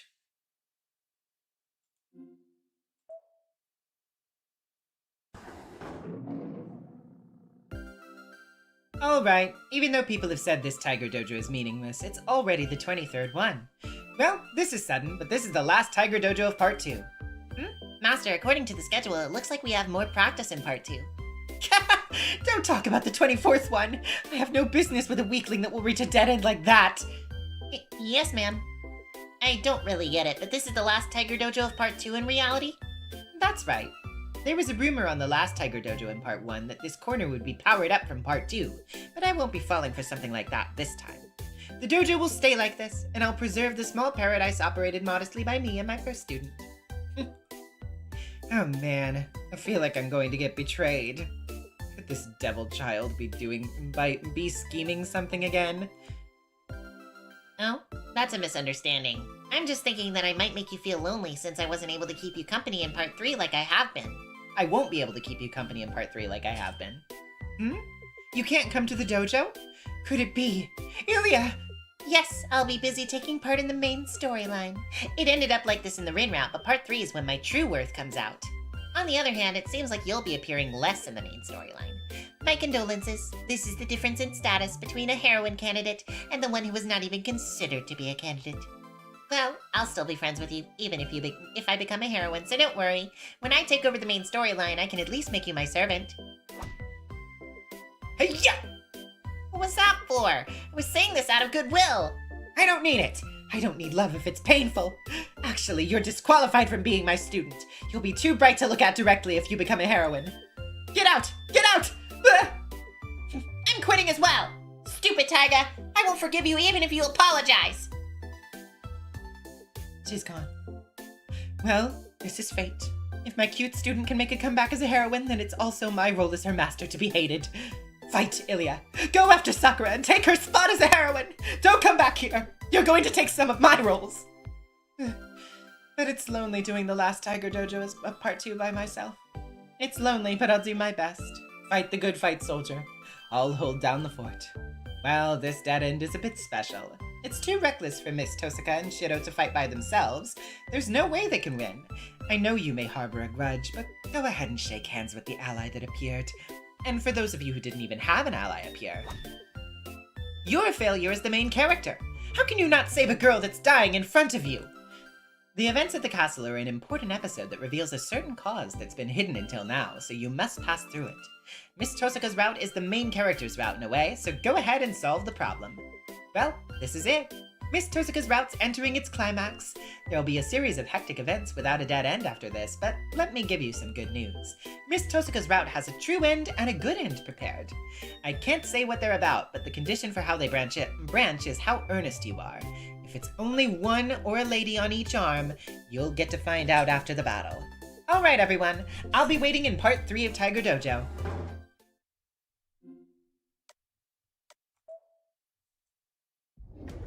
Okay, so they say it's the last one of the route, but...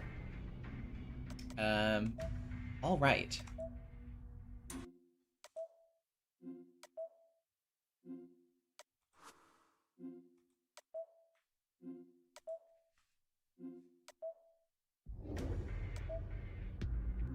If I can stop them, why shouldn't I try?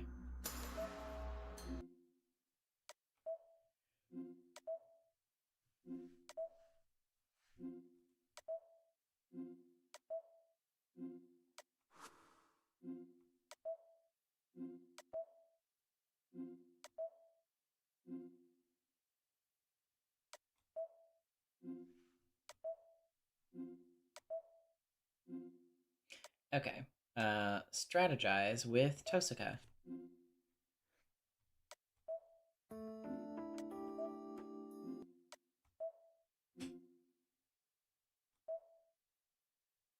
Oh, whoops.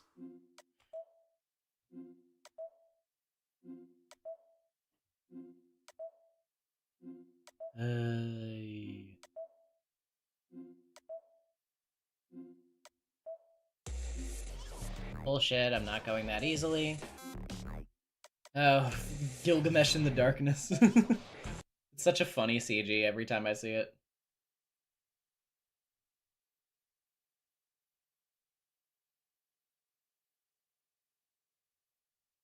Oh wait, shit. I didn't mean to, god damn it. That was the choice. Whoopsie, sorry.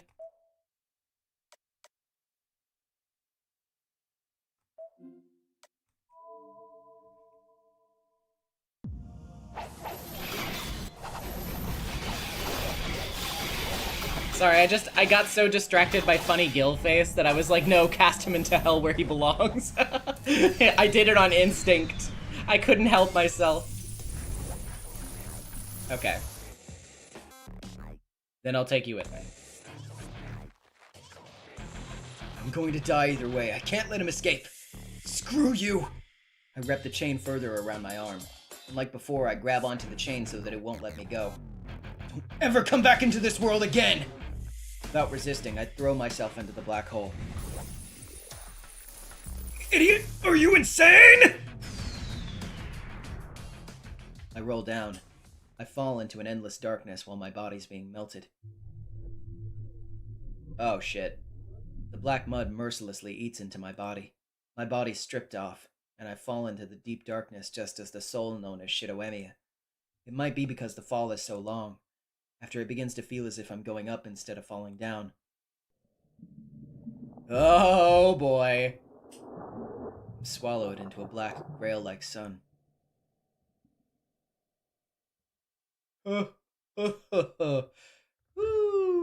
Okay.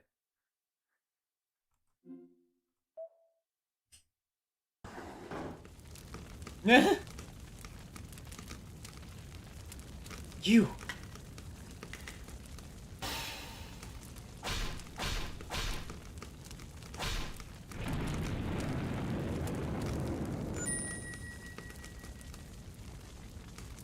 What the hell, you idiot! This is a shock. I didn't think there was a soldier watching this Tiger Dojo. Ah, Shirou, how pathetic of you to die. I have no advice to give. Quickly go back to the other choice and settle the match once and for all. Hi there, how is everyone? While Tiger's gone, I have some fateful good news. I bet everyone's having a real hard time on how to get to Rin's good end, right? Well, this segment's all about giving you some hints on that.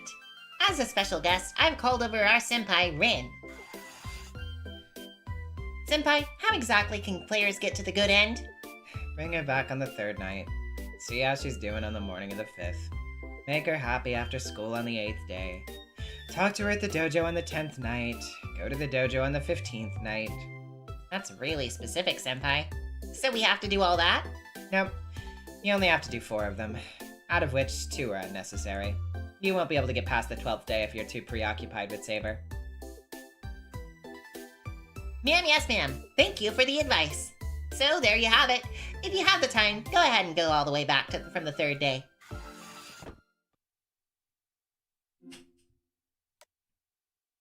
Okay, so that is all of the bad ends in Unlimited Blade Works, which means we have to do this one more time.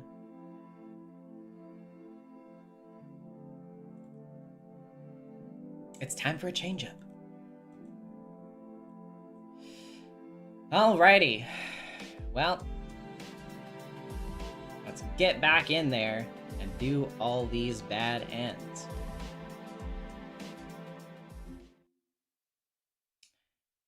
Now, we're actually gonna go to the flowchart for this one because the next bad end doesn't actually show up until day 6, which is a long time.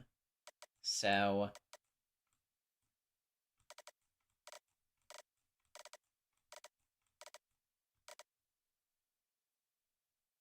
we're gonna go down to Heaven's Feel down here.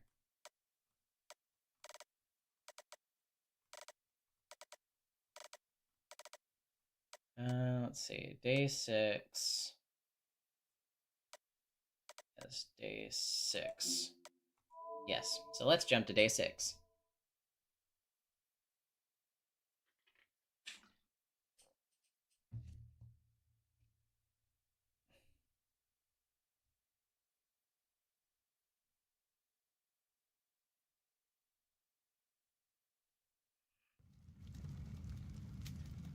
Alrighty. Just gonna skip on ahead here.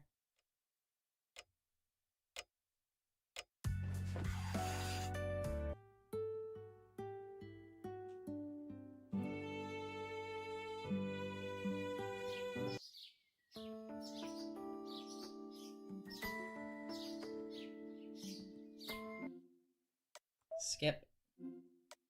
Okay, I won't lie. Skip. I'll go out shopping.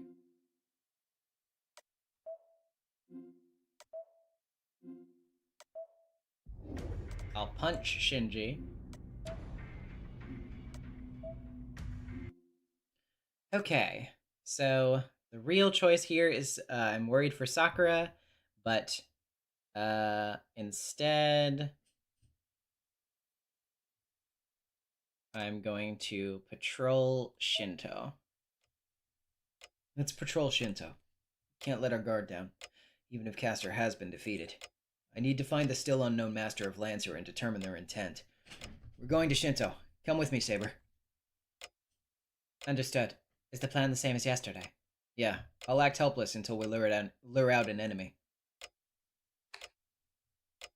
I turn off the living room lights. So as not to wake Sakura, I slip out of the house as quietly as I can.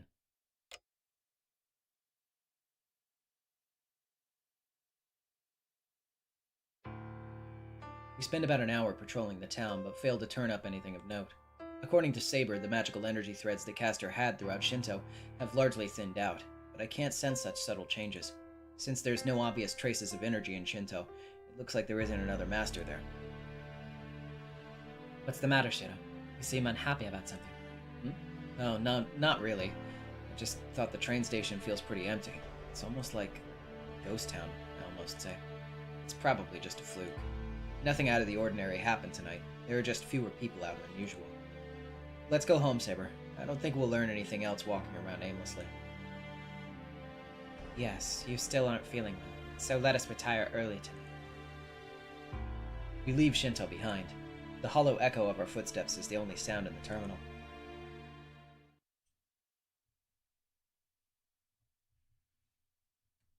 I'm back in my bedroom. It's 2 a.m. It's getting late, but there's still time to do my daily training. Damn it, thought I was healed up already. I'm assailed by a sense of despondency that feels similar to drowsiness. Maybe I'm feeling relaxed now that I'm back in my room. Saber did tell me to rest. I'll skip training tonight and focus on recovery. Yeah, I'll only get more tired if I push myself too hard. Better to rest up. I languidly lift up the bed covers and collapse into my futon. Oh, whoops. The futon smells like sunshine. Must be because Sakura hung it out to dry today. Sakura. I hope her fever's better. I murmur aloud to myself. This feels nice. I must be more tired than I thought. Tension drains from my body the second the sheets envelop me. Better thank her tomorrow. My eyes close. A sense of relaxation comes over me like napping in the sunshine, and I fall into a deep sleep.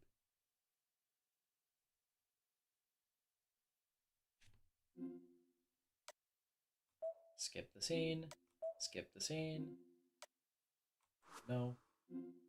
Skip the scene. Skip the scene. Skip the scene. Skip the scene. Skip the scene. Skip the scene. Okay, she won't forgive me unless I show her how sincerely sorry I am, so I'll do what she wants to make it up to her. I broke my promise to her, so anything I say is just an excuse. I need to do whatever I can to make it up to Emiya, but I don't know what would make her happy. Then why don't you act like a master and use your command spells to make your wish come true? Why are you all quiet? That face won't fool me. If you're not going to apologize, then I won't either. If you don't like me, then I'll... Alright, Emiya. I'm your servant. To make it up to you for breaking our promise, why don't I be your servant just this once? Turn you into a puppet? Wait, my servant? That's right. It's too late to hang out today, so I'll do whatever you ask. Just once. That should make you feel a little better, right? No, you're lying. You didn't come to the park. Anyone can break a verbal promise, so I don't believe you. I know, so I'll treat it like a command spell to prove it to you. I'll make a promise I can't break, just this once. You trust me then? Trust you? But I don't have any command spells that work on you. Yeah, but I swear I'll keep my word. It isn't a real contract and the command spell will not actually be used, but I'll act like you cast one on me. You and I are both masters. I swear on my own crest that I won't break a promise we treat as a command spell. I stand up straight and swear an oath to Emiya. The silver-haired girl takes a quiet breath. You'll really do anything I say? She looks at me uneasily. Of course, it's a command spell, you know? Do whatever's within my power to obey. I return her anxious gaze with a heartfelt smile. A long silence passes between us. Emiya looks away and clutches her hands together. Alright, then take me. Did I hear her correctly? I was expecting an order worthy of a command spell, but it's a much smaller wish than that. Emiya? Wait, I said a command spell. I'll do absolutely anything you say. Are you sure that's what you want? You could ask for something else. It's way too easy. Come on, don't hold back on my account. Ask me to... I'm not holding anything back. You lied. You said you'd do anything. Yeah, I will, but are you sure, Emiya? I mean, that's too... It's something I do for any time you asked. No command spell needed. No, it isn't. It's something I've always wanted, and it's what I want most from you right now. Blushing furiously, Emiya trembles as if anticipating rejection. Emiya, you shouldn't keep doubting her courage. If it's her number one wish, it's her number one wish, even if it sounds simple. Right now, I just need to serve Emiya the best I can as her knight. Alright, sorry for the stupid question. Let's go, Emiya. The shopping district isn't big, but it'll be fun to walk around. I feel my face get hot the way I phrased it. I know I'm blushing red. Without hiding it, I give Emiya my hand.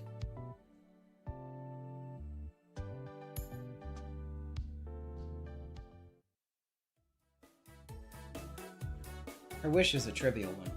Take me shopping. Nothing special at all. Emiya wants to do something completely normal that I could help her with as many times as she wants. I can't imagine what it must mean to her.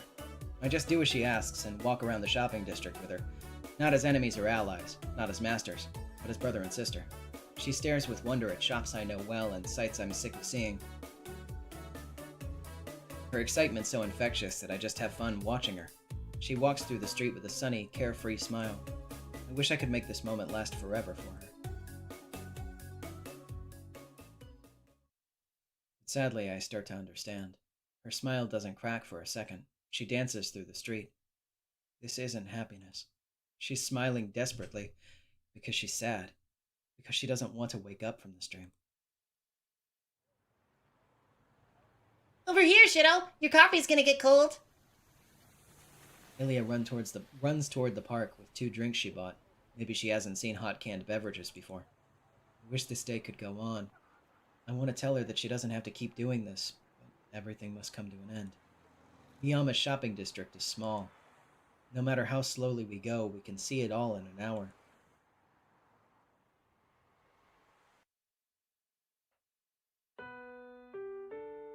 And here we are. This is our last stop, Shirou. You can rest now. Thanks for working so hard today. In front of the bench, Emiya twirls to face me. She beckons me to sit and rest, so I do. And yet, Emiya doesn't sit, even though she invited me to. Emiya, aren't you going to sit down? Here's your drink, Shirou. Yours is coffee and mine's Shiruko. Emiya takes only 1 can out of her pocket and hands it to me. She keeps the other can in her coat pocket. It's the only thing she badgered me into buying today. I'm surprised you know what Shiruko is, Emiya. They don't have red bean drinks overseas. Yeah, it's my first time seeing it. A long time ago, someone told me it's really sweet, so I shouldn't drink it. Emiya grins at me and does a little step and twirl.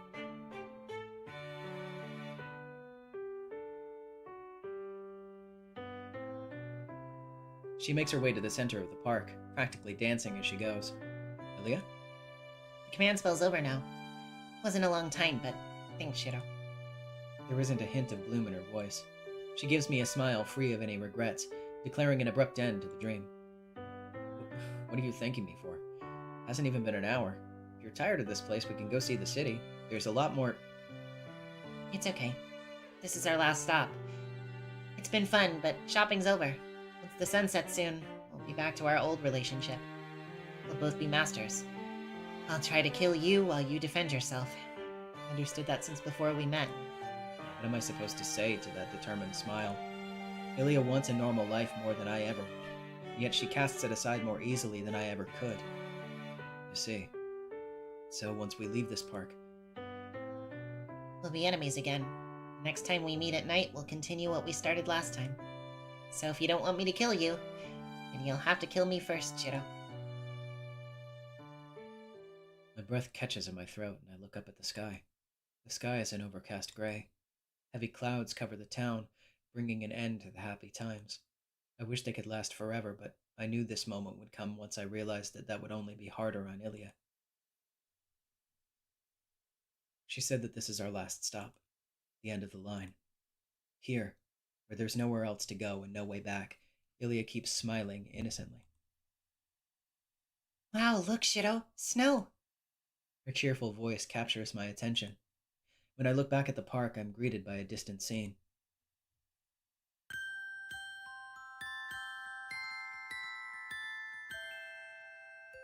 Dude. What the fuck? For a second, I think I'm seeing things. It's not the falling snow that surprises me. The unreal sight of Ilya dancing. The snow is only temporary. I can tell it's just a bit of powder snow that will stop soon. But under it, in this uncertain winter, the area around Ilya is so white. The silver-haired girl frolics in the fleeting frost, as if loved by winter itself. The snow here's so warm. This is my first time seeing such normal snowfall. Ilya twirls and twirls, overjoyed. You're awfully upbeat. Do you like snow, Ilya? Yeah, I don't like the cold, but I like snow itself. It's gentle and reminds me of my mother. Also, she told me my white hair was pretty. Her smile's so merry. Intuitively, I know who said that to her. The snow here is so pretty. Oh. The snow here is so pretty. So it snows properly in the land where Kiritsugu lived, huh? The carefree smile isn't for me. Eliasvale von Einsberg. The pale girl who came here to kill my father. She came here looking for Kiritsugu, and she's trying to kill me. I've long since realized the true reason why. He betrayed the Einsbergs. Then he threw away his entire life to come live here. From the perspective of Kiritsugu's son, she's a child who's been chasing after a man who has nothing to do with her. Until I became a master, I had no idea what he gave up. The snow seems to hide Ilya as she dances. The girl from a faraway country bids me farewell with a smile. Bye, Shirou. If I see you walking around alone again, I'll play with you. Smiling innocently, the pale girl disappears from the park. The symbol of winter leaves, and the snow fades as if its life is cut short. It was a momentary illusion. I brush aside the crystals that failed to even pile up, and leave our final stop.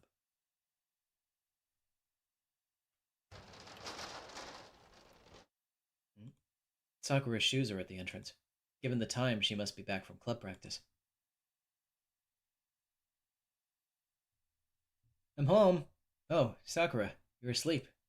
I find Sakura asleep in the living room. She must be tired from her club activities. She's slumped over the table, or rather lying nearly supine on the tatami floor. She must be exhausted. You would be, going to school and club practice right after getting sick and helping me here on top of that. You work yourself too hard, Sakura. I crossed the living room, taking care not to wake her up. Then,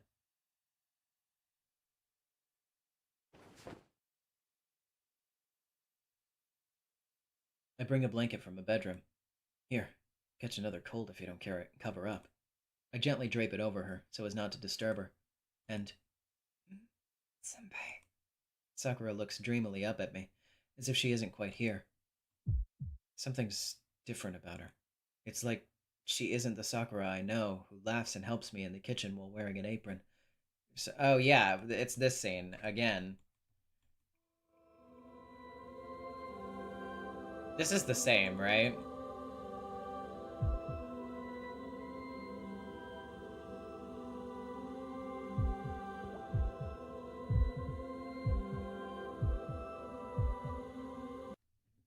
Shirou, you're back? Okay. Oh,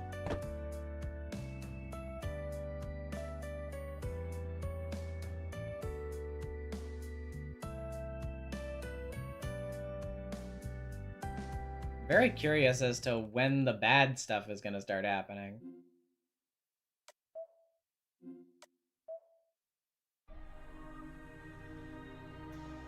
Okay. So...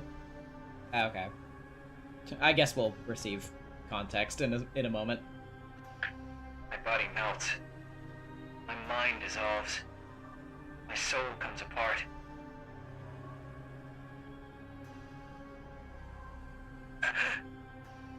Dark fingers encircle me. Tendrils seize me with bottomless greed, leaving no opening to escape. My body sinks into the black mud. I sink endlessly. The ocean surface grows distant. The grip gently tightens, capturing me in a total embrace.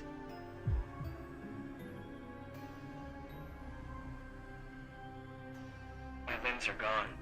I become part of the inky blackness, falling to my final resting place in the deep.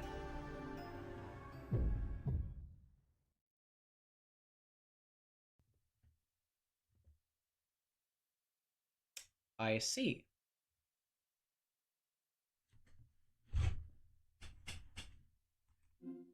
Was that, I forget, was that just like when the shadow shows up for the first time?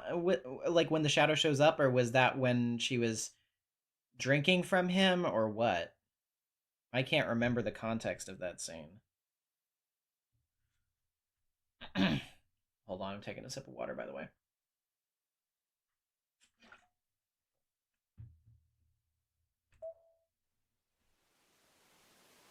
Oh, hi.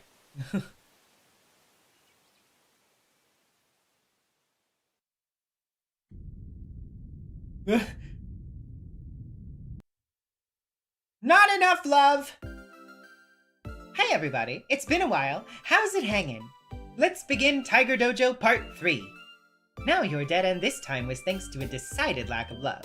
If you haven't reached a certain affection level with a certain heroine, the game will force you into this game over. If you're seeing this, then you haven't been quite nice enough. For example, you probably shouldn't leave a girl who passed out from a cold alone while off wandering around outside at night. Think about that and try retracing your steps from day 6. See you at the next Tiger Dojo! Yeah, see, that's what I was thinking about her, sure. I was wondering if it was that scene. But no, let's not restart from the most recent decision point, because...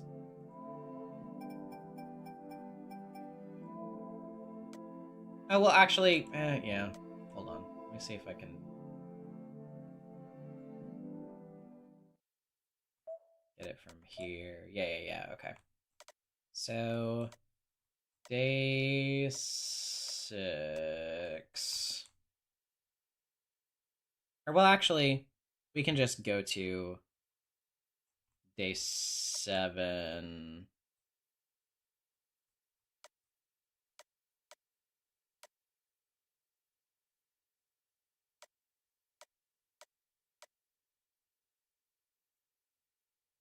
I think it's here. Let's just do this real quick.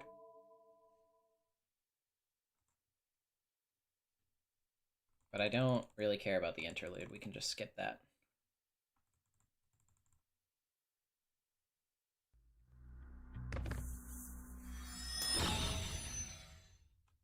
It was so fast.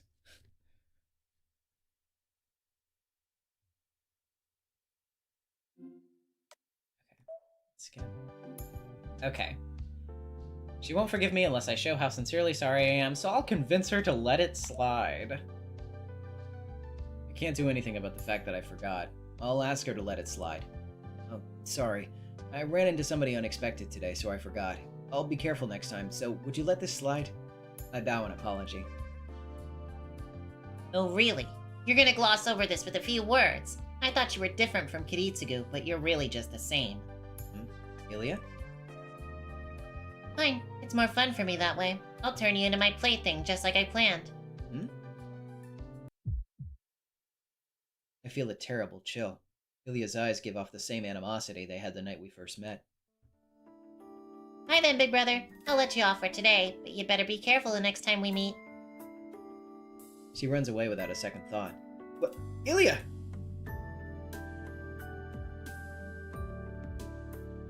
I try to follow her, but I lose sight of her before I can catch up.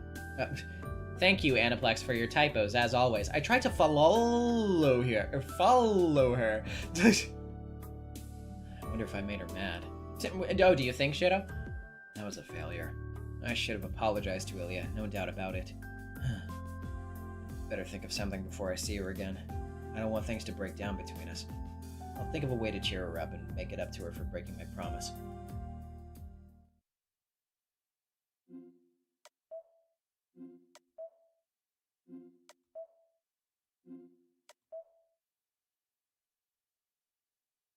Oh. What? It let me skip the... Huh? What? No, what the fuck? Yeah. What the hell?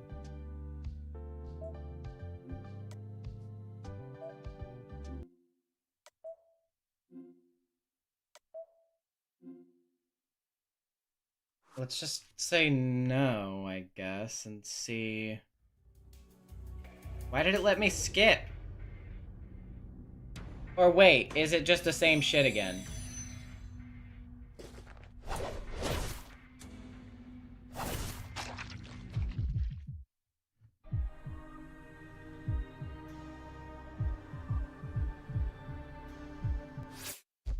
Okay, it's the same bad end. I see. I see. I understand.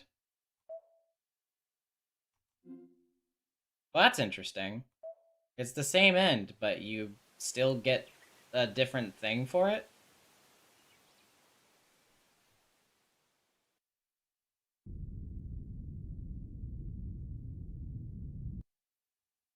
Not enough love. Yeah.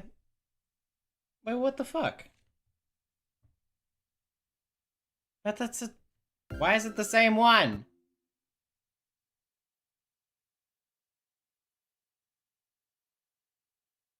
Oh, you know what? It's probably because I didn't go back. Yeah, it's probably because I didn't go back from the beginning.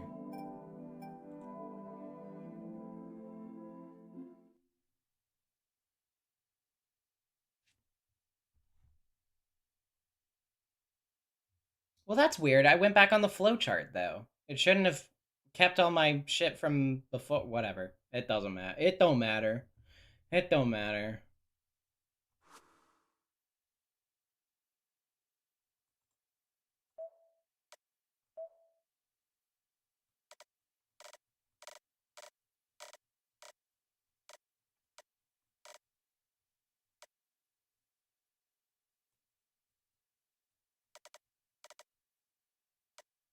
Okay.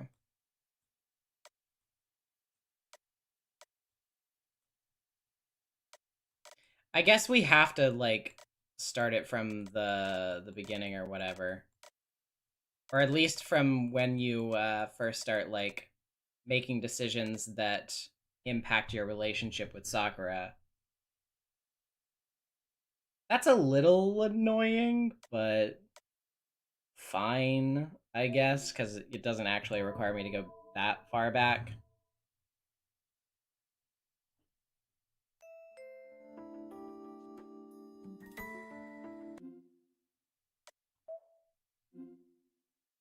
Okay. Yeah, should I go check on Sakura? Yes. Yes. Yes. Yes.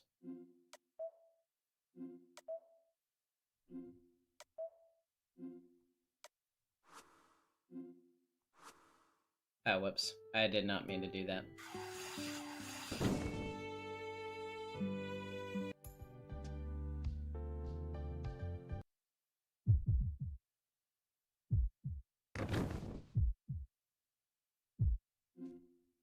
Okay. I won't lie. I'll go out shopping. I get to punch Shinji again. Well, who could refuse such a delicious invitation? Whap! Anyway. I'm worried for Sakura. We'll get the points that way. No.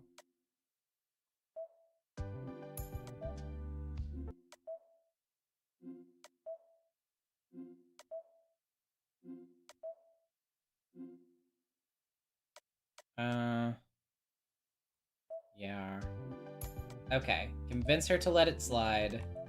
Skip. Skip. Skip. Skip. Skip. Skip. No. Skip. Skip. Skip. Okay. Now we'll get it.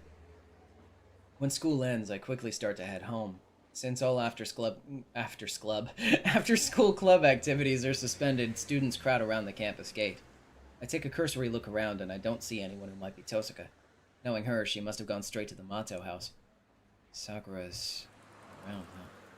Without club practice in the afternoon, Sakura can just go home to my house. We didn't talk about meeting up to walk home together, so she must have gone on ahead. Yeah, but you're gonna get caught by Ilya this time, aren't you? I take the lonely road up the hill. It's already been 6 days since the Holy Grail War started. Little by little, it feels like life's draining out of the town.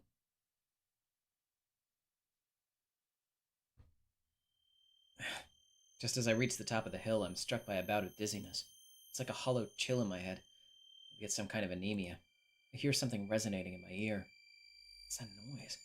I cover my ears, but my eardrums still ring. This isn't a hallucination. People don't just get hit by unexplained vertigo and tinnitus. And if they're happening at the same time, they can only be deliberate. Don't tell me something happened at home. I shake off the dizziness and start running. Saber is at home. Even if an enemy attacked, it wouldn't go so easily for them as long as Saber's there. The only pair of shoes at the front door belong to Saber. Thank God Sakura's not back yet. I don't need to worry about holding back then.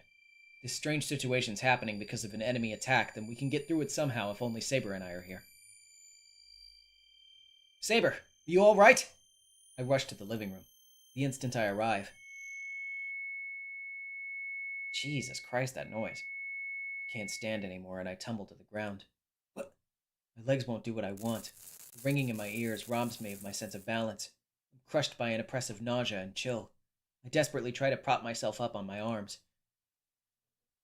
When I notice the color is fading from the marks on my left hand. My mind freezes. The command spells are pale. Before I process what that means. I disposed of Saber. I can't let them take over any more servants. A familiar voice speaks from very close to me. I'm imagining that it's probably Ilya, right? I look up, fighting the dizziness. Yep, it is. Sorry, big brother. I wanted to play with you more, but the situation's different now. Blame the flawed Holy Grail, not me. The ringing invades my brain. Sound waves that should be imperceptible burrow behind my eyeballs and block off my eyesight. But don't worry, I won't kill you right away. You're going to be my trump card against them. I'll destroy your body here, but I'll swap your mind into one of my puppets. You won't be able to move anymore, but it beats dying, doesn't it?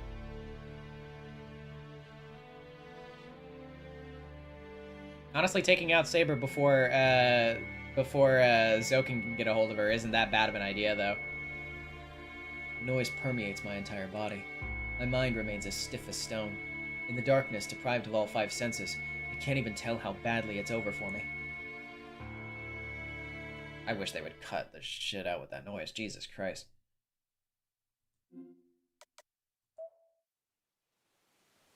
There we go.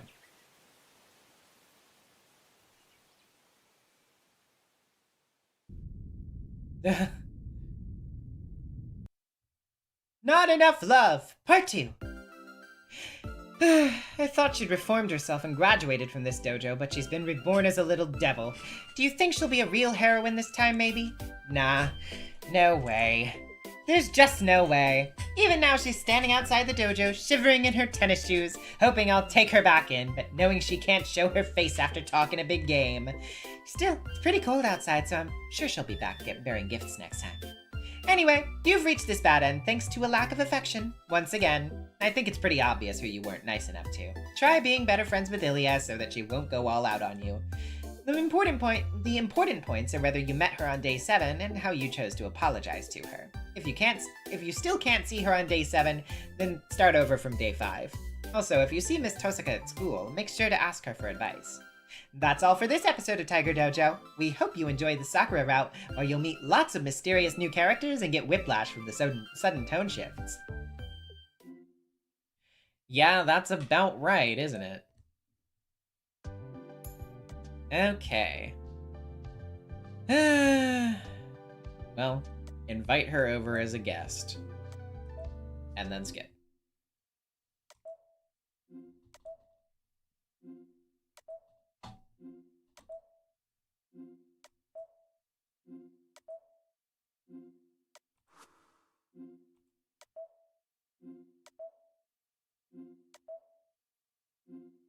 Oh my god.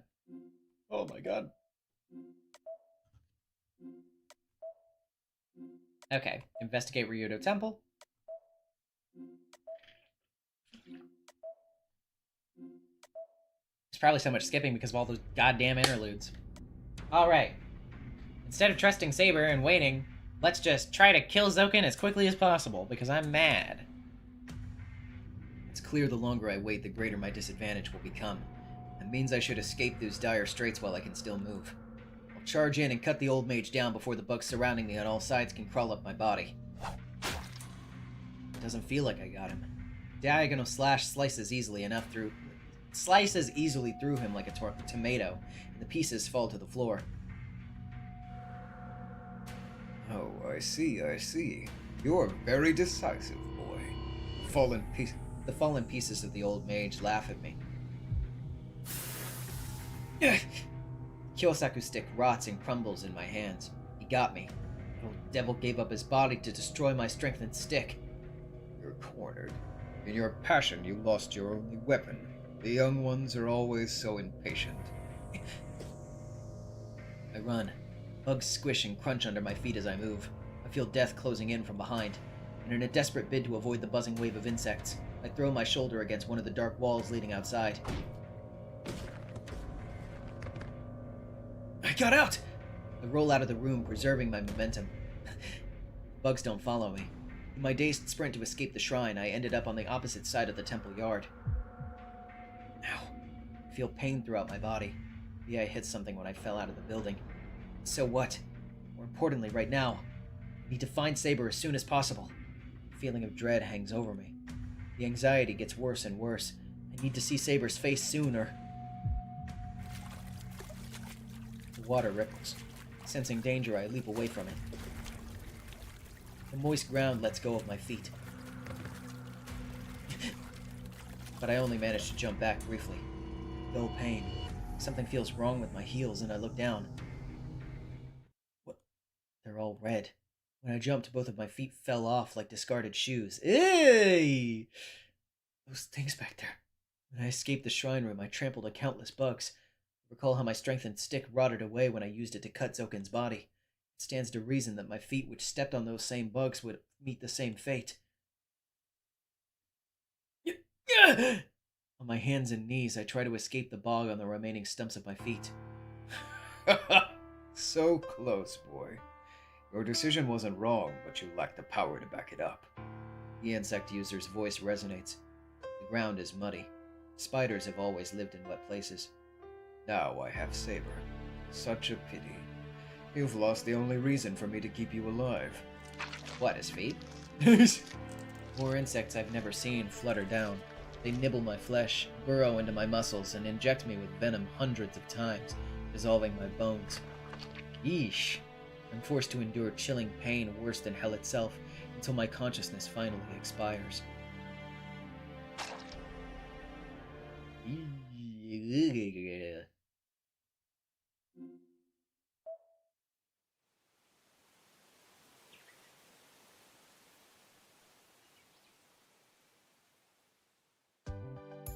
Welcome! It's the Tiger Dojo you all know and love. Here to save Shirou from getting himself deaded thanks to the slightest mistakes. This time you reached a dead end because you made a wrong choice. I won't get into the details, so just go back to the last decision and pick a different... Stop right there, trespassing scum! Look who's back. How dare you try to hijack this establishment? What do you think you're doing the moment I step away, disciple number one? Oh, thought I filled in without missing a beat. You saw it coming. You've got some nerve, Gym Shorts. What are you doing here anyway? I thought you couldn't come to the dojo because you were busy in the main story. Well, the power balance is shifting in a way I didn't really expect. Plus, I thought you'd be lonely without me. And... My pride is in shambles! Please, Master, let your student back into the fold! Absolutely not. Go freeze out in the cold gym shorts. Yay, that's why I hate you, Tiger. Then I'll have to resort to brute force. Just you wait. Next time I'll conquer this place with sheer power. Bring it on, you little devil. I'm looking forward to whatever you can pull off without any magecraft.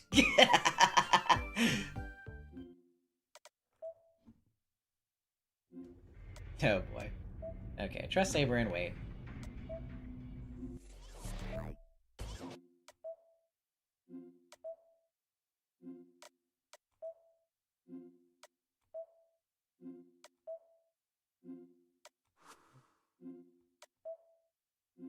Okay, because he didn't want to kill me. Okay, now then, I've told her what I came here to say. If there's anything else to say, it would be... No, I'm not gonna ask for Rin's help. I'm gonna tell her to go fuck herself, because I can do it by myself. No, I shouldn't tell her. This is my own problem. I chose to keep fighting. Zoken Mato, an assassin. Black Shadow roaming the town. Masters fighting each other over the Holy Grail. I lost Saber in my fight to put a stop to all of that. Can't lose anyone else. Here on out, I have to fight on my own. Emiya, why are you all quiet? Is there anything else you wanted to talk about? No, that's everything. I lost Saber and I'm no longer a master. You don't have any reason to fight now. Yeah, if you're gonna forfeit this war, then that means we won't become enemies once our alliance is over. Bye, Emiya. Yeah, I'm forfeiting now. Without Saber, I don't have a chance. I leave my seat. I head for the exit, leaving Tosuka behind. Bye, Tosuka. Be careful around Zoken. Emiya, hold on. I open the door without turning back. I leave the roof, as if to sever my ties.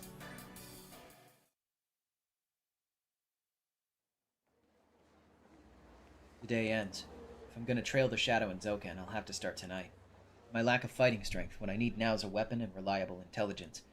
I'll wait for night, then infiltrate Ryudo Temple or the Mato residence and look for clues. Need to look after Sakura, too. Wait until tonight. The war will continue once night falls. Until then, I'll give Sakura my undivided attention. There's still some time until then, so I'll pick up several days' worth of supplies on the way home. I'm home! I announce myself as I enter the house. But a sense of discomfort overcomes me as soon as I enter. Footprints? In the hallway, I see marks that look like footprints. There are traces of someone tracking dirt into the house, while the house itself feels empty. Only Sakura's shoes are out front, so the housekeeper I asked for must have gone home. Oh yeah, okay, this is when she gets kidnapped, right?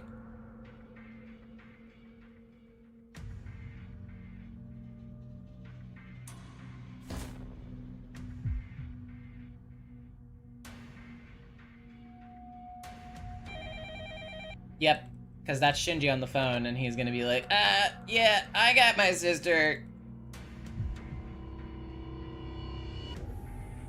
And now, Shirou's gonna go back to school to try to rescue her, but Rin's not gonna be there to help, because I just told her that I didn't need her help.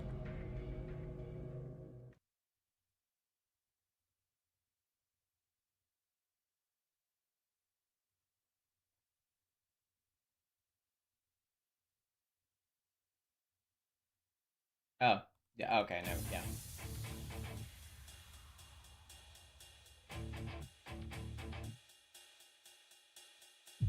Yep, he's going in.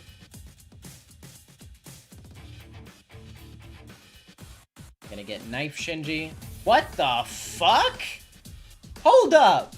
What kind of fucking drip are you wearing out of nowhere? Where'd you get that fucking coat, dude? Huh? Is he waiting for me? I find Shinji watching me in front of Class 2C. Shinji! You're finally here, Emiya. I got this sweet new coat. What do you think about it? I think it sucks. You suck. Shit. My mind goes white hot with anger, just like his jacket.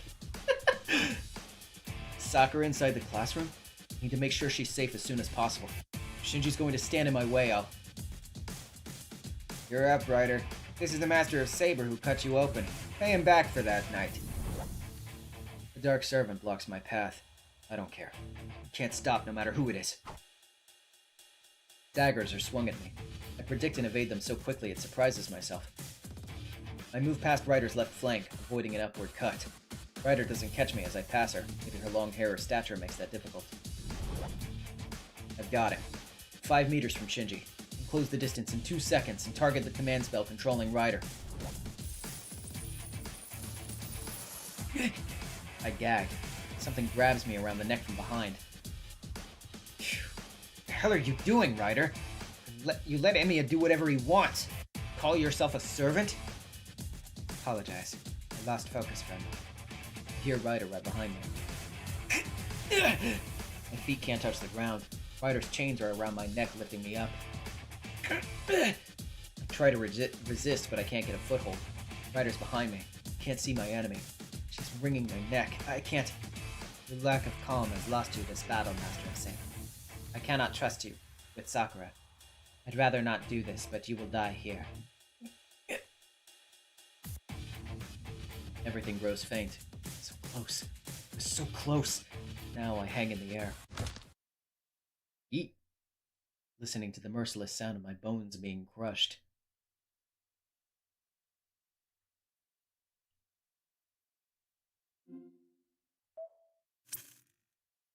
Uh-huh.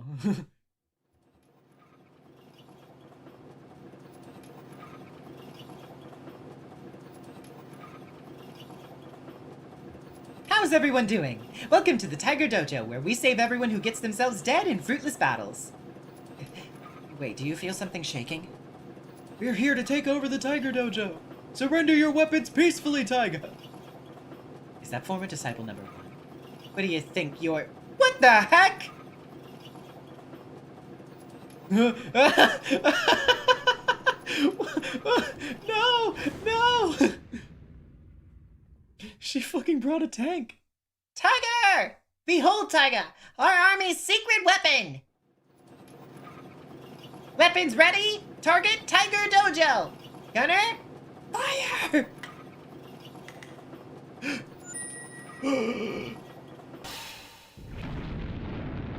Sister! Huh? Huh? My tiger! My precious tiger left over from the Third Gurgur Empire got blown up in 1 hit! Yes, I'm surprised too. By the way, Private First Class Emiya, I'm a little seriously surprised that you drove up in a tank. I thought I'd give you a scare, Master, so I went all out. Guess I'm a little prankster. I'll kill you! Oh, thank you. As long as you understand. I meant to drag this joke out a little longer, but it's becoming a pain, so I'm allowing you back into the school. Really, Master? Yeah, really. We only have 12 episodes of Tiger Dojo left. I really can't do this all alone. Plus, there was no telling what you'd try next time if I left you out in the cold. Yay! I scored a regular roll! 12 episodes kind of sounds like a lot, though. Does Shirou get killed that many times? You bet he does. Shirou's mortality rate is the highest in this route, actually. And they're pretty gruesome deaths, too. Compared to when you splattered them, they're more like what you'd see in a horror film. I feel like the creator's personality is showing through. Yeah, so be careful with Shirou's decisions. This dead end happened because you chose to fight alone, even though you don't have Saber anymore.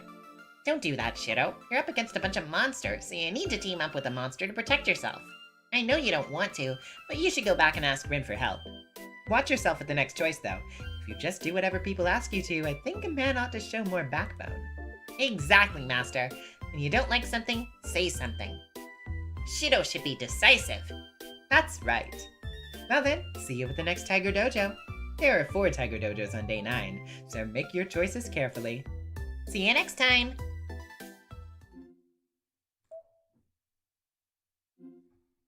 Okay, I'll ask Houseka for help. Okay, yes. No.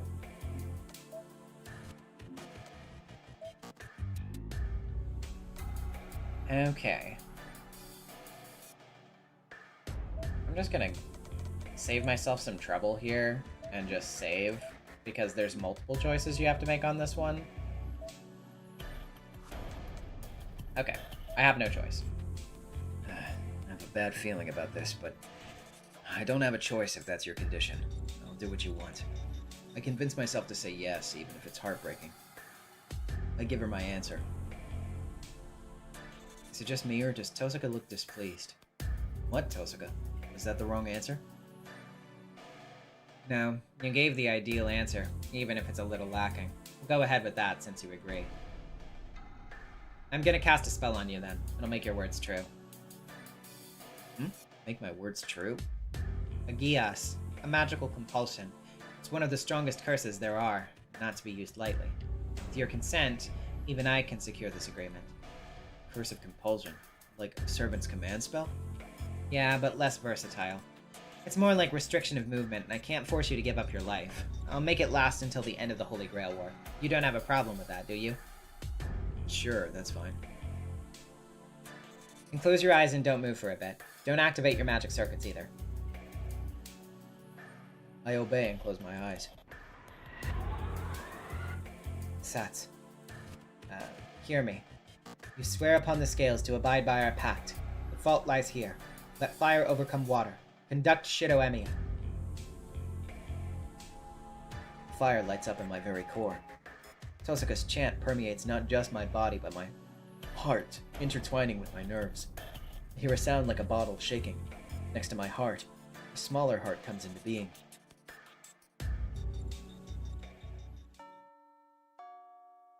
The bell rings to announce the end of lunchtime. Lunch went by in a flash. Tosuka's magecraft must have had me in a trance. Okay, done. Our contract is active. Let's meet up at the front gate after school then. I'm gonna have you do club activities at my house for the time being. Club activities? At your house? Yeah, since we're teaming up, I should teach you to be able to fight on your own as much as I can, right? I already know you're an amateur since the other night, though, so we'll need to have you come over multiple days. I don't mind. I appreciate that, actually. Are we starting today? Obviously. We need to gauge your abilities first, then figure out how to proceed from tonight. You'll be getting home pretty late, but that's fine since you live alone anyway, right? Oh, right. Tosuka leaves with a casual wave. A chime announces the end of lunch. Today's Friday. Classes run until 6th period, and we get out after 3 p.m. Actually, Shirou, it's Saturday now because it's past midnight. Man, I told Sakura I'd come home early. I can't just cancel on Tosuka the very first day. I'm sorry to Sakura, who I'm taking care of at home, but I'll need to join Tosuka today. Tosuka isn't a monster. If I explain Sakura's situation, there's a chance she'll let me go home early just for today. Yeah, I'm pretty sure she will.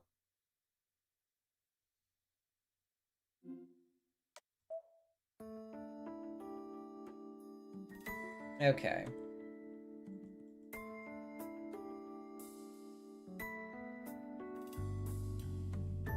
This is kind of similar to before. So let's just kind of click through.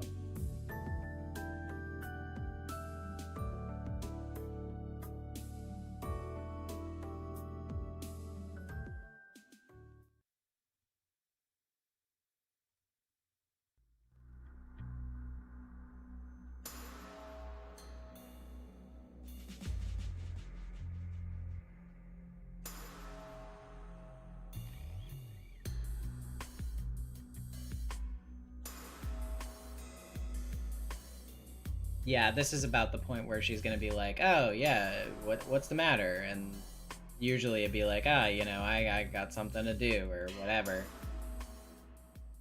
Yeah.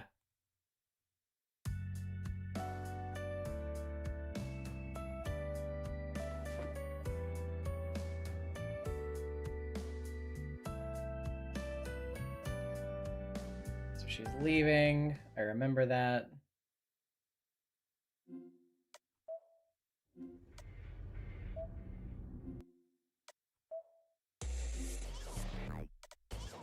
Okay. That spear's going to pierce her through the chest, and she can't do a thing about it. Her fate a few seconds from now flashes before my eyes, so... there's nothing I can do! Too bad. I stiff legs won't move. Paralyzed, I can only watch helplessly as a dark spear stabs Tosuka. Suddenly, it changes course. The lethal weapon diverts. Instead of flying straight into Tosuka's chest, it changes direction right before impact. The black spearhead swivels. It comes for me greedily, as if it's discovered a more delicious prey. Ow! I hear a dull impact.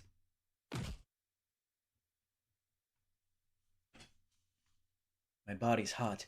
My vision gets all soft and twisty like I've caught a serious fever. Senpai? I think I hear a familiar voice far away. I'm losing my grip on reality. In my white, hazy mind, the blood coming from my left arm mixes like paint on a canvas. No.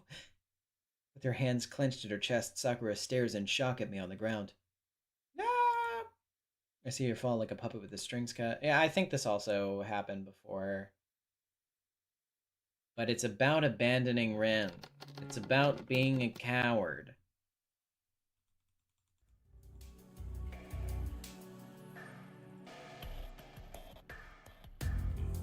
Because, yeah, we're going to get to that point where they're going to ask, like, okay, so what do you want to do about Sakura?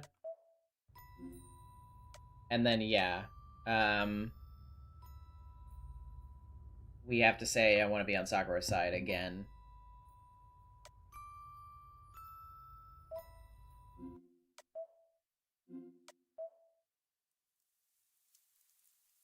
I'm not prepared to kill her. I came back here for Sakura. Fine. I know where you stand. You're saying you'll protect one person, Sakura, over everyone else. Yeah, I won't let you tell me that it's wrong. If you're going to hurt her, then I'll stop you here. You'll stop me? No way. You can't even move a step, let alone try and stop me. No matter how much you want to protect Sakura, I won't let you go against my plan. Tosuka's voice is emotionless. Then I realize... What? I can't even move a finger, let alone my limbs. Tosuka, you... You said you wouldn't let me tell you that you're wrong, but you made a mistake. If you wanted to go your own way, you never should have given up your right to decide. I feel my heart expand. No, it's not my heart, but an oath binding it. Also, for me, that was an ideal answer. Oh, okay. Also, for me, that was an ideal answer. It's a little lacking, but this is all I need to do if that's your answer. Curse. Compulsion. Yeah, I only meant it as a joke, so I never thought it'd come in handy. Once you swore absolute obedience to me, you lost the ability to defy my opinion. Back there, you made a contract with me, not a promise. That means you're my servant, not my collaborator. I'm gonna kill Sakura. Don't get the wrong idea, Emiya. You wouldn't be able to stop me even if you didn't have this GEASS on you. This is my responsibility. It isn't your fault. Tosuka, wait! I can't even finish my sentence anymore. Tosuka is gone. Why? I can't move my body. Damn it! Are you kidding me? I desperately try to move. I need to get free. I struggle to move as soon as I can when suddenly, my paralyzed body suddenly obeys me again. My legs won't move to give chase. I'm free, but my mind feels frozen. Suddenly, I understand.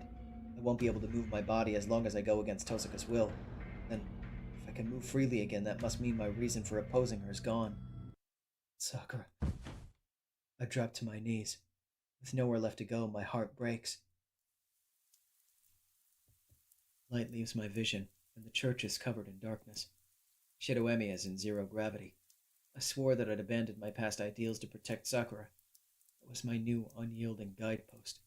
But then, I lost it so quickly. The war will go on. The Holy Grail War will continue, and I'll probably fight alongside Tosuka, who murdered Sakura, to end the conflict. But that will happen in a place that doesn't matter anymore. Shirou Emiya has lost his place forever. I'll keep going, without anything to guide me, not knowing what I should do.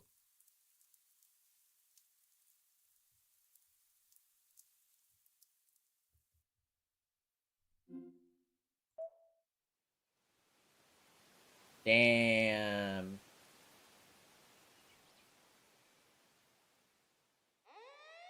Heartless repossession! The evil debt collector appears!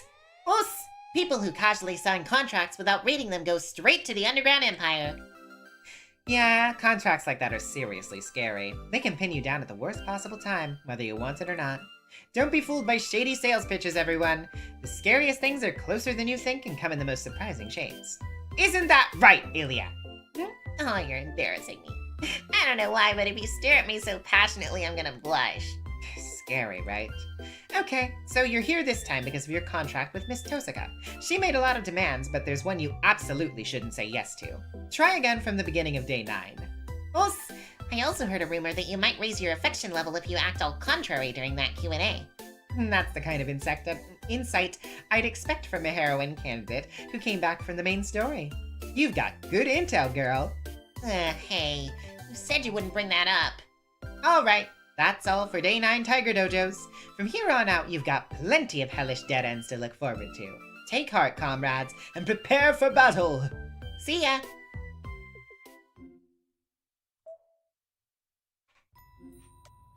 Okay, yeah. So we need to go back on the flowchart again. All the way back here.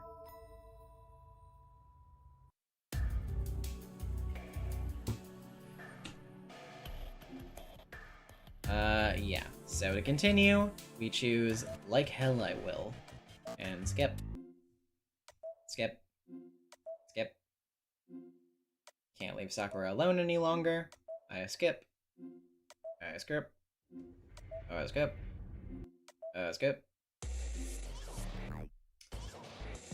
Wait a few seconds from now flashes before my eyes, so I close my eyes and attack Ryder. I close my attack. I close my eyes and attack Ryder. I'm the only one who can move easily.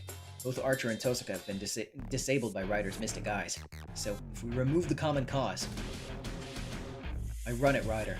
Even if I can't take her down, I can at least break her gaze on Archer for a second. You lost your mind? Don't look directly at Ryder! Oh, that was Archer. Have you lost your mind? Don't look directly at Ryder! I ignore Archer's voice and charge at Ryder. Those mystic eyes petrify people, then I can just close my eyes. The hallway's narrow. I know how far I am from Ryder. Either Ryder reacts to me or I manage to pull off my suicide charge, might create an opening for Archer. Yeah, now, eat shit. My legs are frozen. They've actually turned to stone. Not just my legs. The petrification reaches my waist, hardening my torso, freezing my arms, and sealing my eyelids shut forever. How foolish. Did you think closing your eyes would be enough to block my mystic eyes? Everything I see is cursed, whether physical or spiritual. My throat and mouth won't move. I can't even tell what's happening around me. I'm a stone statue that has no way of knowing whether Tosaka's screaming or Archer's crumbling to pieces. My body is stone, and soon my mind will follow. In ancient myth, there were 3 immortal sisters. Just like them, my body will never change. Yeesh.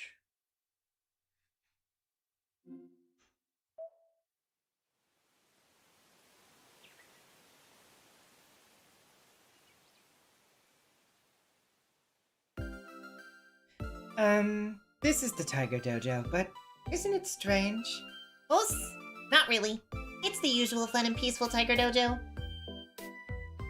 I feel bloodthirst again. No, this isn't just my imagination. I sense something really bad watching me.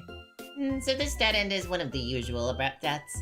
You can't escape Ryder's mystic eyes after making eye contact. It'd be wise to focus on defense instead of trying to defeat her. Wait, hold it. Something is definitely off. Something is behind us, but I'm too scared to turn around and see who. Shirou sure dies in all kinds of ways, huh? Petrification is rare even in our line of work. It's close. An odd death lurks nearby. Why is this happening to me? Because Sakura is the type to hold a grudge, right? Remember when I said in front of you that Ryder's master is a rotten snake at her core? Wow, you did? Maybe, maybe not. Whoa! Ah! Somebody help!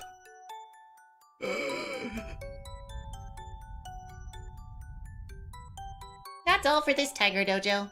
If you curse someone, dig 2 graves. Be careful who you talk when you talk behind people's backs.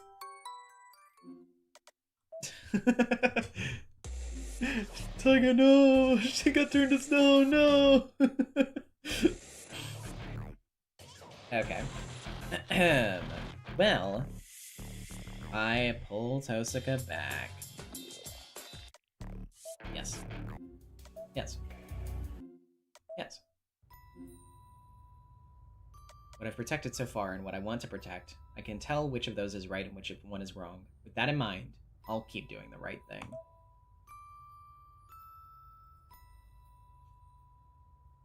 I know what's right.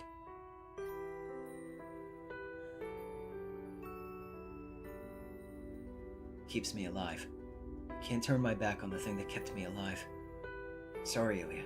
I can't protect something so obvious. I still my mind and turn it to steel. It's over. They all stop. The gastric juice is rising to my throat, pain racking my bowels and the tears threatening to erupt from my eyes. I won't compromise my principles.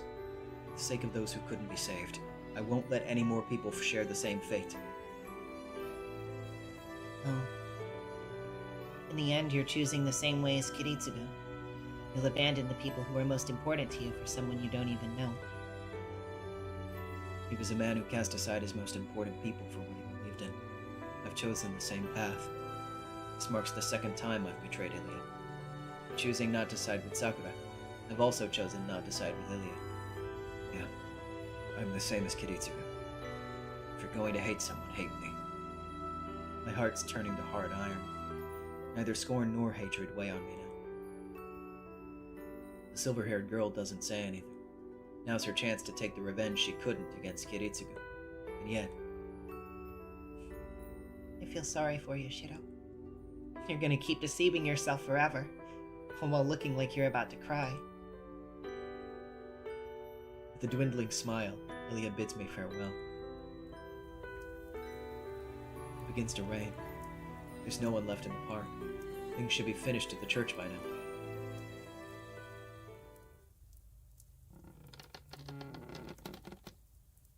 I forgot that I didn't use the filter during the last church scene, so sorry about that. I open the door. Tosuka is standing in the corner of the chapel. Looks like she's been here for a while. From the way she stands, I can feel a certain determination. It's the face of a ruthless mage who's decided to treat Sakura as an enemy if the crestworms can't be removed. Tosuka doesn't look at me, and I have nothing to say to her. For a long time, the chapel's filled only with the drumming of the rain. I'm not sure how long it goes on for. The surgery's finished. There's nothing more I can do. Kira Kotomine appears, breaking the silence. Kira, how's Sakura? I've done all that I can. I have nothing more to say. The outcome is as expected. There was never any way to save Sakura. Sakura Mato is sleeping. She'll likely wake up tomorrow morning. What will you do with Tosuka heir, and... That goes without saying. It's the administrator's job to drive out a mage that's fallen from the path. Doubly so when it's my own family. Tosuka starts walking back toward the back of the chapel, where Sakura is sleeping in a back room. You're not going to stop me, Emiya? Tosuka turns to face me as she reaches out for the door. I answer her with silence. And you're fine with this? Even if I kill Sakura? I don't have an opinion. If we can switch places, then I will. No. This is my duty. I can't leave it to you. Tosuka opens the door and disappears into the back. I'm surprised. I thought you'd stop her. So, you've made up your mind. Now the Holy Grail War will return to normal. Somewhat anticlimactic, but an enjoyable conclusion all on its own. Enjoyable? What's so fun about it? You like betting on who will win or lose? Predictions? There's no need for such a farce. You will win. Now that you've cast off Sakura Mato, he'll use any means necessary to kill Zoken Mato, kill Ilias Vale, and kill Rin. That's the outcome I'm looking forward to. Why? I'm not going to fight Tosuka. I don't have any reason to stop her from getting the Holy Grail. No, you will fight. Once you learn of the Grail's true nature, you'll be forced to fight Rin. Now that Rin's been forced to kill Sakura, she'll have a breakdown unless she obtains the Grail. She'll try to win for her own convictions while you try to destroy the Grail for your own ideals.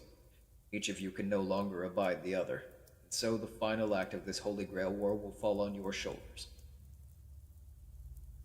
The priest moves to leave the chapel. He must have guessed that the deed is done, in the room where Tosuka is with Sakura. So you think I'll be the last man standing? Of course. You're now Kiritsugu Emiya. There's no way you lose. The priest departs, leaving only Shirou Emiya in the chapel, with a mind made of steel. The priest's prediction is true. Keep on fighting, defeat Zoken and Ilya, drive Tosuka away, and destroy the Holy Grail. Then this war will end. I've sworn to do the right thing.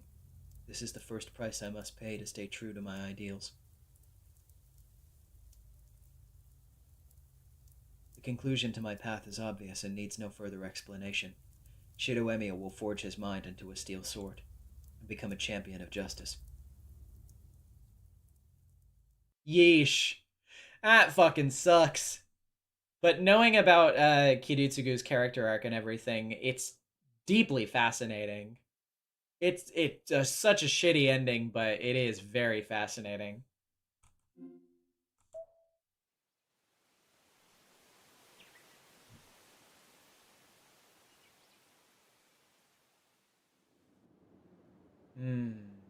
Not much I can say this time. This too is one possible outcome. Dummy. Alright, no complaining. This Tiger Dojo's cancelled. They'll be waiting at the next one.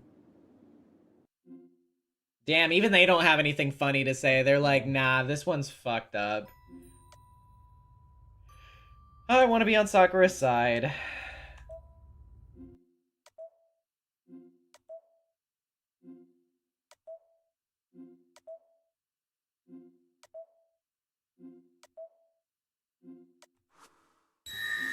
Philip with the 8. This is one of 2 famous bad ends from the VN because of how it shows Shirou's path altering greatly. You'll likely know the other later. Interesting. Okay. I'm fond of her.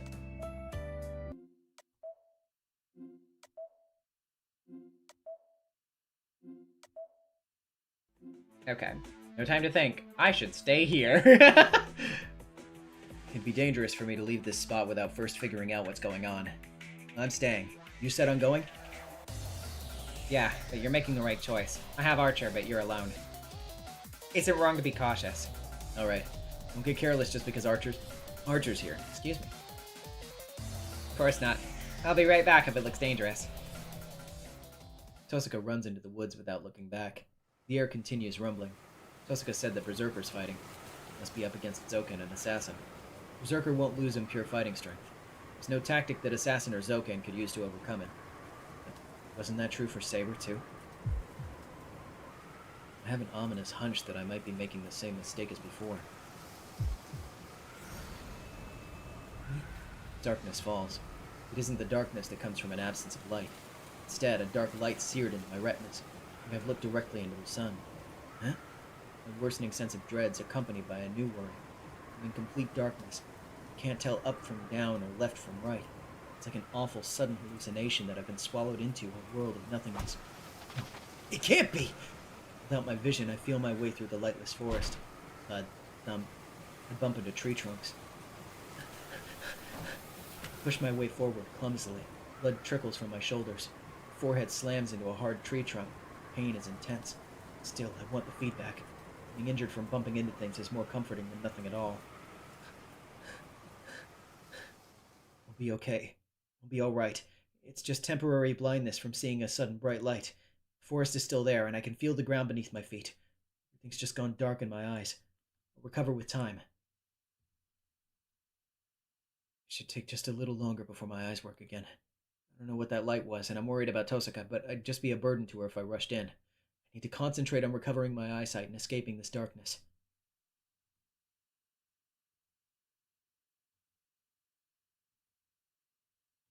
Just a little more. I'm sure my eyesight will return soon. There's nothing to worry about. My eyesight will return, I can say that for sure. I am worried about the noises around me. The gusts of wind stopped at some point. The thumping noises are gone too. I wonder what it means that I've stopped bumping into all those trees. Almost there. Just a little more. Oh my god. Just a little longer until my eyesight's back. I need to wait in this dark void until then. I'll focus on that for now. I can ponder later why I'm not touching the forest anymore. I can wonder later why it's dark even though my eyes are working again. My vision's back to normal. Right. Just gotta get out of this darkness as soon as I can. Still feeling nothing, I walk through the darkness. I know I'm in the middle of the forest, but it's so dark that my imagination goes to bad places. For example, maybe I got trapped in a world of shadows with no exit. A bad joke like that, maybe. I chuckle bitterly at how lame it sounds and keep going. I can't feel anything. It's just a little longer. A little longer. A little longer. A little longer. Just a little longer until my eyesight returns, and I see the place I was just in earlier.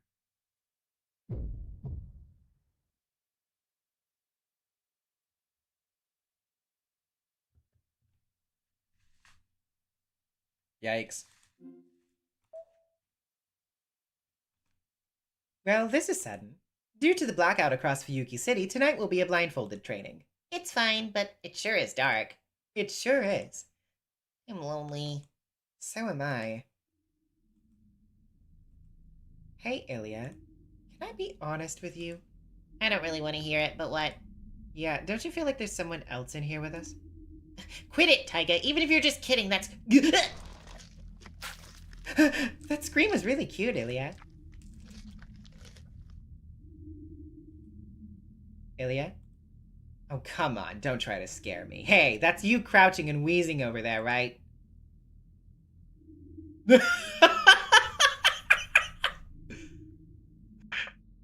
lady, it's me. Liar, who the heck are you?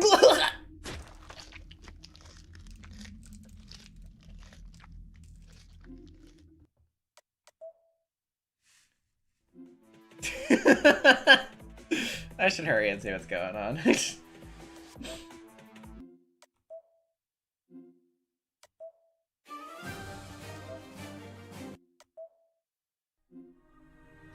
Completely swallowed by it here, Archer pulls out the tentacle skewering his body and runs at Tosuka. Then I'll bring Tosuka back! Tosuka's closer to the shadow than I am. Archer's on his last legs, and Tosuka's too shocked by his injuries to move. That means I'm the only one who can bring her back here. Tosuka! I let go of Ilia's hand and run to Tosuka. I can still make it. About 5 meters from Tosuka, and the shadow's another 10 meters away. If I run as fast as I can, grab her hand, and jump to the side, I can... Balloon time! I was wrong to think I could change anything. The swollen shadow burst in an instant. I couldn't even grab Tosuka's hand. In a heartbeat, the shadow overruns the forest, swallowing every last prey within its web. My body temperature rises. A lethal jungle fever destroys my body. There's no vaccine against it. And even if I try to escape the heat, my mind dies before my body. I don't think they should have used that turn of phrase now that I think about it for a second. My soulless body is swallowed as I melt into the shadow. I feel as if I hear a birthing cry. Ugh, haunting.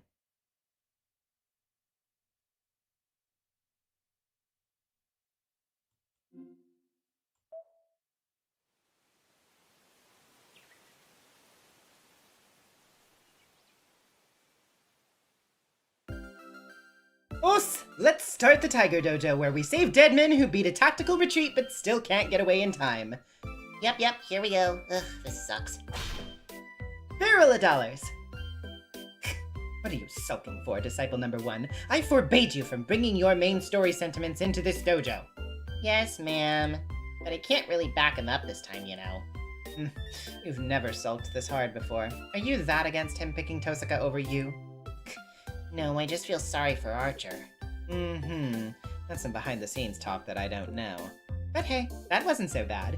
Miss Tosuka and Archer and Shirou, you all died happily ever after. This ain't no joke, you dumb tiger! That's all for today. Shirou, go back to the last decision and do what Archer says. No turning off the game today until you get out of the forest, okay?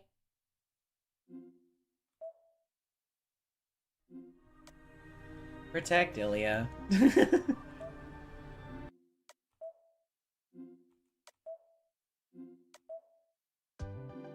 Ilya, I guess?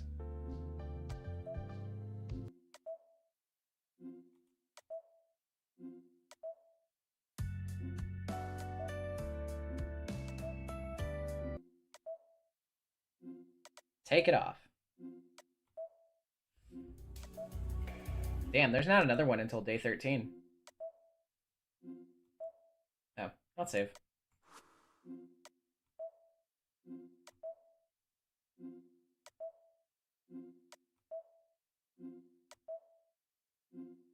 I should check out Sakura first.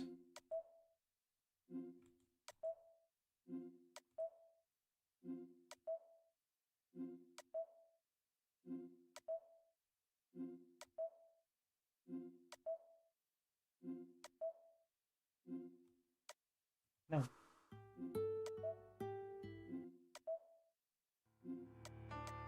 I nod.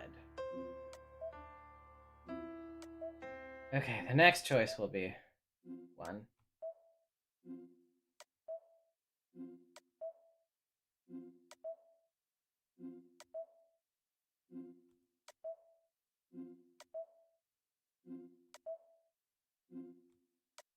No.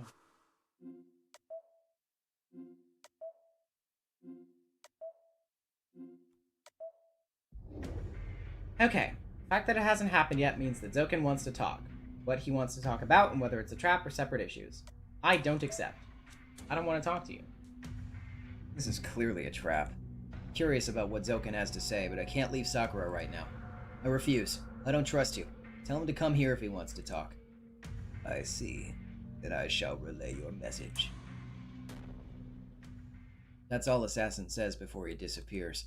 He's probably on the way back to Zoken by now. Good. Made the right choice. Even if I got to meet Zoken alone, I have no way to defeat him. He's a monster that can't be reasoned with. I shouldn't face Zoken until we have all of our weapons at the ready. Jeweled sword, huh? It's the name of the trump card that Tosuka and Ilya are trying to make. Archer's Arm contains records of 1,000 or more famous magical swords, but this isn't among them.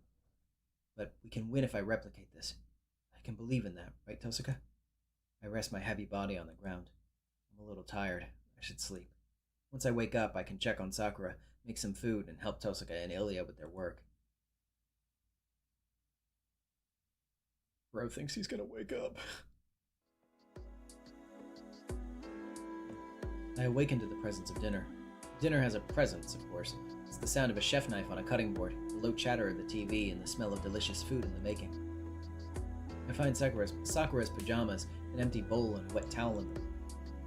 I search my memory. Based on the situation, I checked on Sakura sometime in the afternoon. I try to recall the details, but stop. It doesn't matter now. It just slipped my mind, so it isn't worth thinking about now.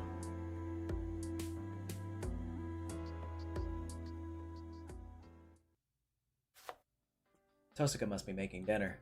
Sakura and Ilya aren't here. Sakura must be in her bedroom while Ilya's in the tatami room. You're back? You said you were gonna take a break since you're tired. My face stiffens for an instant. Nah, I'll help. You must be tired too. Sorry for dumping it all on you. I respond as naturally as I can to avoid suspicion. Dummy. I appreciate the thought, but you can't even hold a knife with that arm. I've got tonight, so go and rest. I hear the satisfying sound of a knife on a cutting board. Tosuka's finally slicing a lot of bell peppers. Maybe we're having vegetable stir-fry tonight. No, I should get ready to take a bath. I'll take care of the laundry too, so can I take in your clothes? Of course not, you idiot. I'll do that myself. The sound of the knife becomes fierce and gallant. Tosuka's cutting beef into chunks. We're having beef for dinner. Or which it is. I grumble as I start to make my way to the bathroom. Whatever we're having, I'm looking forward to the final... But... The lights go out on their own. Is it a power outage? Looks like it. Didn't touch the light switch. Yeah. There's no response from the bounded field, so it can't be an intruder. Yeah, even if Zoken attacks, we'd at least hear an alarm. No, we wouldn't. Remember what happened this morning. Assassin might be able to breach the Emiya house's bounded field without setting it off. Stay here, Tosuka. I'm gonna check on things, just in case. Huh? Hold on, I should go too. It's dangerous on your own. Right. No, you should go to Sakura. I'll join you once I get Ilya. Okay, I got Sakura. I go to Ilya's Tatsumi room. It's quiet, but the house feels the way it always does. Maybe I'm overthinking it. It's just a blackout. Still, I should wake Ilya up while I'm at it. Even if the power is out, it's almost time for dinner. Ilya, are you awake? I slide open the door. Yeesh! I'm greeted by a vicious mural of bloodstains. Ilya! Ilya isn't here. All I see in the room is blood. I think I see something that looks like a bundle of silver thread in the corner of the blood-drenched room, but that isn't Ilya. It's not Ilya anymore. Damn! I run out of the room. My mind has gone stone cold, and I head for the guest rooms. Sakura is in danger. I grasp the situation in a second without really understanding anything at all and take the shortest path through the backyard. There. I see something that shouldn't exist. It's like the story about the ghost under a willow tree. Why didn't the bounded field react? What is that thing doing here? Before I even process my own question, I lose any chance to flee, any avenue of escape. Shadows already cover the entire house. It's made of shadow, so there's no getting away from it in the lightless night. I learned that last night. The second I run into this thing, my life is over. The ribbon-like tentacles impale me through the chest like a crowbar. It easily tears me open, like a blooming red flower. This must be how Ilya stopped being Ilya.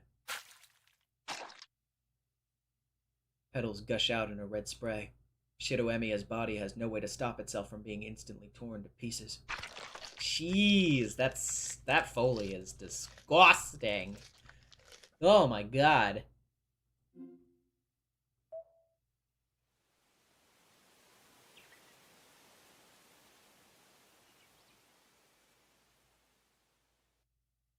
Hey, I thought I said to knock it off with the ghost stories. Huh? You don't like scary stories, Master? Yep, they creep me out. My belly button will get stolen, so I'm out of here. Hang on, you can't leave, Taiga. You're the acting chief instructor, so do your job. What are you gonna do if someone comes kicking down our door to challenge our dojo?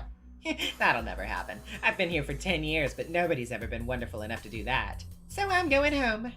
Man, I have a bad feeling about this. Why are you talking in a Kansai accent? Oh wait, Master, someone's here to challenge our school. Okay, make them leave. Why are you being like this? Normally you'd go, yay, I can't believe I met a dojo challenger in my lifetime. You'd be as ecstatic as someone finding a vending machine in the middle of the desert.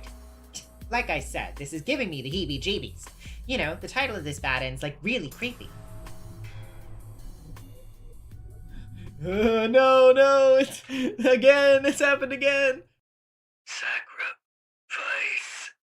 See, there it is! I just can't handle these faceless types. Oh, I know this. This is one of those mixed martial art fights, right? Yay, break a leg, Taiga. I'm literally gonna! Look, you're gonna be fighting this girl in the gym shorts, okay? She's a strong character with 10 times my moe points, so a gourmand like you will absolutely destroy her. It's a kama. Begone, evil spirit! Monk! Someone call a monk! Looks like the Taiga versus Black Shadow fight's kicking off. Black Shadow has the edge right now, but Taiga's a contender in her own right, slowly taking the offensive. Oh, she took the bait. Taiga's pulling her opponent in, even as she gets swallowed up herself. She's fighting back. Master, you have a fighting chance. Oh, God of Babylonia, grant me strength! Okay, no one really cares. You'll lose if you try to fight something like that head on, so don't follow her example, Shirou. What you need to do is figure out the Shadow's true identity.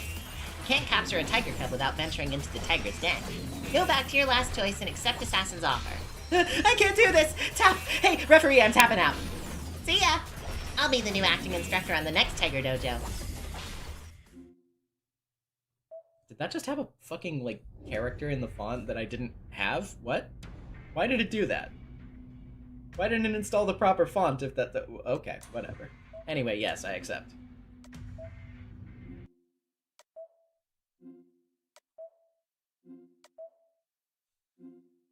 Ah, yes, this scene. Oh, man, this one's gonna suck. I kill her myself. I let the knife fall. Sakura doesn't move. Her eyelids are trembling as if in terror. She doesn't try to avoid the knife. The keen silver edge falls towards her pale neck. Eesh! It bites deep. Did someone start a fire? The gushing red reminds me of a sudden geyser of water.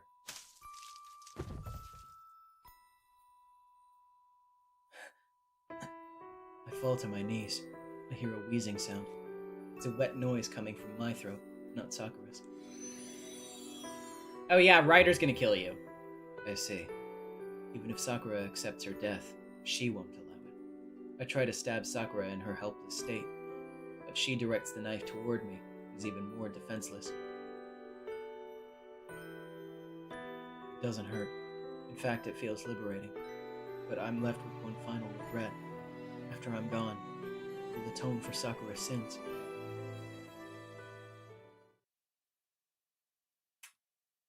Yep.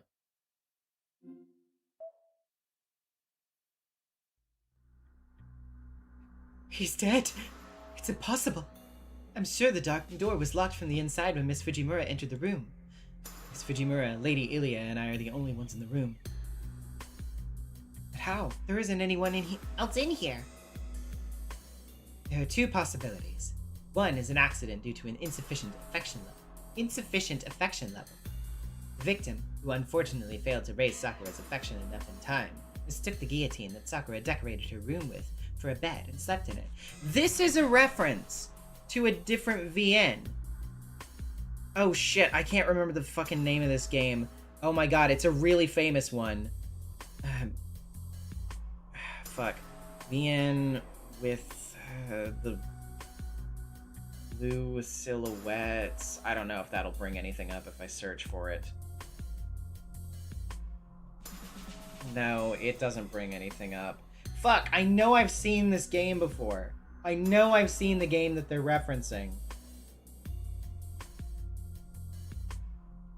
Oh shit. I'm gonna be so mad if I can't remember.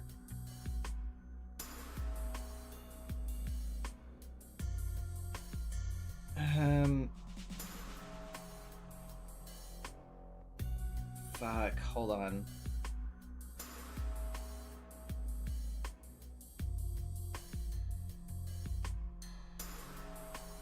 Is it that? Hold on. I have to make sure. Yes! Yes! That is!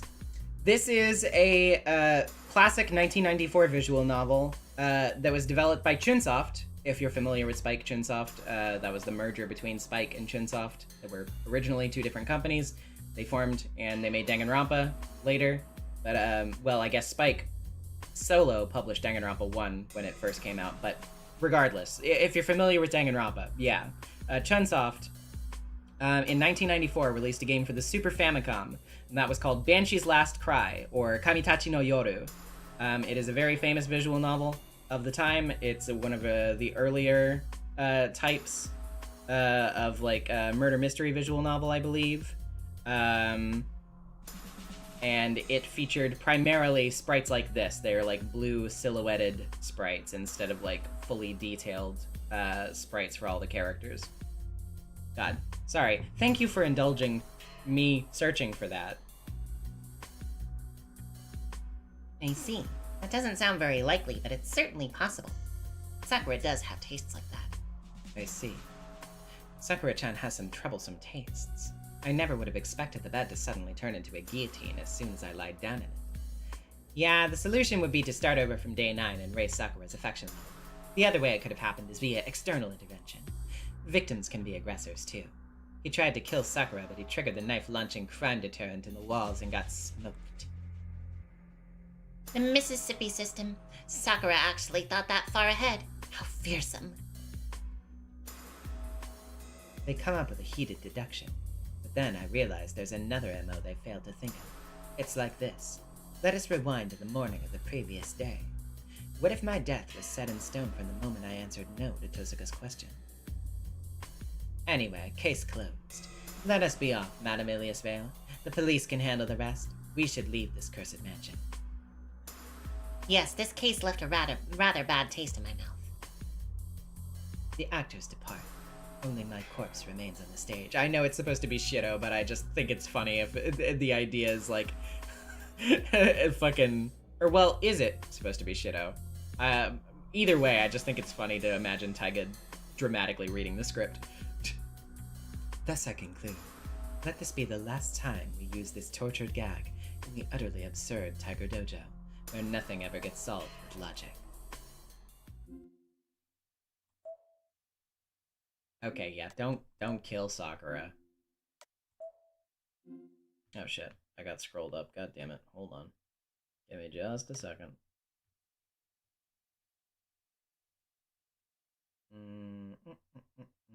Okay, there we go. Boop. Don't save. I didn't mean to do that. Okay.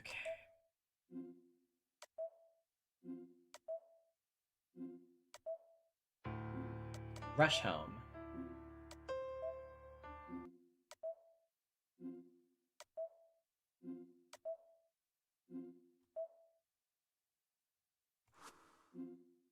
Okay.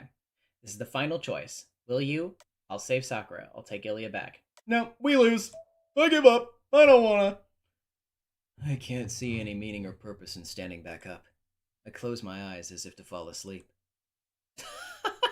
I don't care anymore. I don't wanna. There's no future left. My Holy Grail War ends here. I was never a part of it to begin with. What a fucking dumbass ending!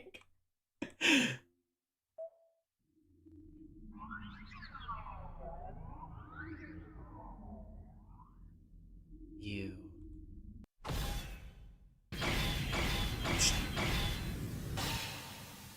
Spineless Creighton!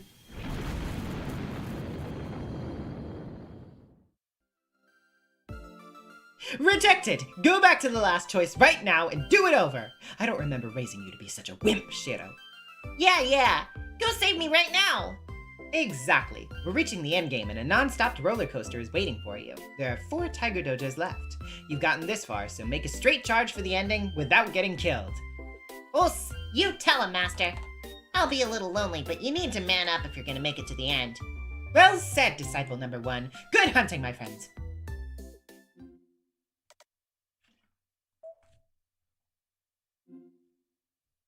Alright, I'll save Sakura. Fine. I guess. Okay. Nod.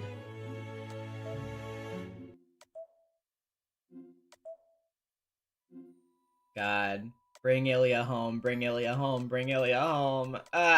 This screen always fucks me up. Bring Emiya home. Oh wait, it actually was like, yeah, you chose a different choice, so you get to see all of the dialogue over again because it's technically different. Shut the fuck up. It's literally the same scene.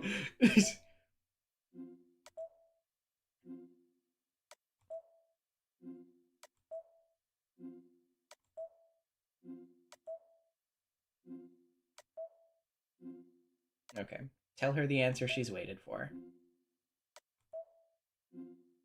Okay. Will you be on Sakura's side till the end is the real answer, but what was it again? Remember, it was, oh, right. Can you fight until the end? It's when Ryder is like, remember, what did I ask you to do? What did you promise me to do? So I'm gonna get it wrong, and she's probably gonna kill me for it. Can you fight until the end? If I recall correctly, I think she asked me whether I'd keep fighting until the end, no matter what. Ryder, I'll fight until the very end. I want to save Sakura, just like you want to protect her. I don't know how it'll turn out, but I can't run from this. I'll fight to bring Sakura back. If you're going to stop me, then I'll do everything I can to eliminate you. She doesn't answer. After an oppressive silence, Ryder speaks. I understand your conviction, but that cannot save Sakura. She gives me a curt reply and vanishes. Ryder? Fight your war. I'll do whatever I can to save Sakura. Her voice is distant, and it doesn't sound like she's coming back. Ryder's going off to fight on her own. She can't return to her master, nor does she really want to rely on us. Oh, okay. I thought she was just going to kill us immediately. But apparently not. Both hands on the clock point to the top. It's midnight, the time we agreed on. I wrap up the Azoth blade and keep it on my waist. Okay, yeah, it's the same stuff as before. Oh. I nod at Ilya and stand up. My left arm doesn't hurt anymore. My functions as a living creature are just being slowly eroded. If I stop, I won't know what I'm doing. Okay, yeah.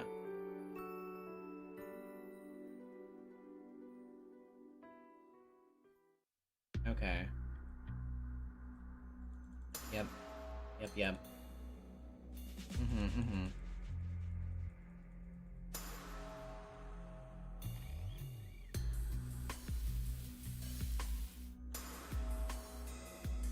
Now, normally we'd be with Ryder here.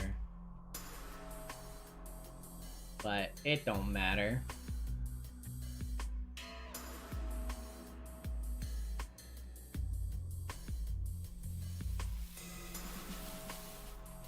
We can do it without Ryder, surely. It'll be fine. Yeah, we're gonna get to a point here, though. Somebody's gonna show up.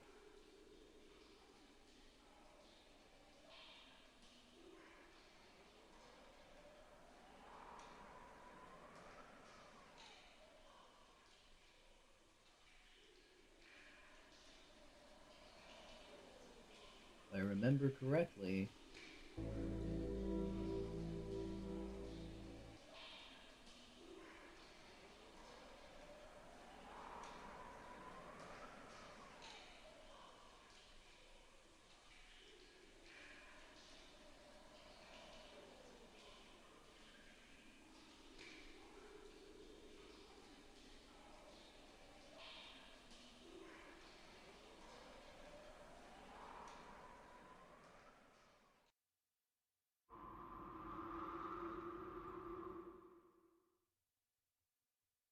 Yep. It's Salter.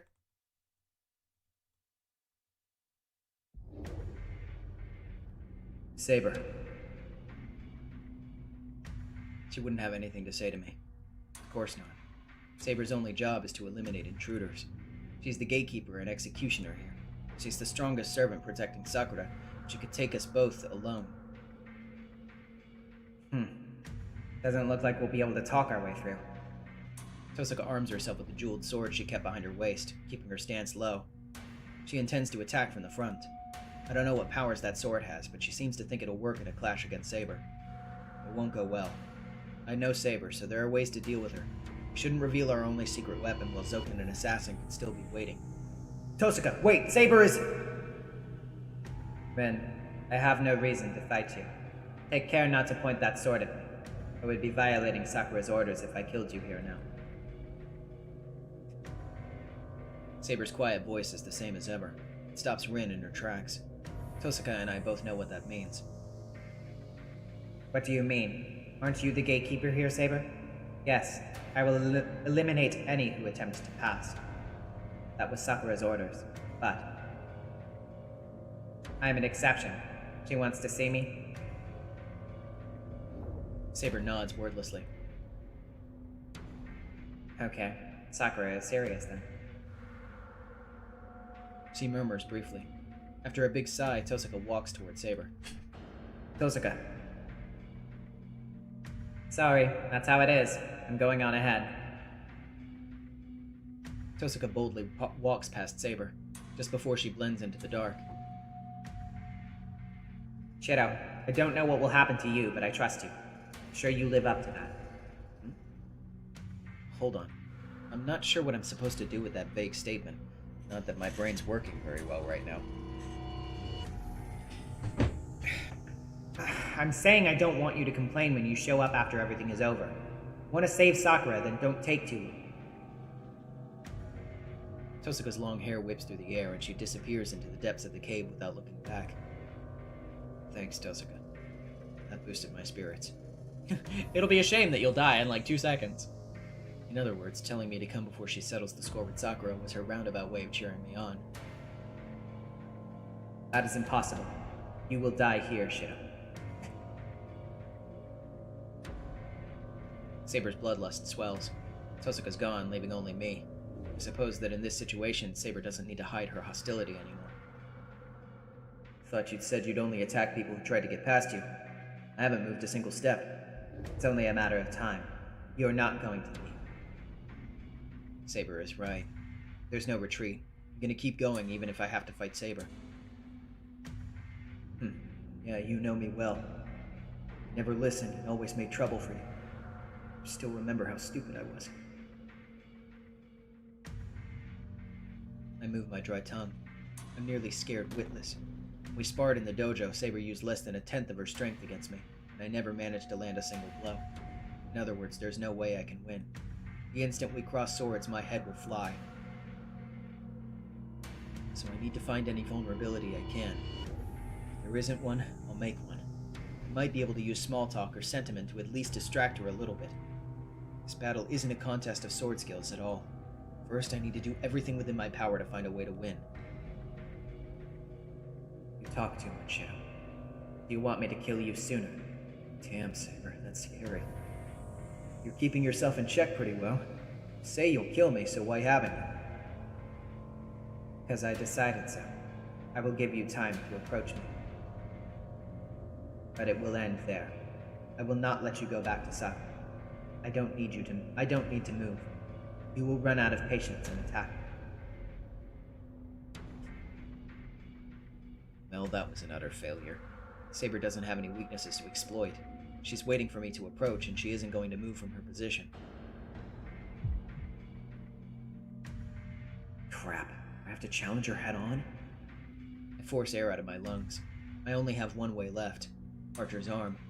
All I can do is use projection to defeat Saber like I did with Berserker. Of course, I've already concluded that this won't be enough to beat her.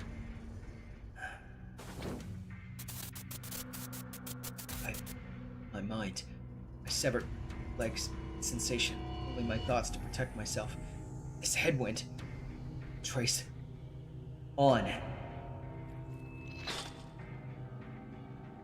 I create weapons.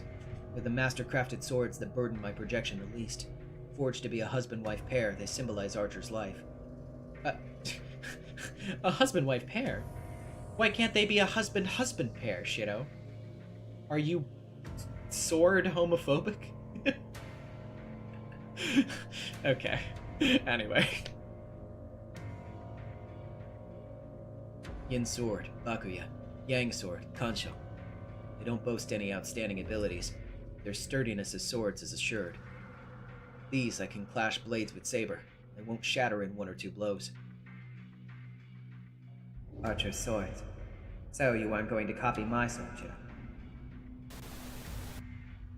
And I took great offense to that. My severed thoughts managed to come together. Did Saber just say? She said that I'm not going to copy her sword. It's impossible for me. It'd take too much time to project a noble phantasm of that caliber. More importantly, I can't master her sacred sword. If I were up against a stationary target, I might have a chance, but I'd be too hard-pressed fighting Saber to invoke that sword's true name. No, that has nothing to do with me. I only care that you have armed your... Oh. That was Saber, sorry. No, that has nothing to do with me. I only care that you've armed yourself. Even if your weapons are feeble, I consider that a hostile act.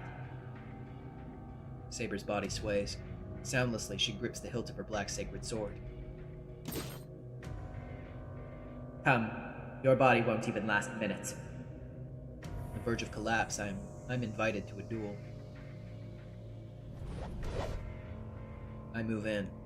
Choosing my first move, predicting Saber's interception, countering and evading, I push it all aside and charge at her. I bring down Bakuya. I close the nearly 10-meter span in a single breath and focus my will on my left arm in an explosive strike.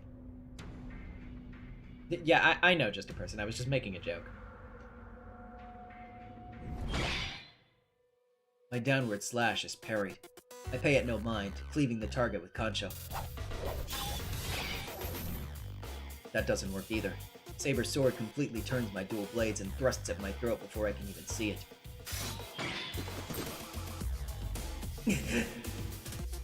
What is she surprised at? It doesn't matter. Does she find it miraculous that Emiya unleashed an attack he should not have been capable of and blocked a counterstrike that he shouldn't have been able to block? It doesn't matter. What are these violent sparks and impacts occurring every second? It really doesn't matter. It's the rampage of someone approaching death in a peaceful repose. I twist my body with superhuman agility. My blades surge like lightning. My thoughts clearly see 10 moves into the future, and I can predict my life or death 5 seconds ahead.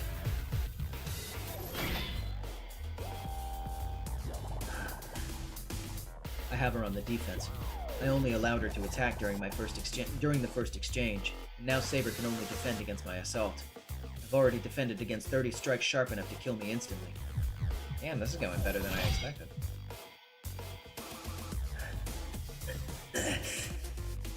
Time stops. My body can't keep up with my mind. My body can't follow the experience that's being brought out. That's why I chose Kancho and Bakuya. I projected more than just weapons. I copied Archer's skills with the dual swords from his arm. It isn't perfect, but right now my skills are close to that of Archer.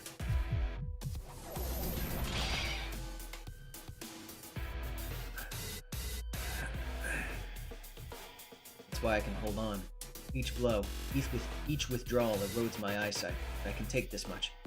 My mind and body are shaved away, leaving my existence smaller and smaller.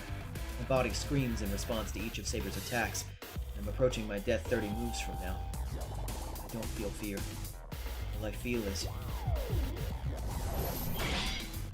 See you later, Ursher.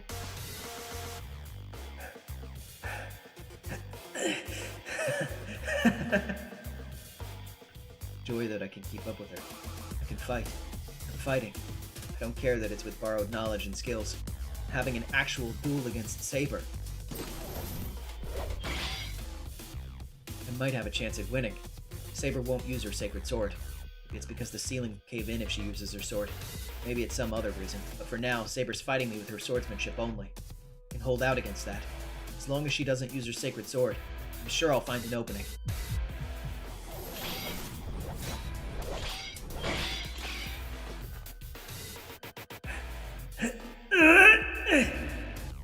I increase my speed. I shift the gear to high and slam on the accelerator. The holy shroud around my wrist is irritating. I feel bitter that I can only project one more time. Draw it out. Deeper and further, beyond your limits. If I draw more of it out, I can fight Saber even longer and stronger.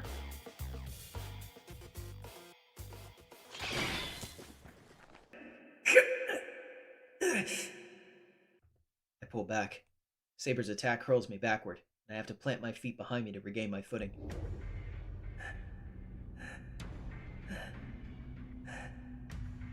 My shoulders heave up and down as I catch my breath. My muscles are on fire. The heat in my body seems to vent from all my pores.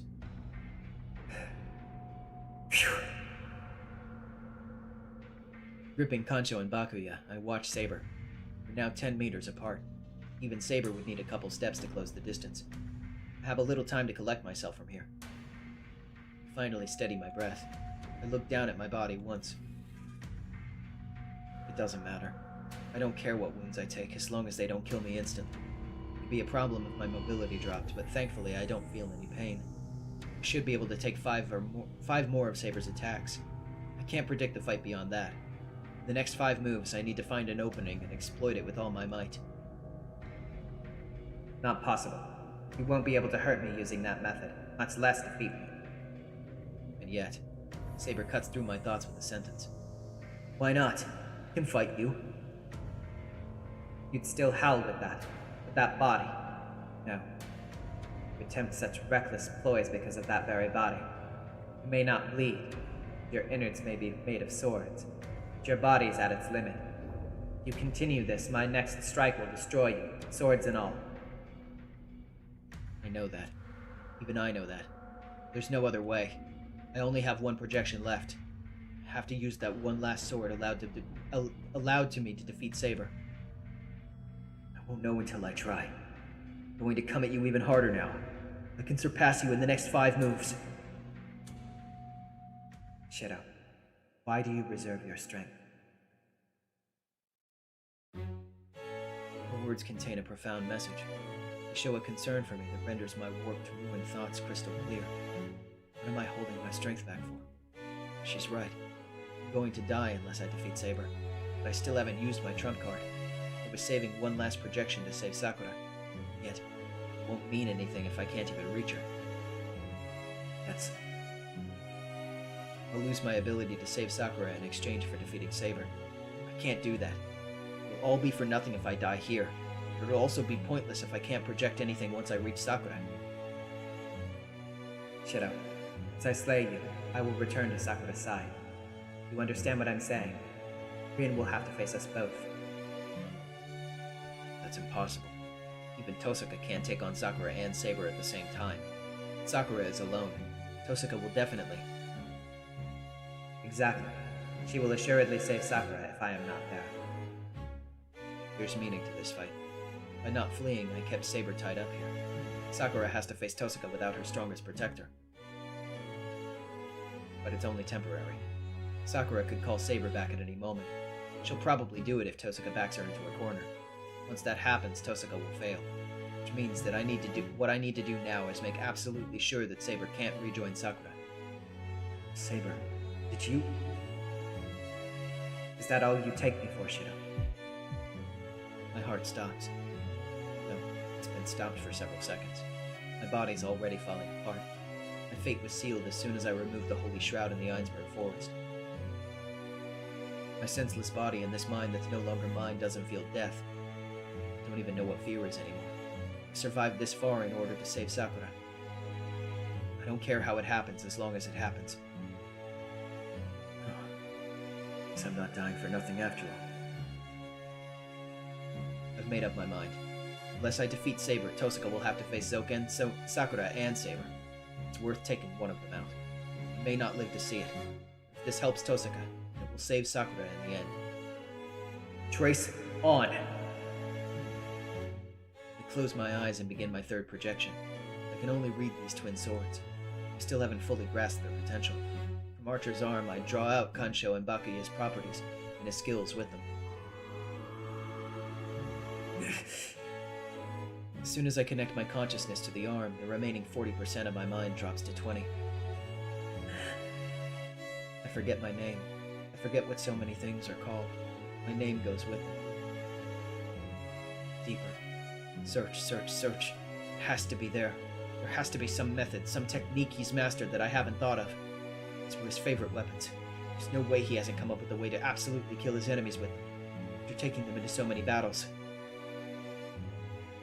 10% left. I leave myself behind and pour water from the id of experience. 2 arcs. Attraction between yin and yang. Serial projection.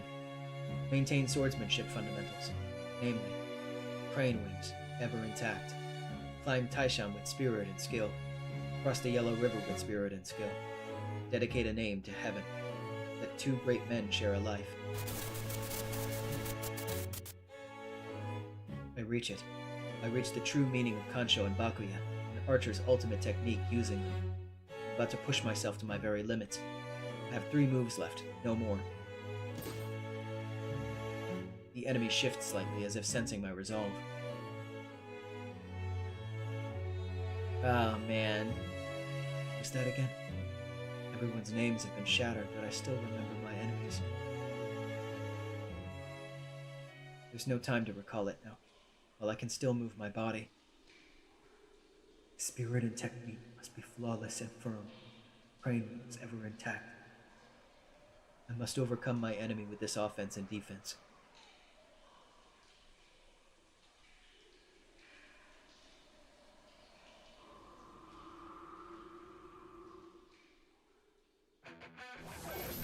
God damn!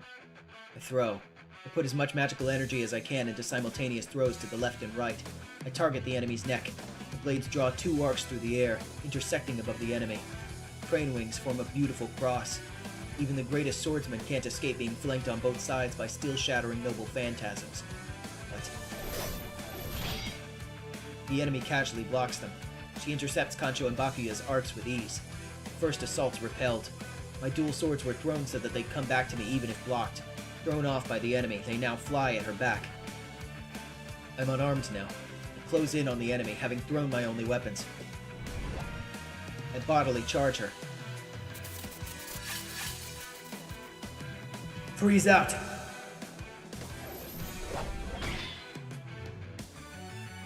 The same weapons?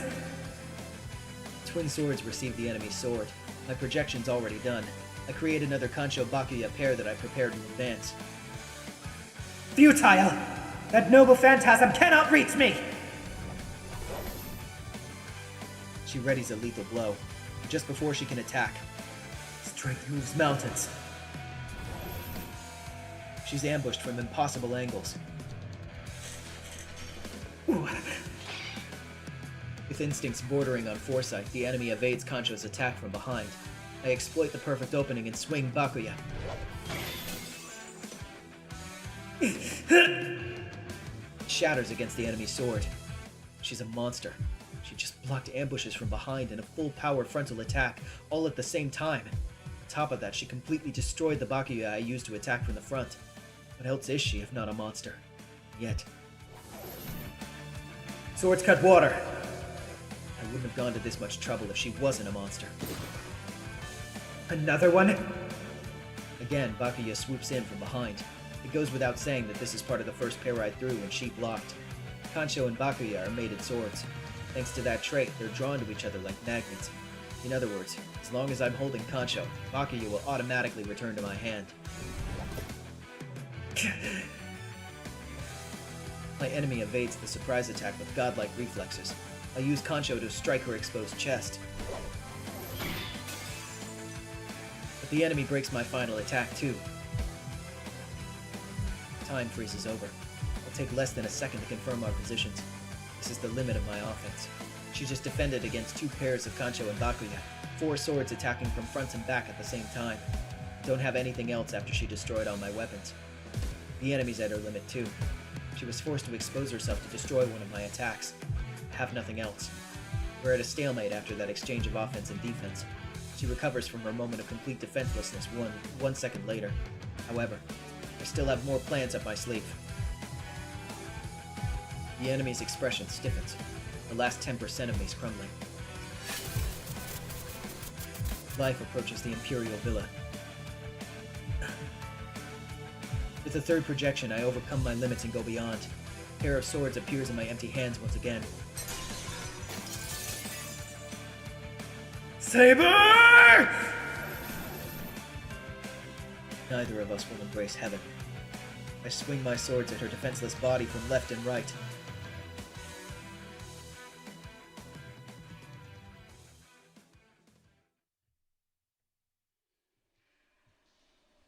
I remembered. At the very end, I remembered her name. But it's too bad.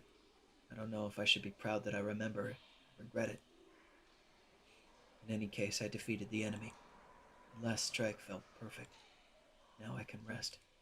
My heart's moving. I'm sure I'll be able to stand once I close my eyes and wake up again. Just a little longer. I sink into slumber. God damn!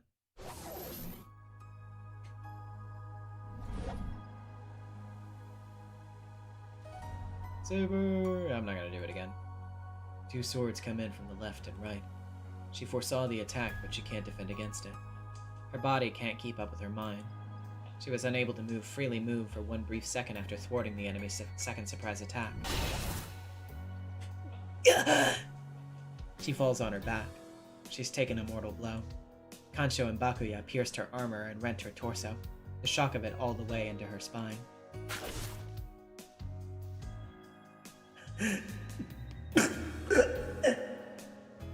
She grunts in agony, in an explosive attack. She has suffered wounds that would have killed a normal man. She's only still alive because she's a servant.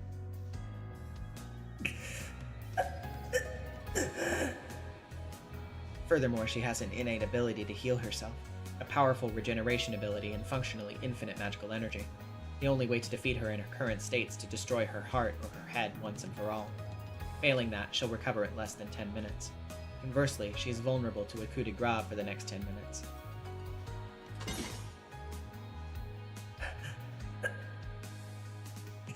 I'm strong, Shirou.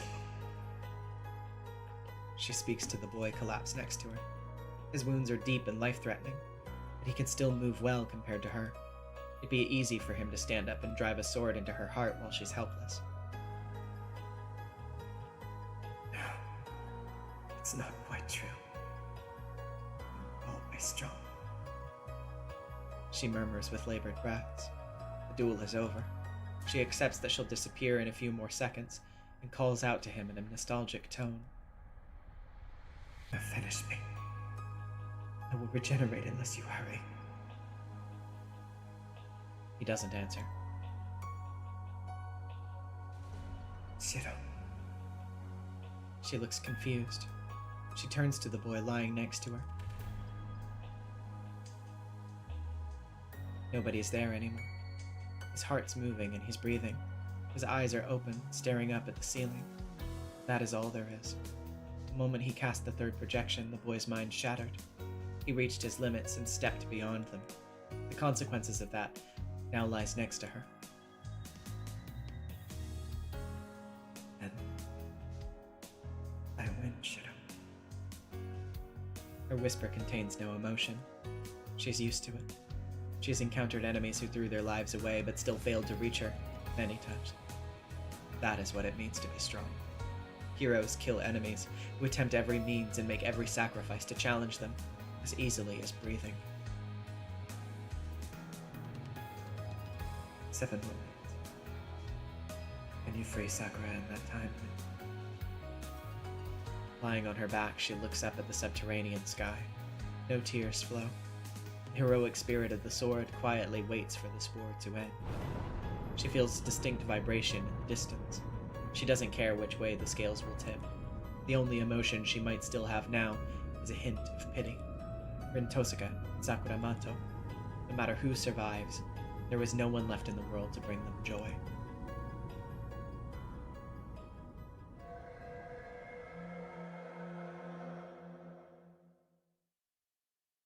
God damn. That might be like genuinely, that might be like my favorite bad end so far. That's fucking insane. Not a bad end. Yeah, you're right. It just said end. That's, oh my god. Oh my god. That's fucking crazy. Yeah, that might be my favorite one.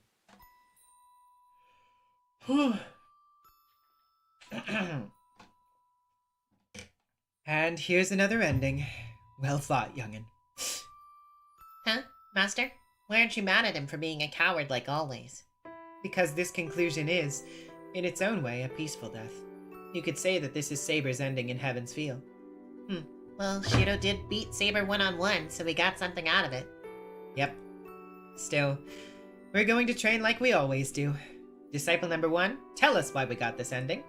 Easy, because he fought Saber one-on-one. Us. Exactly! They've told you over and over to save your trump card for the final battle, so why aren't you bringing your best to this fight? What's the trump card then, Master? Friends/enemies. Frenemies? Sounds like an oxymoron. Cut out the half-assed jokes! In a word, what you need here is a partner. There should be a servant willing to help you out. Find a way to convince her to help you in the final battle. Yes, ma'am. She always runs away, you know. Think back to your earlier conversations with her. If you give her the answer she wants, she'll be your friend. That's all for this dojo. Just a little more until you reach the denouement of the battle. Witness the grand finale of Fate's Stay Night with your own eyes. Bye-bye. See you sometime somewhere in another Tiger Dojo.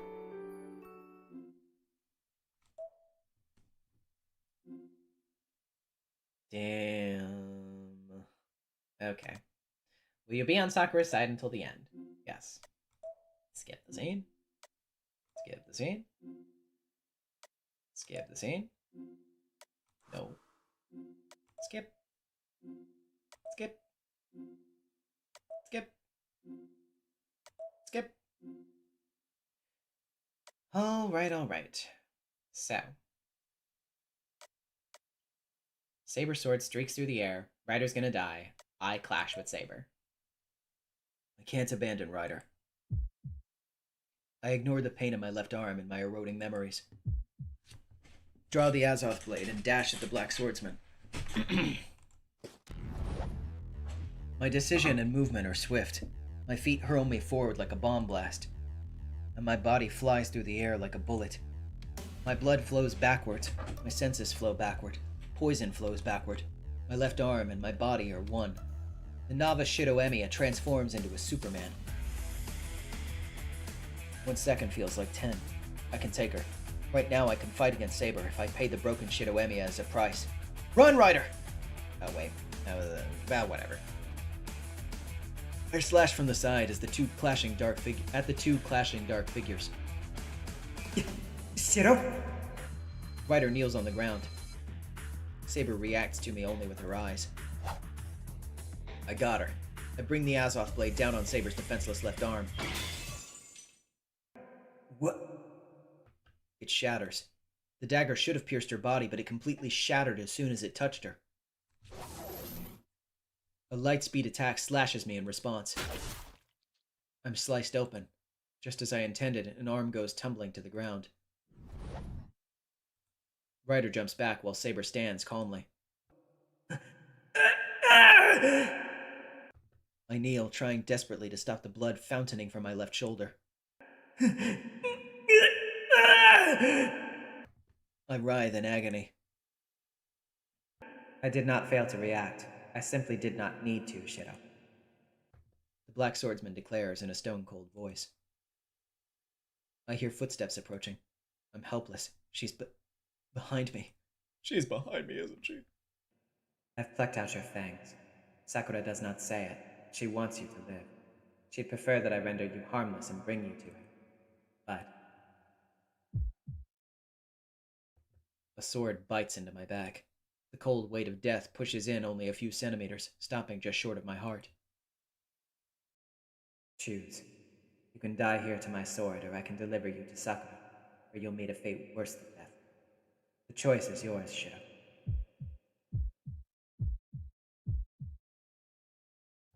My consciousness fades. I feel my blood leaving my body and the weight of the blade in my back. I don't know which option I chose.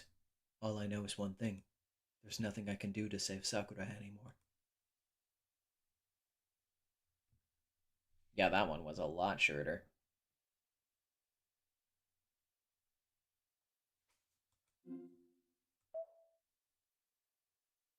Last time was the final Tiger Dojo. You should go back to the title screen for your own good. Extra stage! Side-A!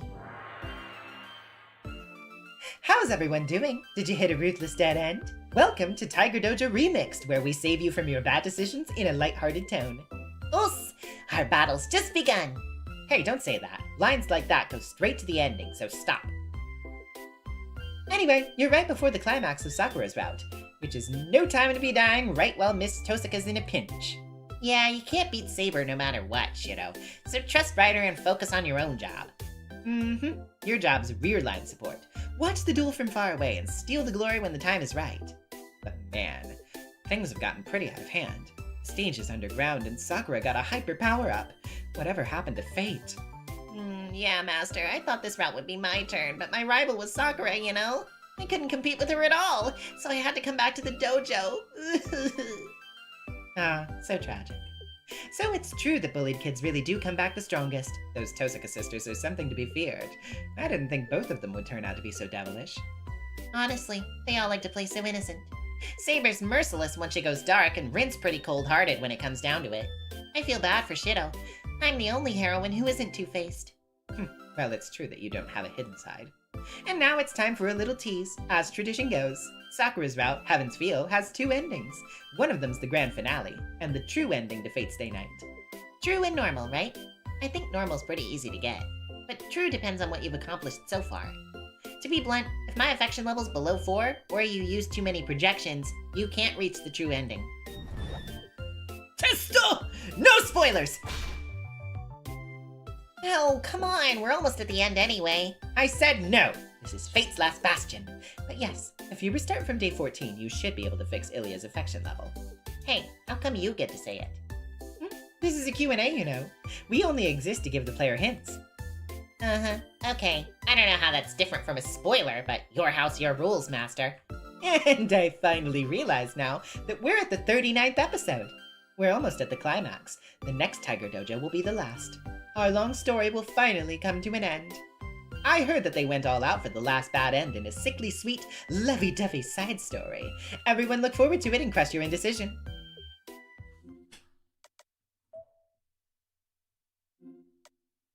Alright, use my next projection. Is she conscious again? Saber's cold eyes stare up at her death. I help Saber.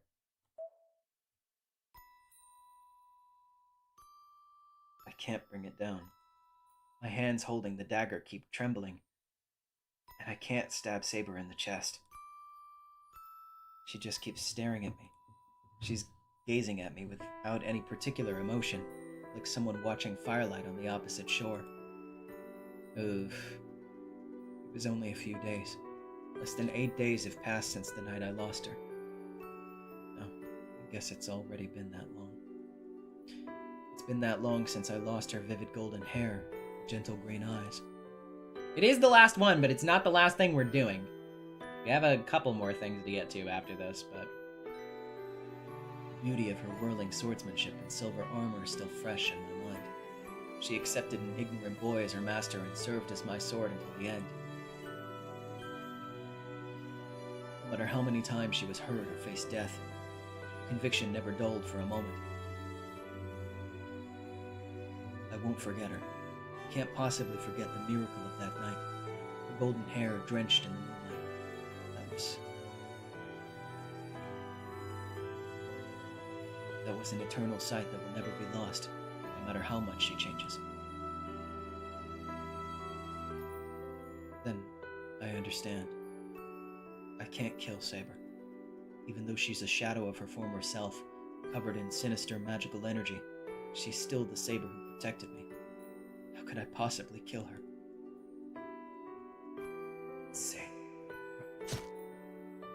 I drop the dagger. It plunges not into her chest, the dry earth. The Black Swordsman says nothing. Her gradually healing body is already fully restored. Her master's magical energy must be enormous. She's recovered all the power she spent, on top of her injuries. Shirou, this is the first time I have hated you. I understand her hatred. Telling me to kill you. It's only natural she'd be disappointed. Very well. I will take your head as you wish.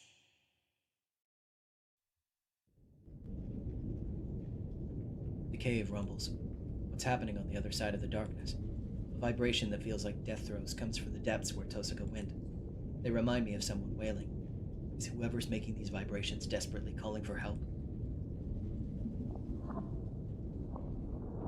Saber? Saber sinks into the ground. Must be related. No, her shadow devours her body. Saber, take my hand! I am delaying your execution. Sakura requests my aid.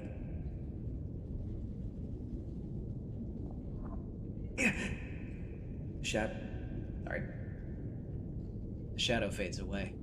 It swallowed Saber whole and seeped away into the ground.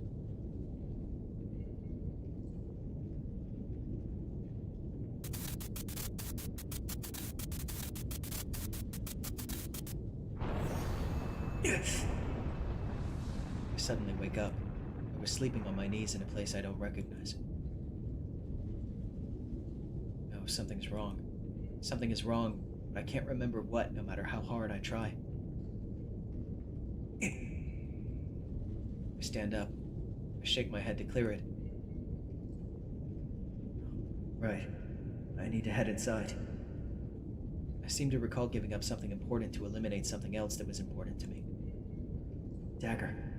I need to bring the dagger. I pick up the Azoth blade sticking out of the ground.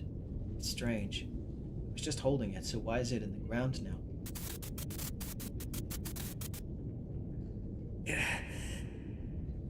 I tightly fasten the bindings on my left arm. I've used up most of my magical energy. There's some left in Archer's arm and some left in me. I think I can manage with that combined power, but I'm limited to one last projection. I won't be able to control Archer's arm anymore, no matter what I do afterwards. I'm forgetting something. But I need to hurry on. My body feels hard. I feel like I'm turning into a Tin Man. Someone's calling me from afar. Their voice is unfamiliar. It feels important to me. I walk on in my tin body. After some time, I exit the cave. The vibrations have already stopped. An unpleasantly lukewarm, nauseating wind blows. My left arm hurts. With each step, something carves away my brain's ability to think, like a collapsing building. I leave the black darkness and emerge into white darkness. My body is hot. My body feels like a crucible thrust into a blast furnace. I'm dizzy. The headache doubles. My breath is hot and the air is hotter. The heat's fierce enough to scorch my skin, and the air feels rotten and traps in my throat. I was wrong. This is more like being in a creature's intestines than a furnace. This is the final stage. The final destination where Sakura's trapped, where Zoken lurks, where Tosaka was headed. It's too quiet. There are no signs of any fighting.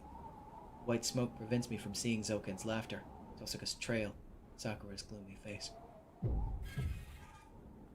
I walk forward before I can think about what might have happened. I don't have the time or energy for it. My mind only has a limited number of cycles left. I have only one projection remaining. I can't allow any excess considerations to degrade my final weapon.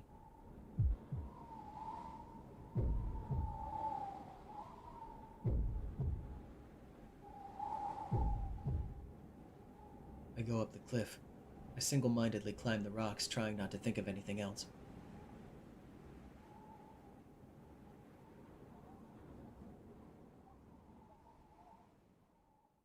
There's a pillar of light resembling a black sun.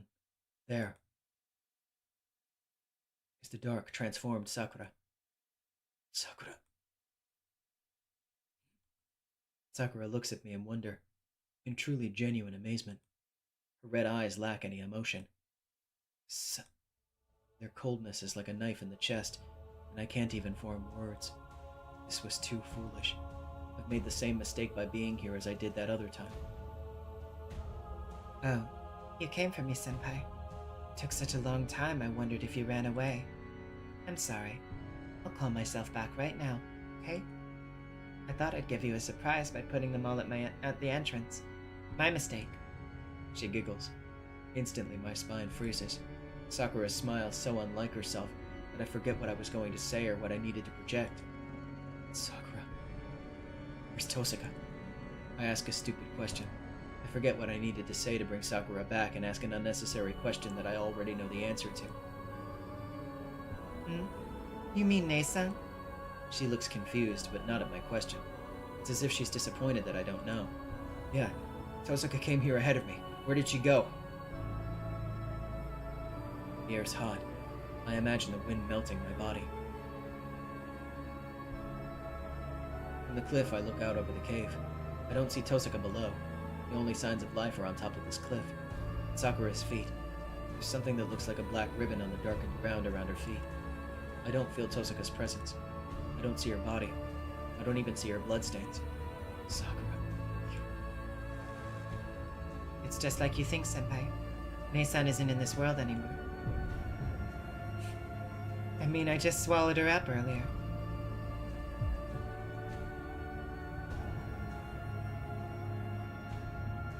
Oh, of course I didn't make a mess of her. I made sure to eat her all up, body and mind. Even in this state, I'm still very polite. Who? But Nei-san isn't dead. Even now, she's still suffering inside of me. She was so weak, you know. I'm making her experience everything that happened to me from the beginning. She broke down crying on the first day. Can you hear her? She keeps screaming, "Help me, I'm sorry," just like I used to. She's so adorable. She's even saying, "Please, Sakura, let me out." Stupid Nason. Saying that makes me want to enjoy it even more.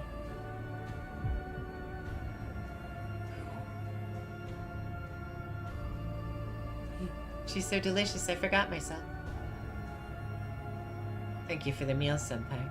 You brought me the most delicious appetizer.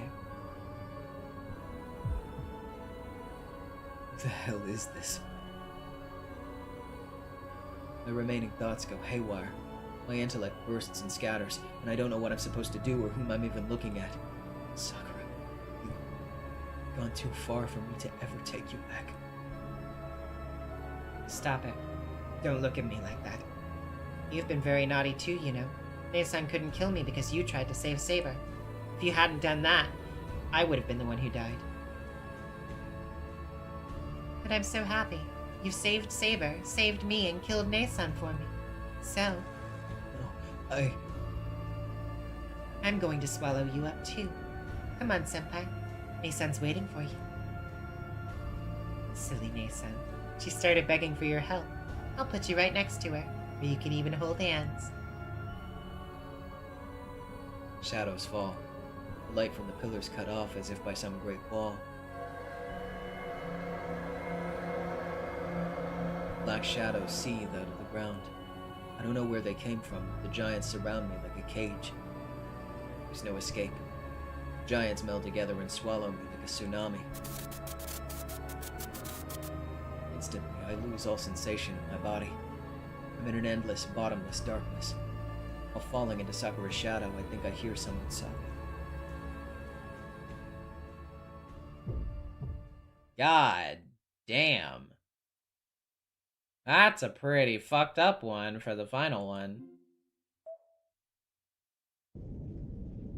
Extra stage! Side B. Thanks for waiting. Welcome to Fate's only lovey-dovey sugar-sweet ending, which you love. He loves, she loves, everybody loves. Yay, let's all comfort and spoil boys who can't commit. Wait, what's lovey-dovey about this? This really is a stretch, Master. Hey, this kind of suspense isn't allowed. I love it when a monster that's supposed to be dead suddenly comes back to life after the credits and then we get a the end. Monster's gotta be immortal. Oh, Senpai, long time no see. Good grief. This happened because you got hung up on her. You can only save one person. You made up your mind on that before you went to the final battle, so you've got to see it all the way through. Well said, Master. But is there really no ending where he can save Saber? Go play Saber's route. That's blunt, but she's right. There isn't a happy ending for Saber in Sakura's route, so Saber fans need to give up. Now, this really is the final Tiger Dojo. Thank you for sticking with us through all 40 episodes. Wow, that many? But Taiga, what happens when they collect all the stamps? Collect them all to find out. The main story's almost over, but if there are any Tiger Dojos you haven't seen, it could be fun to use the skip function to find them all. Anyway, thanks for playing. You're almost at the end, so good luck. Yeah, thank you so much. It was fun. Now bye-bye. Hopefully we'll see you again once you 100% the game.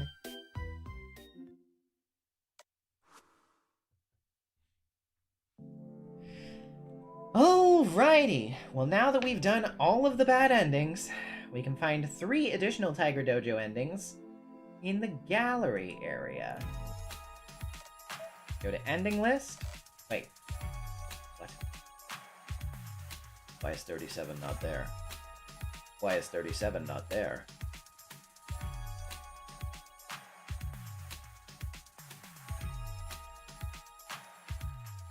What the hell?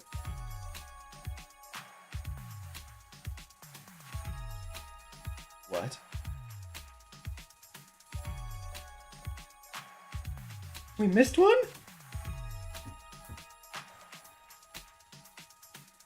How did I fucking miss one? I was looking at all of them.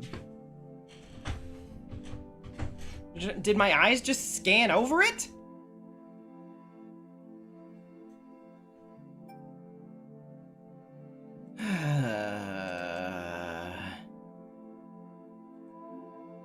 Okay, fine.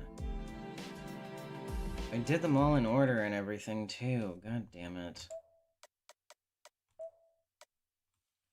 Now it's gonna be out of order and it's gonna piss me off. Okay, this is on day 15.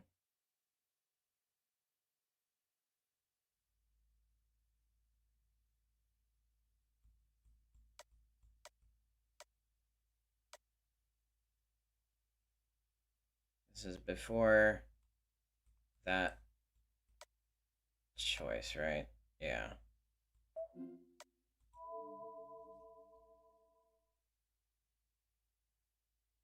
I guess I did just fucking look over it for some reason. That's annoying.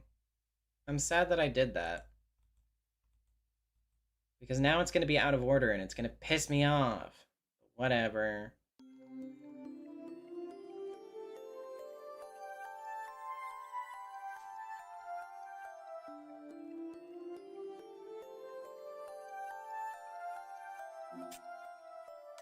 Okay, so, yeah. I'll save Sakura, I'll take Emiya back, skip the scene. Okay. Yeah, I did miss it. There's no lie in Kotomine's words. A lot's happened between us, but he hasn't lied to me once so far. I refuse. Forget it. You're Sakura's enemy. I can't trust you to watch my back. I see. I thought I'd be of help. A pity. Bree stops following me. Can't afford to stop here. Need to catch up to Sakura as soon as possible.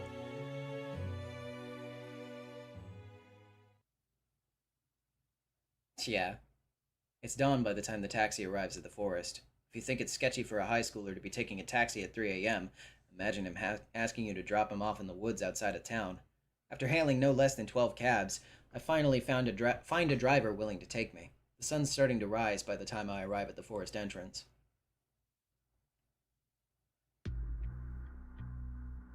This is my second time in these woods. I rely on my memory to find the Einsburn Castle. I couldn't reach it the last time I was here. On the way to the castle, I ran into Emiya fleeing the shadow. I checked my left arm. It's completely different since the last time I was here. Okay, yeah, this text is mostly the same. I remember that. But it's gonna be like a thing where it's like, oh, Kotomine would have helped here, and then, you know, he obviously can't. Because he's not here. Clear place. As far as I went, just a little. There's the castle, get through. Sign of anyone around. Head around back, if push comes to shove, use the back door. There isn't anyone guarding the back of the building. I climb up the sturdy-looking tree and break in from the second floor. Whoa. I break a window as I jump into the building. The castle's deathly silent, even after my violent entry. Are they not even paying attention? Maybe they don't see me as a threat. Maybe. Zoken and Sakura might have already left. That explained the lack of any security. It's already been a full day since Sakura took Emiya away. I don't know why they came out here, but they had plenty of time to finish whatever they came to do. Oh, there's someone here. Plus, the castle's filled with a bizarre aura. An overwhelming torrent of magical energy coils around my skin like fog. There's no doubt. This magical energy belongs to the version of Sakura I saw at my house, with the strange markings taking over her body. It's getting thicker the lower I go. Sakura's on the first floor. I could look for the stairs down, but I should find Emiya first. Screwed if Sakura's with her, but she might be imprisoned somewhere in the castle. I need to get her out of here before our showdown with Sakura. None of the castle doors or gates are locked. I go from the second floor to the third, then the fourth. I search every nook and cranny for any sign of Emiya. Now I'm deep within the fourth floor. I step into a room that looks like a warehouse. It's different than the rest. Oh yeah, this place. Emiya, are you there? I call out in a hushed voice. There are things scattered everywhere, making it hard to see. Maybe this is a storage room. If Emiya isn't here, then I can only presume she's on the first floor with Sakura. Who's there? I whirl around at the sound of footsteps. Someone steps through the door. It's a familiar-looking woman in a white dress. Oh, you're Ilia's other caretaker, whom she called Sella. Welcome home, Master Emiya. My mistress says she'll not be meeting you. Wait, you mean Emiya? Please address her as Lady Iliasvale. You have no right to be so familiar with her. I'm taken aback by her icy tone. That's all my mistress told me to relay to you. If you value your life, then hurry. You will die if you stay here, Master Emiya. Sella gives me a courteous farewell bow. Hey, wait! Hold on, Sella! Sela stops and looks at me. She seems surprised that I used her name. Is there anything else? Oh, was there anything else? I must decline to provide you with the locations of my mistress or your friend. I was asked only to deliver a message. Sela cuts me off coolly. Seeing the way she acts, I falter. I gasp, but not because of her attitude. They're so similar. I'm not sure why I think so, but Sela resembles Ilya. Her face, demeanor, build, and age are all different, but I can't help but see them as sisters. If that's all, then farewell. I ask that you do not waste Lady Iliasbel's goodwill. It's not like that, Sela. I'm here to help Ilya, but I don't want to cause trouble for you. It's your job to take care of her, right? You know that we need to rescue her from this castle. You forget your place, but you're correct. As you say, my mistress must escape this place as soon as possible. Yeah, so tell me where... I cannot do that. Even if I told you, it would be futile. Sela quietly leaves. Hey, wait, I'm...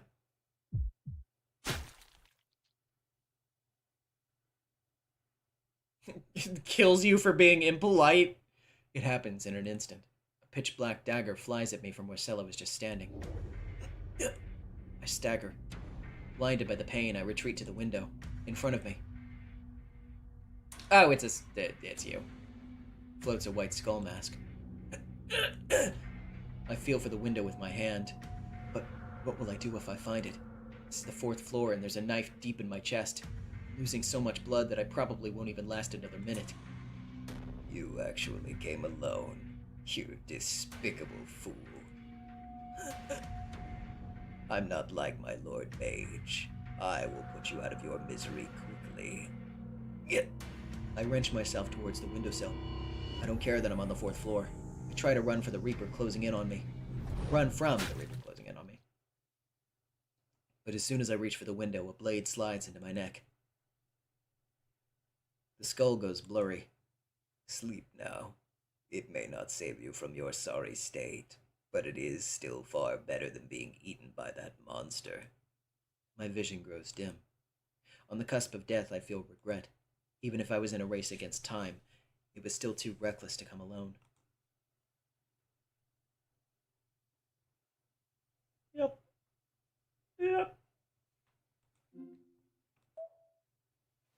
Okay, well, let's get this scene slightly out of order.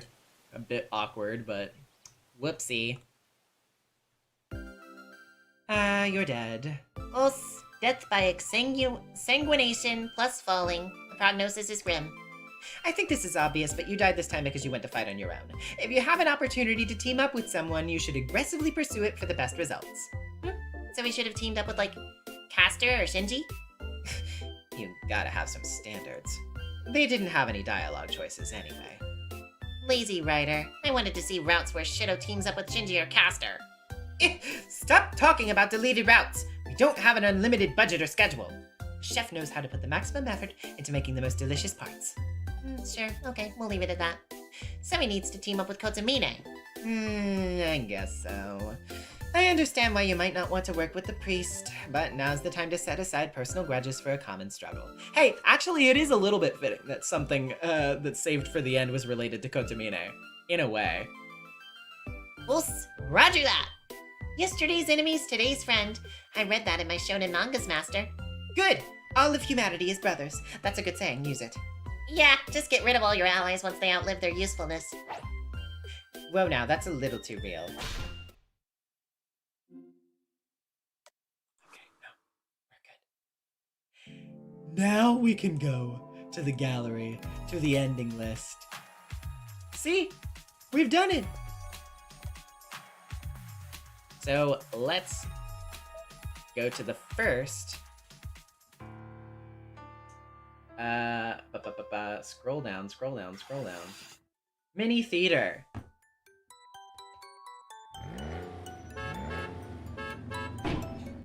Oh no. What, are you gonna take that, Saber? You just crashed a car into your fucking lion.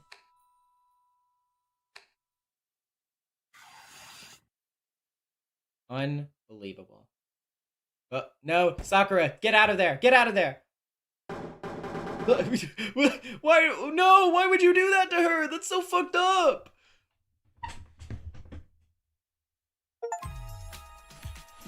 Alright. Awesome. So that was mini theater 1. Now for 2. Rin, go! Oh my god. The fucking Toho reference? Okay. I guess Einsburn Manor is a little bit like Scarlet Devil Manor in a way. Fucking spell cards, Jesus Christ. You fucking Dojin weebs are all the same. Fucking Nasu. Alright, number 3. The lighting. Sakura, what are you doing? Sakura, what are you doing in here? This isn't your room.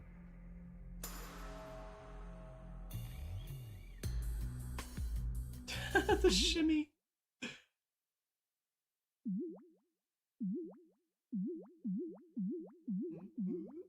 What? Oh my god, she's reaching maximum potential. She's doing a double jump. What? Rin, it's not what it looks like. I wasn't double jump practicing on your bed. Oh!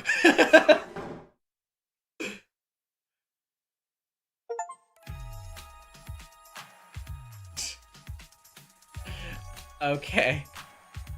Awesome. So that was the mini theaters. And then there is one last thing. Is after completing all routes, you can find an extra scene called Tiger Dojo SP in the gallery ending list area. Click on the Gaal's speech bubble on the bottom right to read this. Alright, it's the final thing. No more after this. Are you ready to close out this fucking game? Let's go.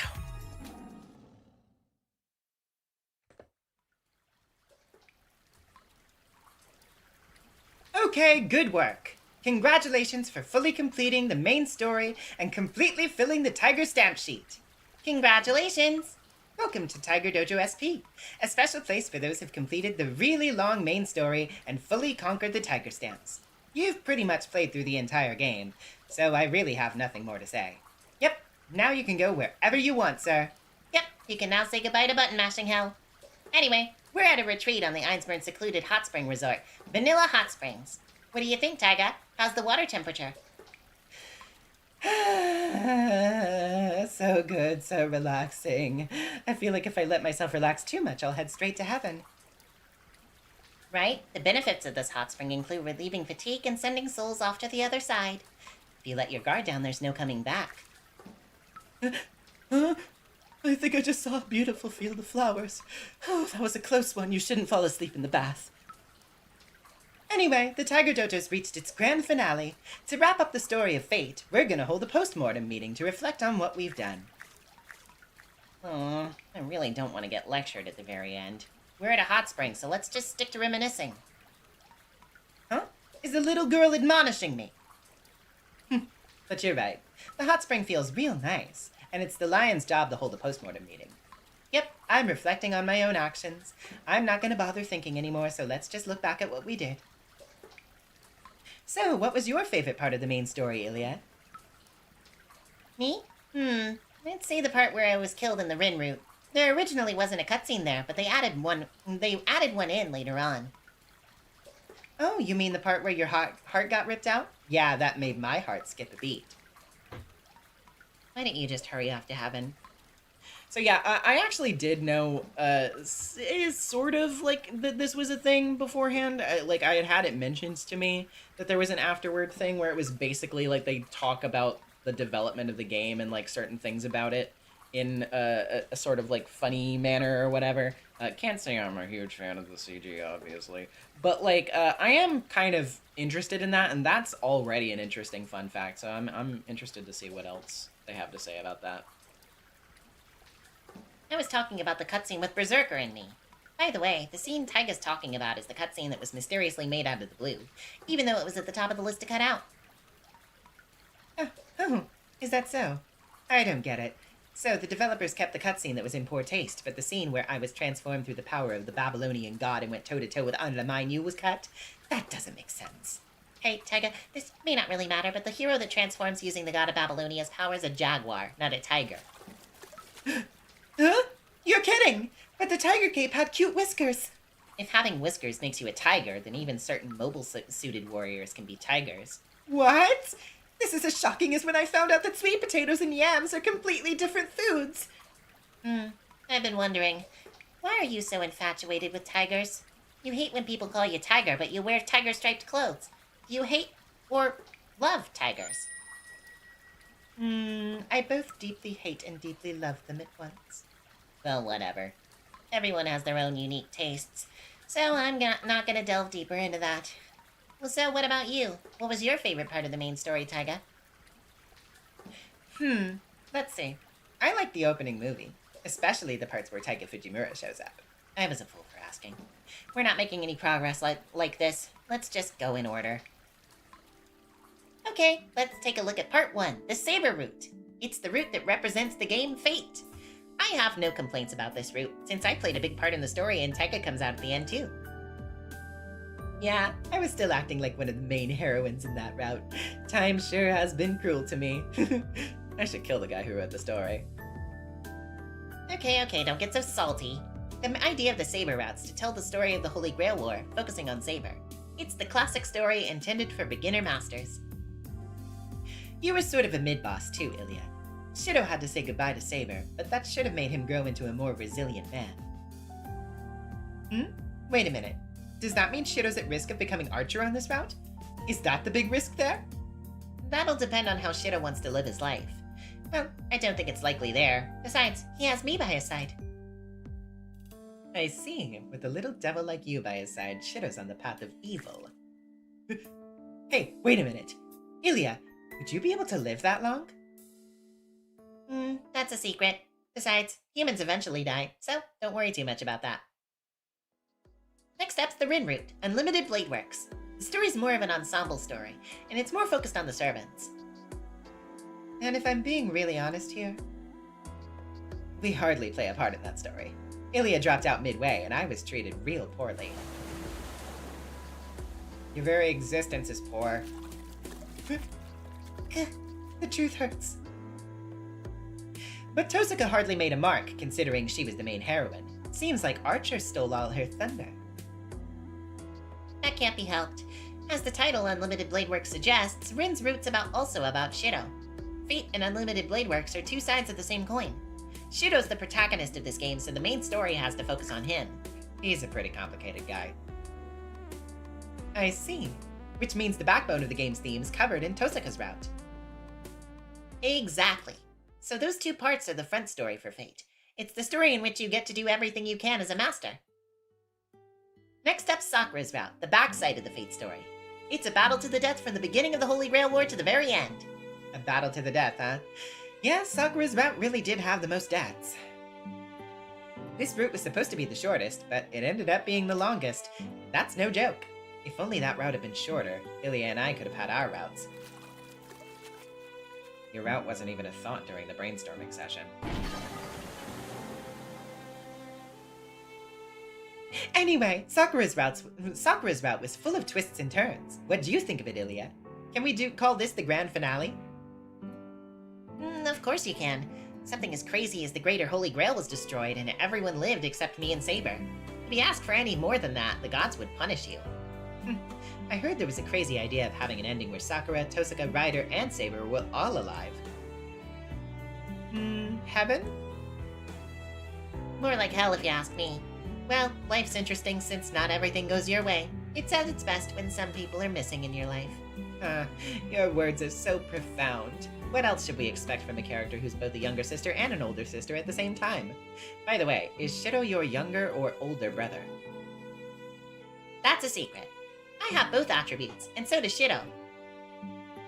I get it. But if he makes one mistake, he'll grow up to be like Archer, which makes it both interesting and sad to me. It's complicated in my opinion. Well, it'll depend on how he matures, so let's count on Rin and Sakura molding him into a man. As I said before, Fate is Shirou's story. It examines how he should grow and mature as a person in the Saber and Rin routes. And one of the answers to that is Sakura's route, Heaven's Feel. And we don't even have to say what conclusion he came to. He lost many things, but he'll gain so many new things from this point on. Yep, that's why the story comes full circle to the grand finale, and why everyone's going to be so happy afterwards. Ooh, You were such a good girl. I can't believe we're learning that you're such a good person after you were taken to heaven. You're finally showing your true colors as the evil heroine. That's always been my role. I have no regrets. The rest of the story is a battle between those who still remain. I'm just gonna sit back and relax in this hot spring and watch what happens from on high. I see. Okay, then let's wrap this up nicely with a smile, Disciple number 1. Ma'am, yes ma'am, roger that. Good. This concludes Fate's Day night. We're so proud you weren't discouraged playing this long game and fought till the end. Yep, thanks for playing the game all the way through. We've been dealing with the bad endings all this time, but now our job here is over. This is really gonna be goodbye. But if there's ever another opportunity, let's meet again in the main story. See ya! Don't die anymore, young ones. Bye-bye.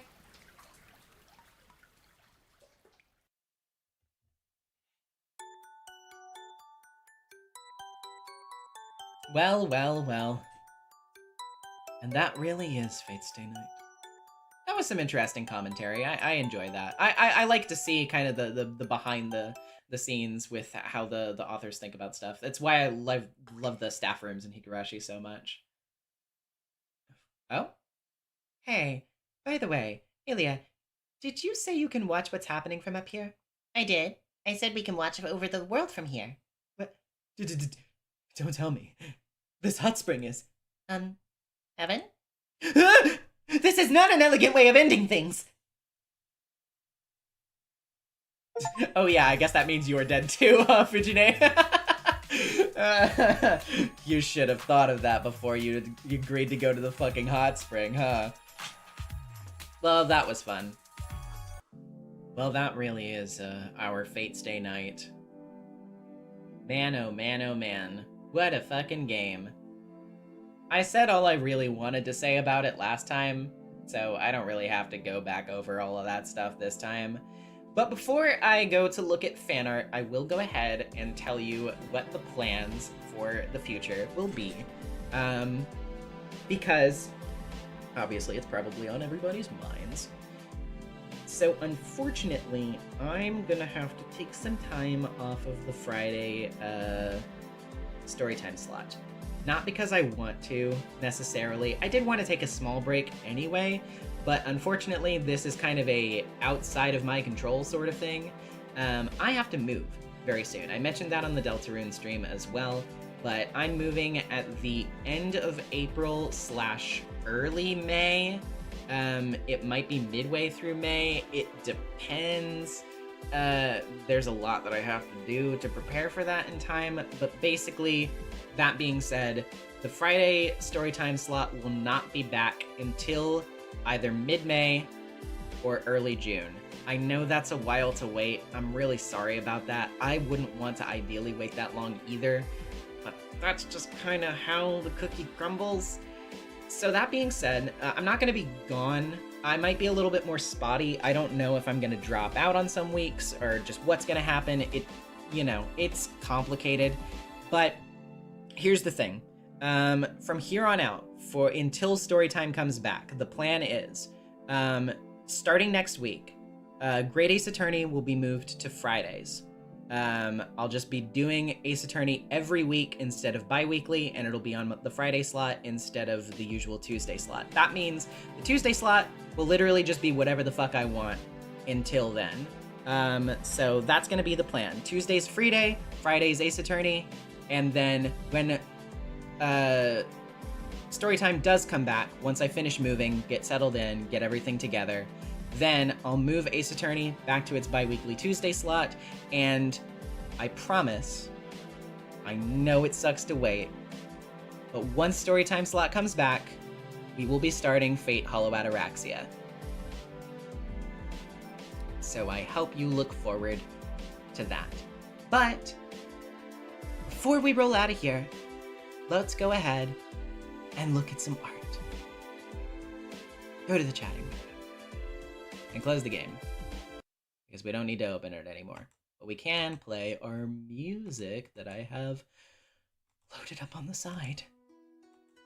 Okay, and now I'm going to go ahead and get art opened up. Thank you for being so patient with me. I appreciate it. Okie dokie dokie. Whoop.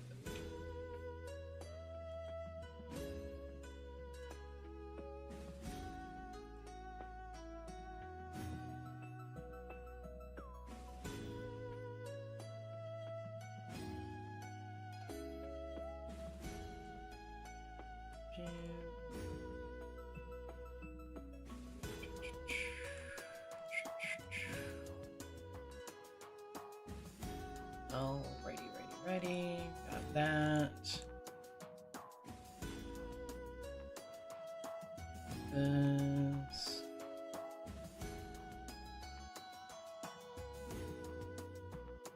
Okay.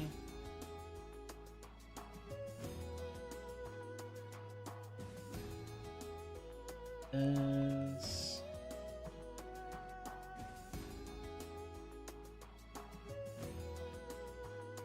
Got this. Let's go check on the Discord.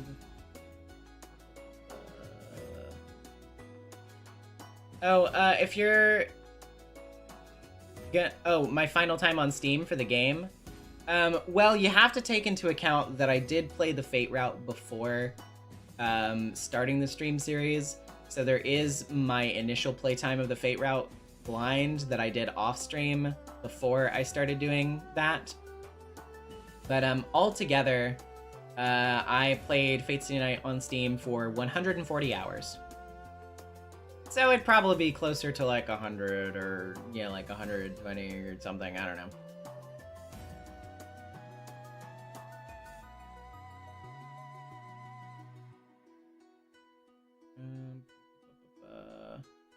Okay. There was nothing new for stream art on the server, so I think that's everything gotten done.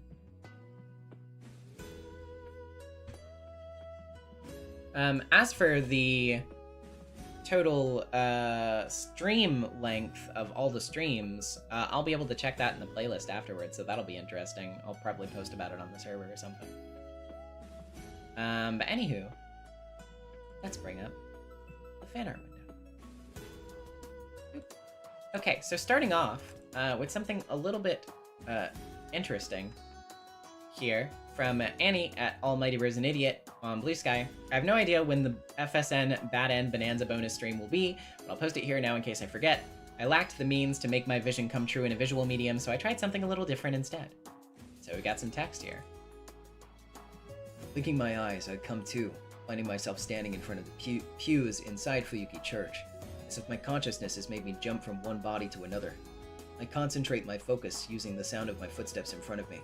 I don't need to look to confirm their owner is none other than Kirei Kotomine. The sound of the footsteps in front of me, not my footsteps. None other than Kirei Kotomine. Instead, I turn around to find a small audience several feet away from me. Saber, Rin, Sakura, Ryder, even Fujine and Ilias Vale are all here. Something tells me Archer isn't far away either. Everyone's eyes bore into the core of my very being, sending a shiver down my spine. Something tells me I'm going to regret being here. The priest retrieves something from a hidden compartment in the altar before he makes his way over to me. He carries himself both with solemnity befitting of his duties as a clergyman and the tragic comedy of the assistant to a game show host about to award a consolation prize to a contestant. Rejoice, young man. Your unyielding dedication to making poor choices has finally borne fruit. He holds his hands out in a ceremonial gesture that leaves no room for me to retort or refuse his offering.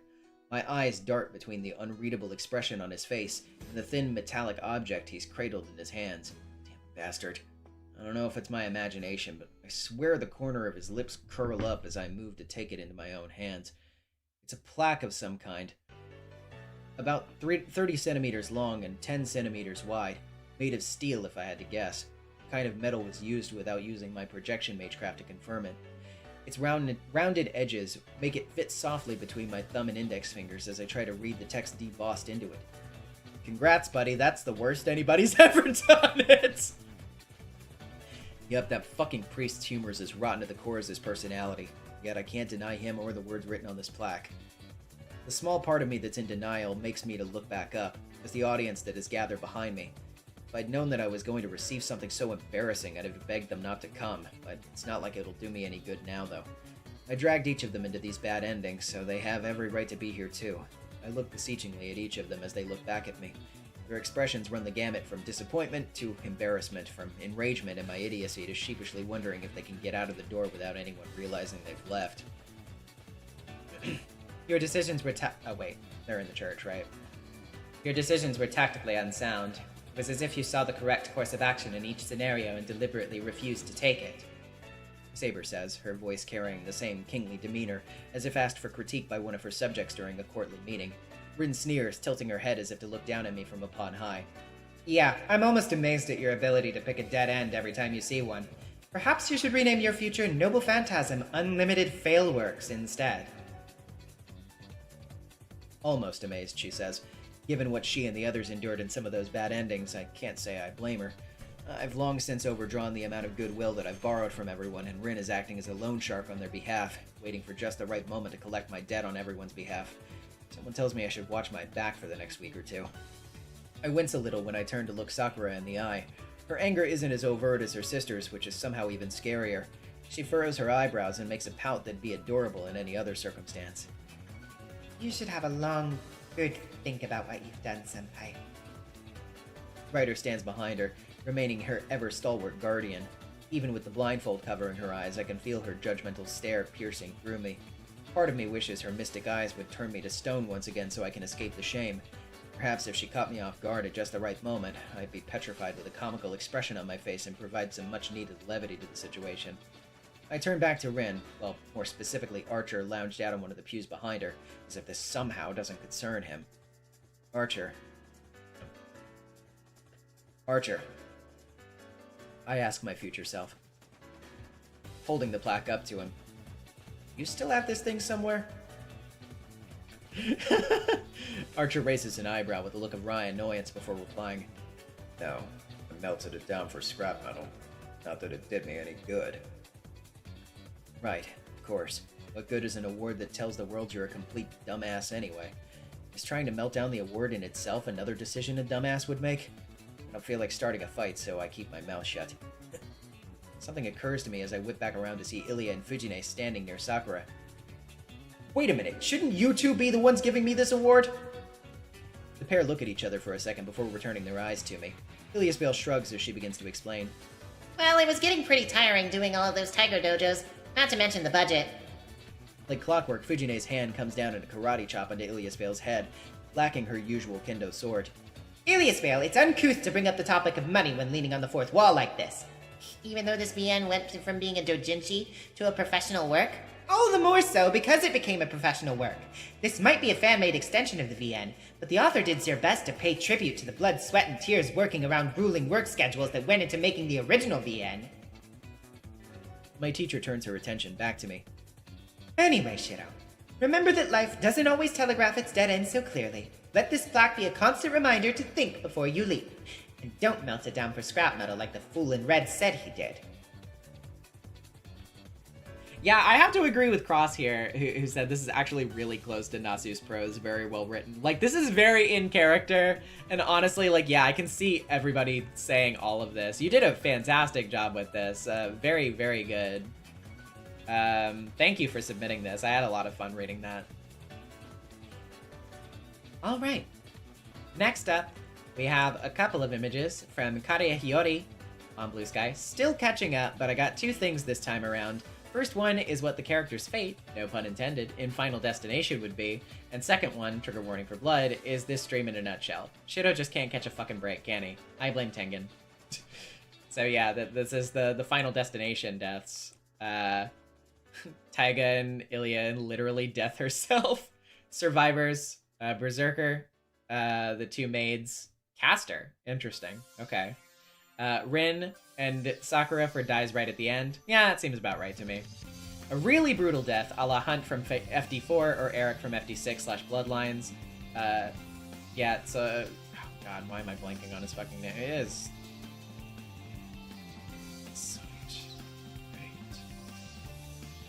Sorry, it's been so long since I've seen him.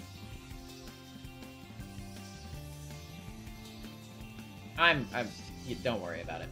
I'm pretty sure I got it right. Saber and Ryder. Yeah. It seems appropriate. A really cool death, a la Rory from FD2 or Billy from FD1, Archer, and Gil. Yeah.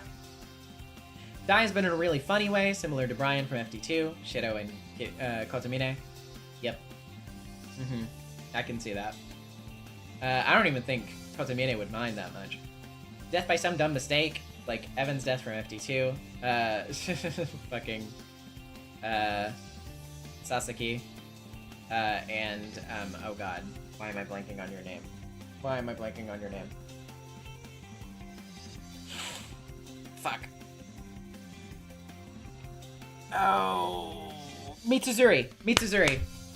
I remembered. Death by some bullshit like IDK of falling brick or half the shit from FD4. Issei. Yep. Ignores the premonition and dies right away. Shinji. Good. And there's a whole fucking episode of Carnival Phantasm dedicated to why he can't beat Death, Lancer. Okay, well I guess I'll find out about that later when I watch Carnival Phantasm. Shirou during the stream. Oh no! You literally just died like 40 times. Anyway, let's make it 41! Say one load. Jesus. Very good. Next up on Tumblr, we have a couple of memes that were submitted by Her Share of Autism on separate posts. This first one is Shirou at the end of Fate Route, and also me finishing this VN. Oh shit, I scheduled this to be posted on the day of the last stream, but now it's been delayed by a week, and now it's entirely off schedule. I miss my wife, Rin. I miss her a lot. Very understandable. And last but not least, since my other FSN meme ended up being posted a week before the stream, I decided I could at least make another one that would actually be posted on the right day. Also, this came to me when I was about to go to bed, so I had to remind myself of it with a note on my phone that said, make a meme where Kiritsugu is pregnant and it's the evil baby good baby, and Emiya is the evil baby and Shirou is the good baby. Jesus Christ. It's fucking awful. The fact that it's that Archer face too is really good. Fucking hell.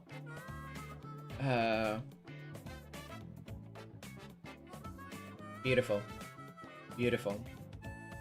Well, thank you once again for seeing me through to the end of another Storytime series. It pains me to say that it will take us a bit before we can be back with it, but there will still be streams in the meantime.